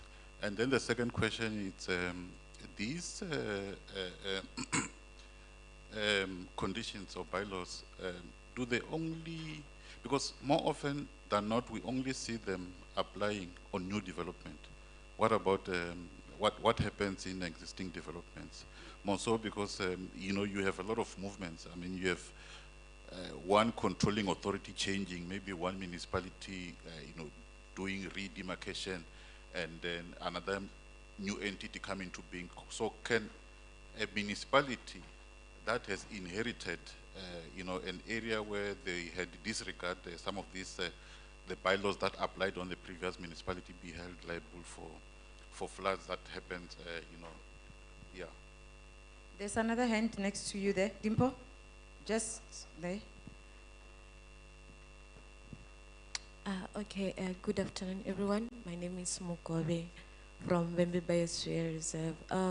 My question is just to add on Prof question where he was mentioning about the room for all the information that I was giving.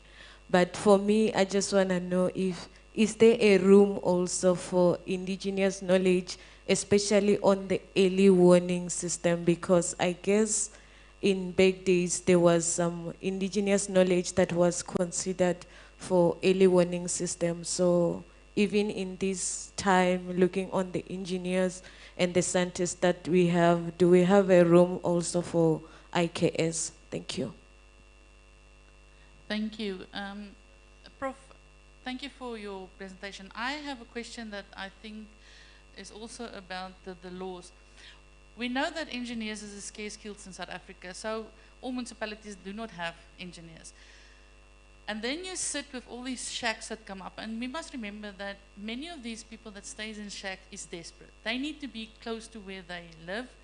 Nobody's guiding them. They put up a shack that is close as possible to them, where they need to get transport and food and everything to get to the places that they seek work from.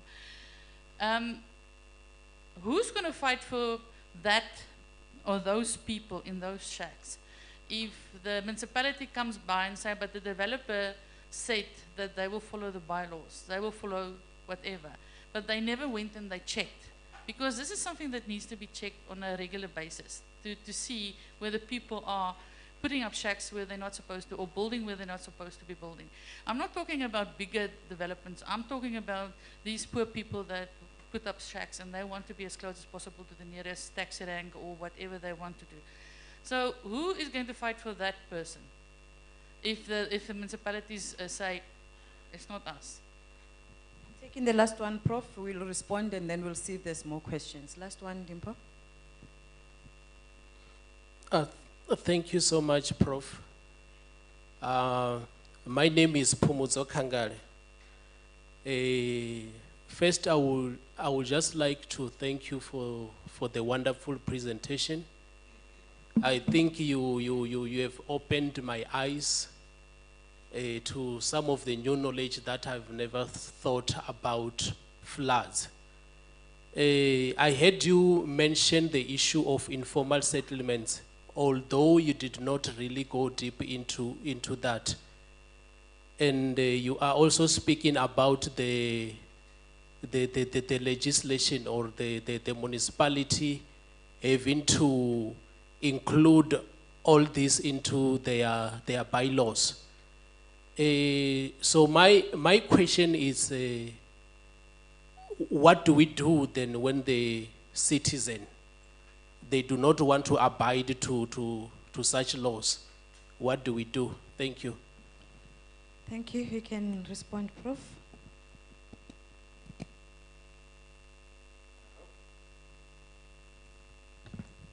I hope I will remember all of them, but you are more than welcome to correct me if I miss some of the points. So let's talk about climate change and early warning systems. What the point I've made at the beginning, is it okay? I must just, otherwise I'll. Okay, so what we are very sure about, what I've said in my presentation, is that climate change is a reality. I'm not quite sure whether we understand the models that predict the impact of climate change on the rainfall patterns, whether we understand that correctly. And time will tell. I also believe that the precautionary principle needs to be applied. So rather take precautionary steps than to be sorry about it. I, however, do have it. I'm against that a local authority, and I've been in that position where they've sort of decided, okay, just add 15% to the flood peak. That 15% to make provision for climate change. That 15% come at a cost. So whatever you do, if you design a bridge or whatever the case might be, that extra flood peak will mean a couple of millions, if not billions. And you cannot be just, my question to the local authority at the time was 15%? Okay, that sounds nice. What about 14%? And then you can see, where is this guy going with this? And then I'll push them up and down till about 5%. I said, but I think it should actually be 20%. And there are no arguments to get to that point as we are standing at the moment. And that's why it's important that we need to understand how these climate change models work, and that's why all this research is happening in the world and in the country.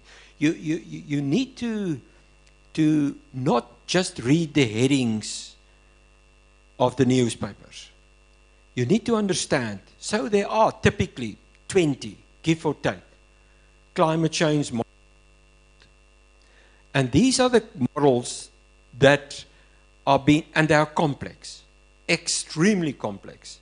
And these are the models that we are using to do future planning.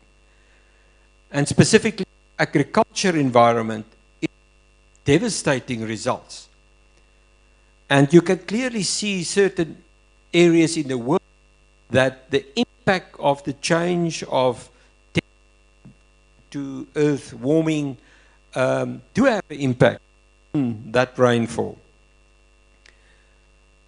For now, we try in our garden, we do the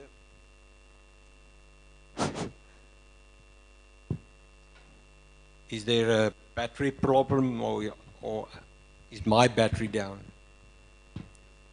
Is it mine? Then I'll just do this.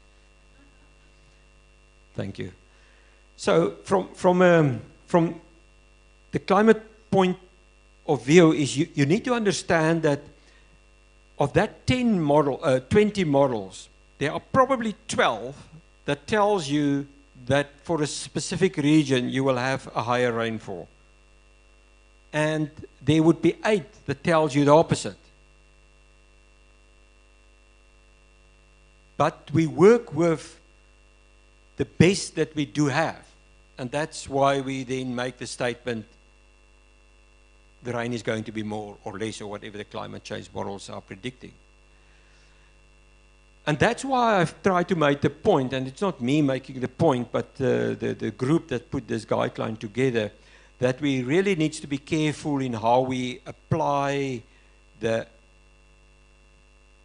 very popular statement.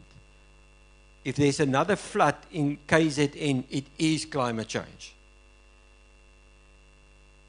My problem on that conference where we were was by a statement that a high official made and said, due to climate change. I'm almost guaranteeing you, if you watch news tonight, someone will say climate change. All I'm saying is let the facts talk, and local authorities needs to be part thereof. And they seem to think that it's someone else's problem, and they read in the newspapers what's happening, and they react and respond to that. That's a dangerous situation. I do think the opposite is equally possible. That while my own research indicates that over the past 120 years, we don't see a very consistent, clear trend of any significant changes, that in its own might be a big problem. It might mean that we will reach a tipping point where things will change, will happen suddenly. We won't see it so gradually as we were hoping for. That's even more disastrous. But we need information to make that work. So in terms of the early warning, I've tried to make that point as well. I am not a very strong supporter of early warning systems, because why are you putting an early warning system in place? Is to warn the vulnerable in order to safeguard lives, isn't it? Now, if you've looked towards my very third or fourth diagram, the peak that we are designing for, the flood that we are talking about, 100 cubic meters per second, 1 in 100-year event, just like, let's take a number. That corresponds with a specific, we refer to it, response time of the catchment. That's why I explained to you how the catchment can influence a flood peak. Now, in most, if not all of our cities, that response time from a catchment to where you experience a problem is maximum 4 or 5 hours. So unless your warning system can warn you the day before and you've got 4 hours or 5 hours to evacuate, what's the purpose? And eThekwini built their own radar station, and they must be really supported for that, because I think it's absolutely valuable information. But unless you go to that extent and that detail, and you've got staff to monitor and watch that, then early warning is just but a buzzword. And you need to be very careful with that. In terms of the collaboration, I think you referred to, you know, we know engineers and they must do it. But no, it's not just engineers that can do proper flood calculations. Not at all. It's hydrologists. and engineers are being trained as part of their training in hydrology. But there's quite a number of very well-known people in our country that are not engineers, that provide us with absolutely valuable information, but do not understand it the way that I've tried to strengthen in my presentation here. And I'll use an example. At my own institution, one day, knock, knock on my door. Well, my door's always open. There's a student. He's from a different department. Sir, do you have an hour? I say, oh, hour for me. Yeah, it depends. Do you want to give me money? Then I do have 2 hours. But no, they don't want money. They want some knowledge. I said, well, let's talk about it. And the question was, can you quickly teach me how to calculate the flood? I've got an hour. No. You need a thorough understanding of the fundamentals of hydrology in order to make those calculations. There are concepts like runoff coefficients, storm intensity, that you need to understand, and your stats needs to be good to interpolate the data. So it doesn't need to be have to be an engineer, but it needs to be a scientist, and you have to be trained well to do that. And we should train more of them to assist us with this challenging task that's facing us. There was a question about floods and tsunamis. So, so a tsunami, and I'm not the expert on them, not at all. I doubt my expertise in floods sometimes if I see all the answers. But a tsunami is typically the reaction that you get from a seaward response, typically as a result of an earthquake somewhere. And that masses of water that's been shifted through the oceans are being promulgated fairly quickly, because water is a very good way of transferring energy. And that energy has been pushing away, and when it hit the land, like any other waves, that energy of movement is converted in potential energy, height, and that's where the waves come from. And they are just running and surging over the country. We are fortunate in South Africa. We are not exposed to too many of these tsunamis, not yet. But there are countries, and we know about disastrous events where thousands and thousands of people have been killed by tsunamis. The floods, for me, is, while we always know that our understanding of the floods is as good as the information. Someone made a comment on indigenous knowledge. I'll get to that just now. But our understanding thereof is just as good as our data and our information. I cannot guarantee you that what we consider today as the 1 in 100-year flood might not be actually, if we do have a 1,000 years of record lengths, then this flood is actually just a 1 in 50 year. We don't know. We've got only this space, and therefore we do have quite a number of tools that we are using, statistical tools to help us to make that decisions. But yeah, the fundamental basis for those are really our rainfall and our river flow informations. There was a question about the bylaws and can municipalities be exempt from the responsibility if people doesn't adhere to the bylaws. No, they can't. It's their responsibility. It's their legal obligation. And you can't transfer that obligation. You cannot tell a vulnerable person that lost his house that the consultant have done a bad design if you've accepted and approved it. It's your responsibility. And there is a challenge for all our local authorities in the fact that we need to get engineers back in our local authorities. We need to have them there to really provide the people the scientific backing for the development that they, which is justified and which they deserve. But the municipality remains responsible. You cannot write yourself out of a responsibility. Yes, you can take them to court and you can pull him into the court case and you can claim the money back if you want from them, but your inhabitants, your citizens, doesn't have a contract with any consultant.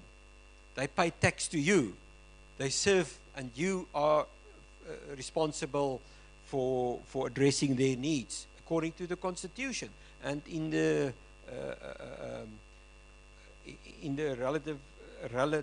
relevant legislation. So you can't do that. The question of existing inherent bad problems is real. It's a real problem. I don't recall who have to ask me that question, but I've come across this many times, that people said, but listen, the previous municipality have buggered up this everything. They have to prove it, and now there is this development. What must we do now?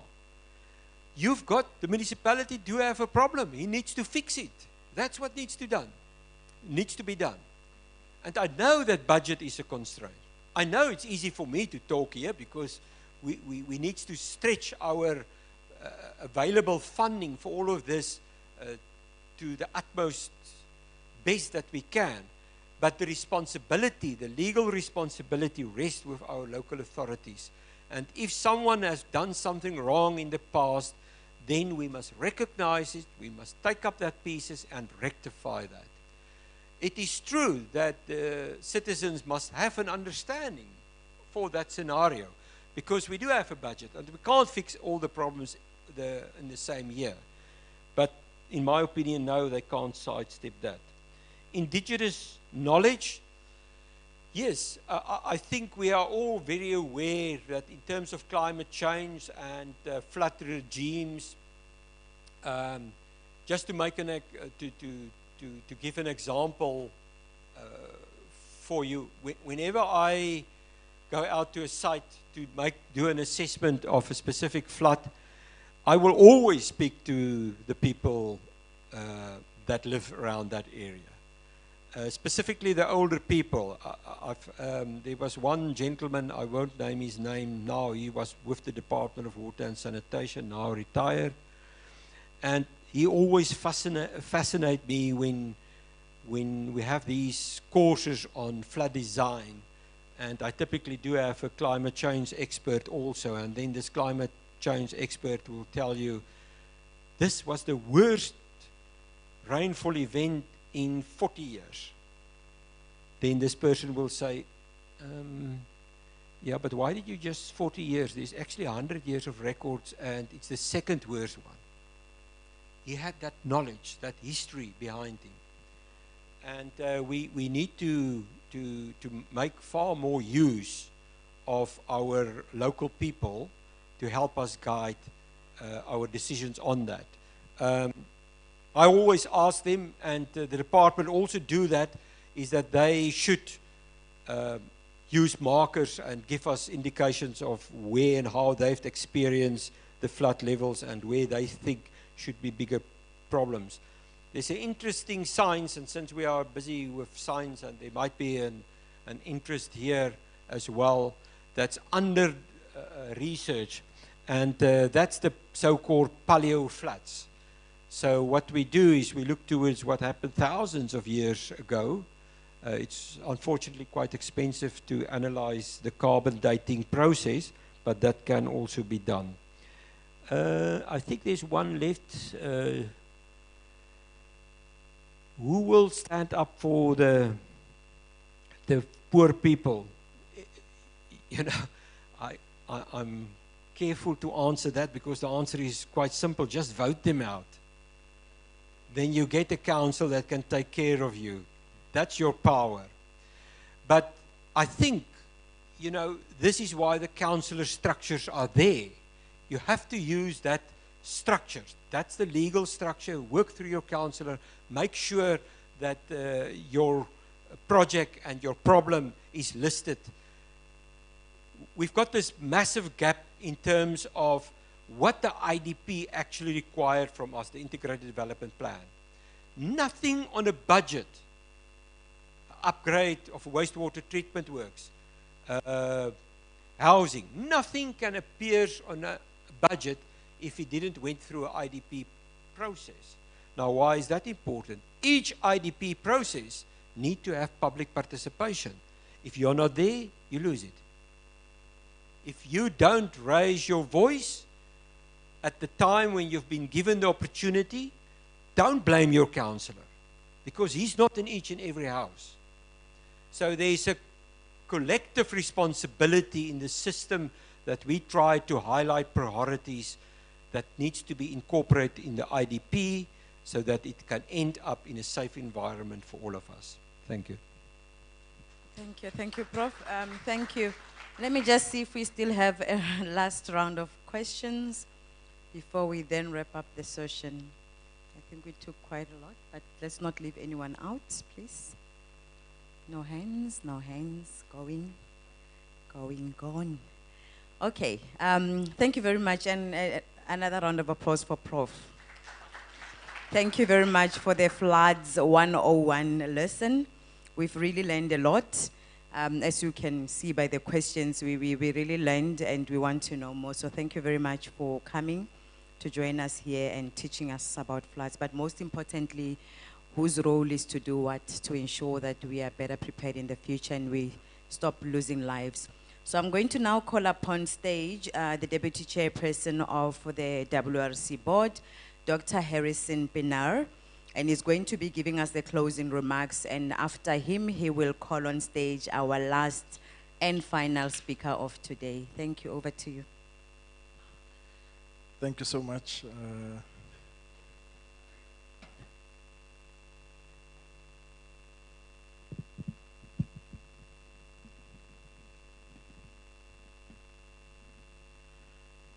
Trying to keep the mic not to move, maybe that's what affects the sound.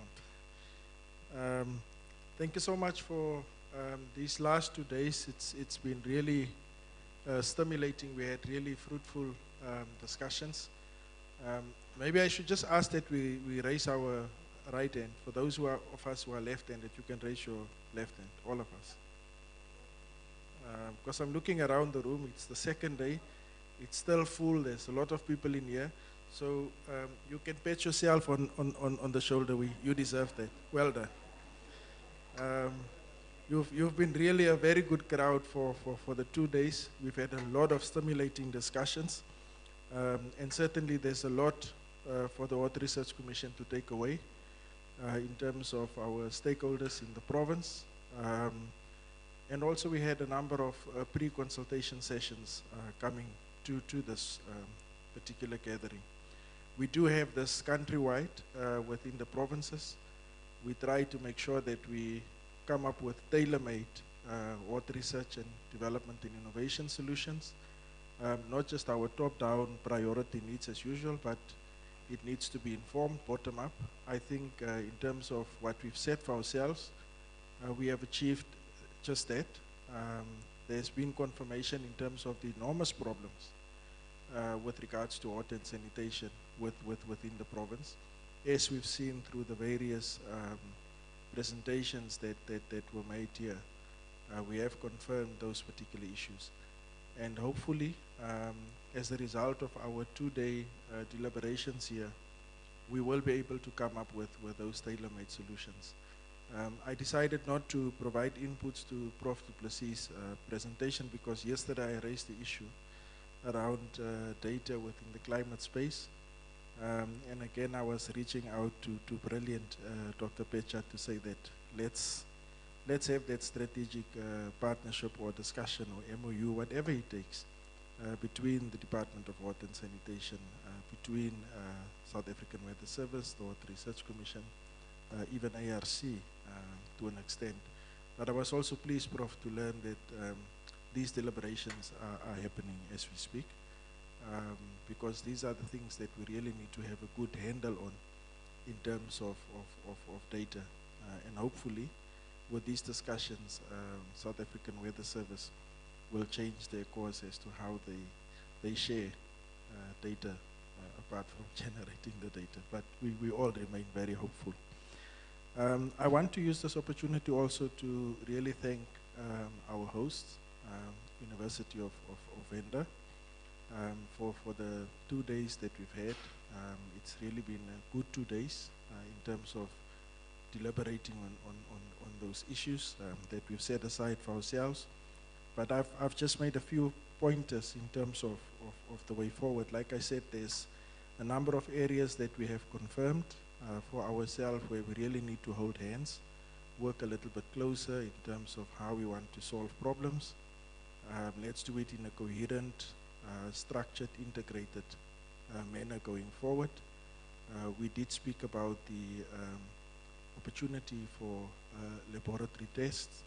We know that there's some facilities at Lepelle, and I think the CEO also begged with us yesterday. She was pleading to say, not just universities, but our stakeholders here, no need for us to send our samples outside of the province if there are facilities within the province. Let's strengthen those facilities, and let's also make sure that we take our institutions with us in that particular space. And it goes without saying that universities such as Univen and University of Limpopo are strategically placed to support in that regard, especially when it comes also to creating capacity, because we may have some facilities at Lepelle, but how do we create the capacity? How do we create the skilled resources? And for that we need the infrastructure to be at the universities. So we will certainly look at this going forward, how we jointly support those initiatives going forward. So between the Water Research Commission and Univen, we will of course explore our long-term climate resilience program that's already been implemented in Guyana, and this has been funded by the Water Research Commission. Between the Water Research Commission and the University of Limpopo, with regards to their sanitation program, we will continue to work jointly with the University of Limpopo going forward. But both universities, we need to continue to explore also our community training opportunities as it relates to water resource management and climate adaptation. Both Univen and University of Limpopo, we will also need to look at our research policy linkages, where we integrate local water and sanitation innovations into the municipal IDPs, which is important. And I think also the presentation by Prof. Just now, in terms of those bylaws, to what extent are we actually implementing those bylaws, and maybe there are needs there also that we need to assist from our side in terms of our offerings. With regards to collaboration between the Water Research Commission and our local universities on infrastructure support, it goes without saying that this is an area that we've identified as an opportunity. Let's explore that going forward between ourselves and Univen, as well as the University of Limpopo. We also need to look at issues such as groundwater sustainability and early warning systems. I'm adding that in the context of infrastructure, not just our lab systems. But there's also a possibility to integrate with the Univen's current DSTI, the water chair, and also other partnerships. There's an opportunity for us to explore integrating those partnerships with the chair, and I know that at Lepelle Northern Water there are also some initiatives there that we need to combine our efforts. I'm sure there will be a launch. I've had my engagements with Prof. Francis also yesterday. The launch is still coming. We're all waiting for that particular date. It's an event that we can't wait. We want to rejoice, we want to celebrate, because it's all fitting that we have the chair here at the University of Venda. So we're looking forward to that. The Water Research Commission, we will also work very closely with Lepelle Northern Water on research-based solutions to test innovations to improve the quality of water in the province. We know that Lepelle Northern Water, they had a 2-day also strategic workshop. Unfortunately, I think the Water Research Commission, we were not present at that session, but as such, Lepelle did invite most of us to that particular session. And it's really about putting together, or how do we put together a hub and spoke model in terms of our center of excellence we want to establish for the province, with a particular rural focus in terms of water and sanitation. Lepelle has already started some work in that regard, and I think the 2-day workshop is really complementing that very well. So I think there will be continued discussions between ourselves, our CEO, the Lepelle CEO, together with the leadership here at Univen and University of Limpopo. And then the last point I just want to make is also around capacity issues. I've raised the issue around the opportunity when it comes to process controllers.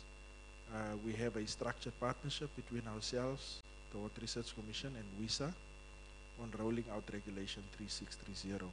And I think there's equally an opportunity there for Univen as well. We also commend highly the program by University of Limpopo, where your students, you know, towards completion of your water and sanitation program, they are SECNAS registered. So we really appreciate that outcomes-based program that you have. It's very unique to the University of Limpopo, and I'm now speaking nationally. So let's keep up those unique pockets of excellence where we can just continue to augment as we go forward. These are just some of my remarks. Also on behalf of the CEO, she really wants to thank each and every one of us for our contributions here and deliberations that we've had. And now I would like to invite our acting DVC, Prof. Francis, to come and share with us a few remarks as he will be closing the session. Thank you.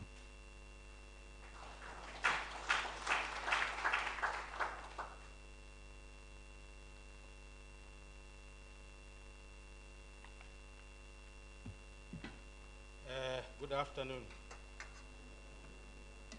I normally don't want to say anything until I start hearing very high decibels of noise in the room.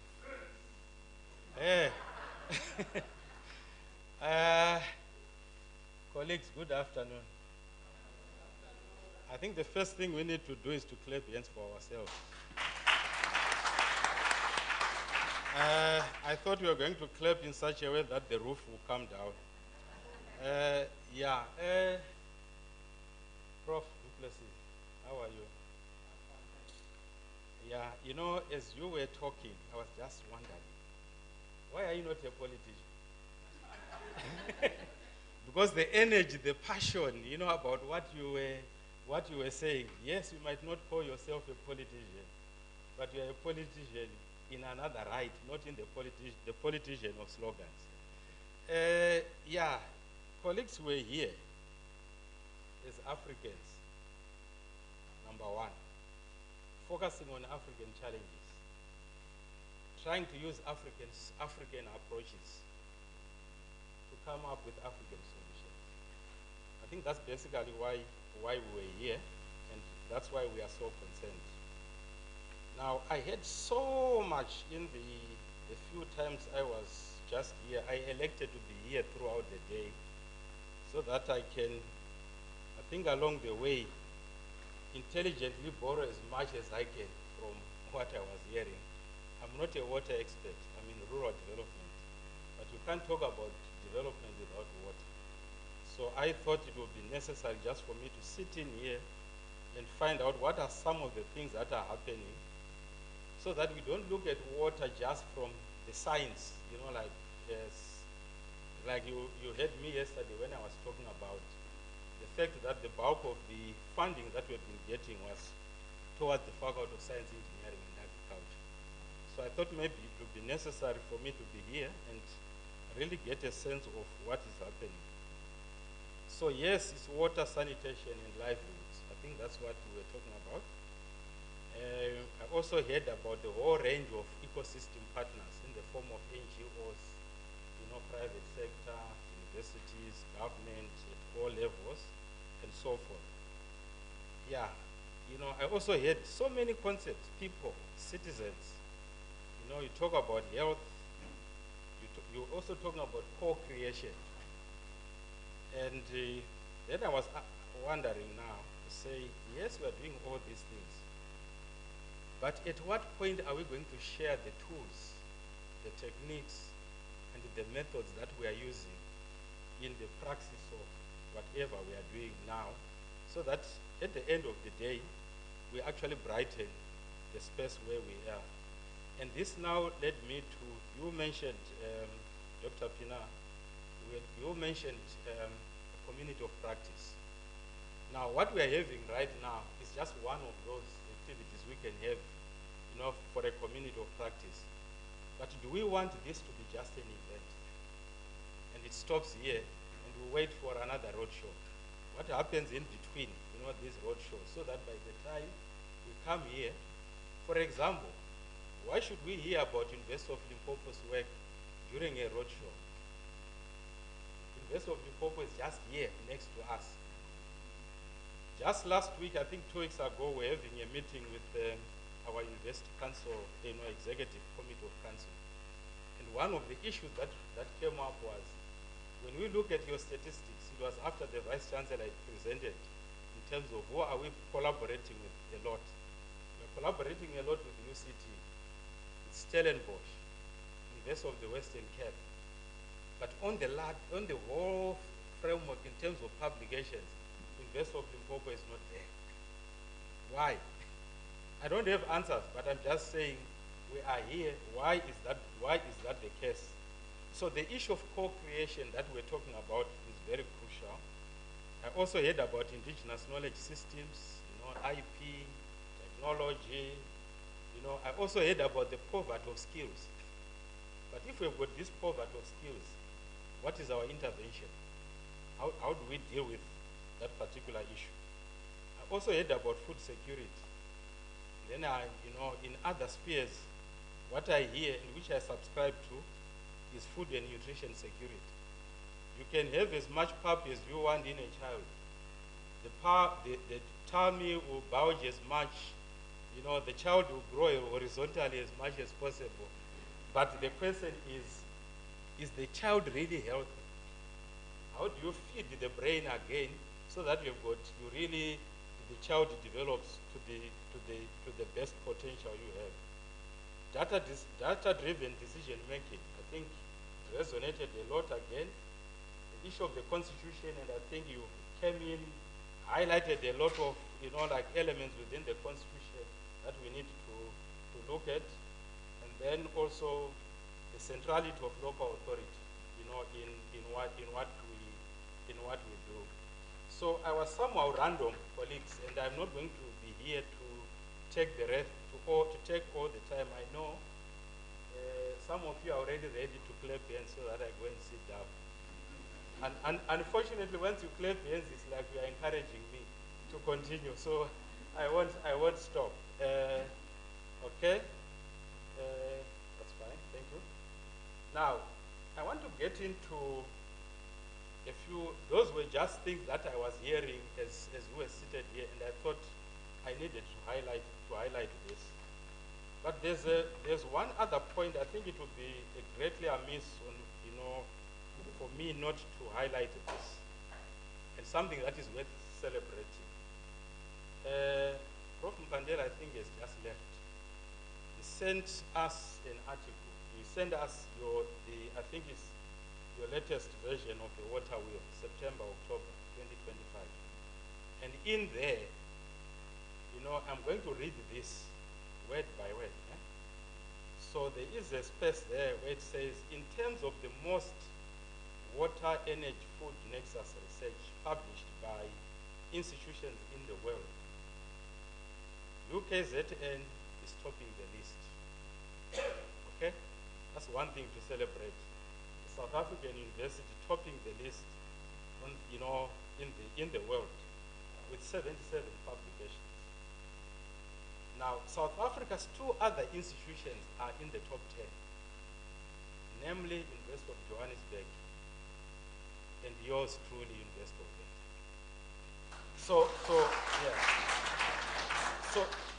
So what this tells you is that it's not about the size of the institution. You might be a very small university, But if there's commitment and real will desire to do it, you can still do better in other areas, not just, issues relating to water, energy, and food. So these institutions are mostly funded by the WRC. So that's another, some kudos into your pockets, WRC. I'm talking about all this is due to the support we are getting from the WRC. We believe that we need more universities, science councils, and NGOs to be actively involved in the water, energy, and food nexus, not only in South Africa, but across the African continent, close quote. Now, what is crucial again, if we were to really look at this, is the contribution towards national and regional priorities, and also resource insecurity, how we are poking holes into resource insecurity, poverty reduction, sustainable development, and climate change adaptation. As I fly again into what I prepared here, colleagues, I think over the past 2 days, we've journeyed together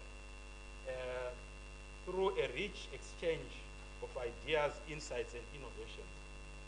From the opening plenary on accelerating change through partnership to the powerful innovations pitched today, in terms of the presentations we got from, pitched today, one message has been consistently clear in my view, and that message is that the water and sanitation sector will only thrive when partnerships, research, and innovation converge.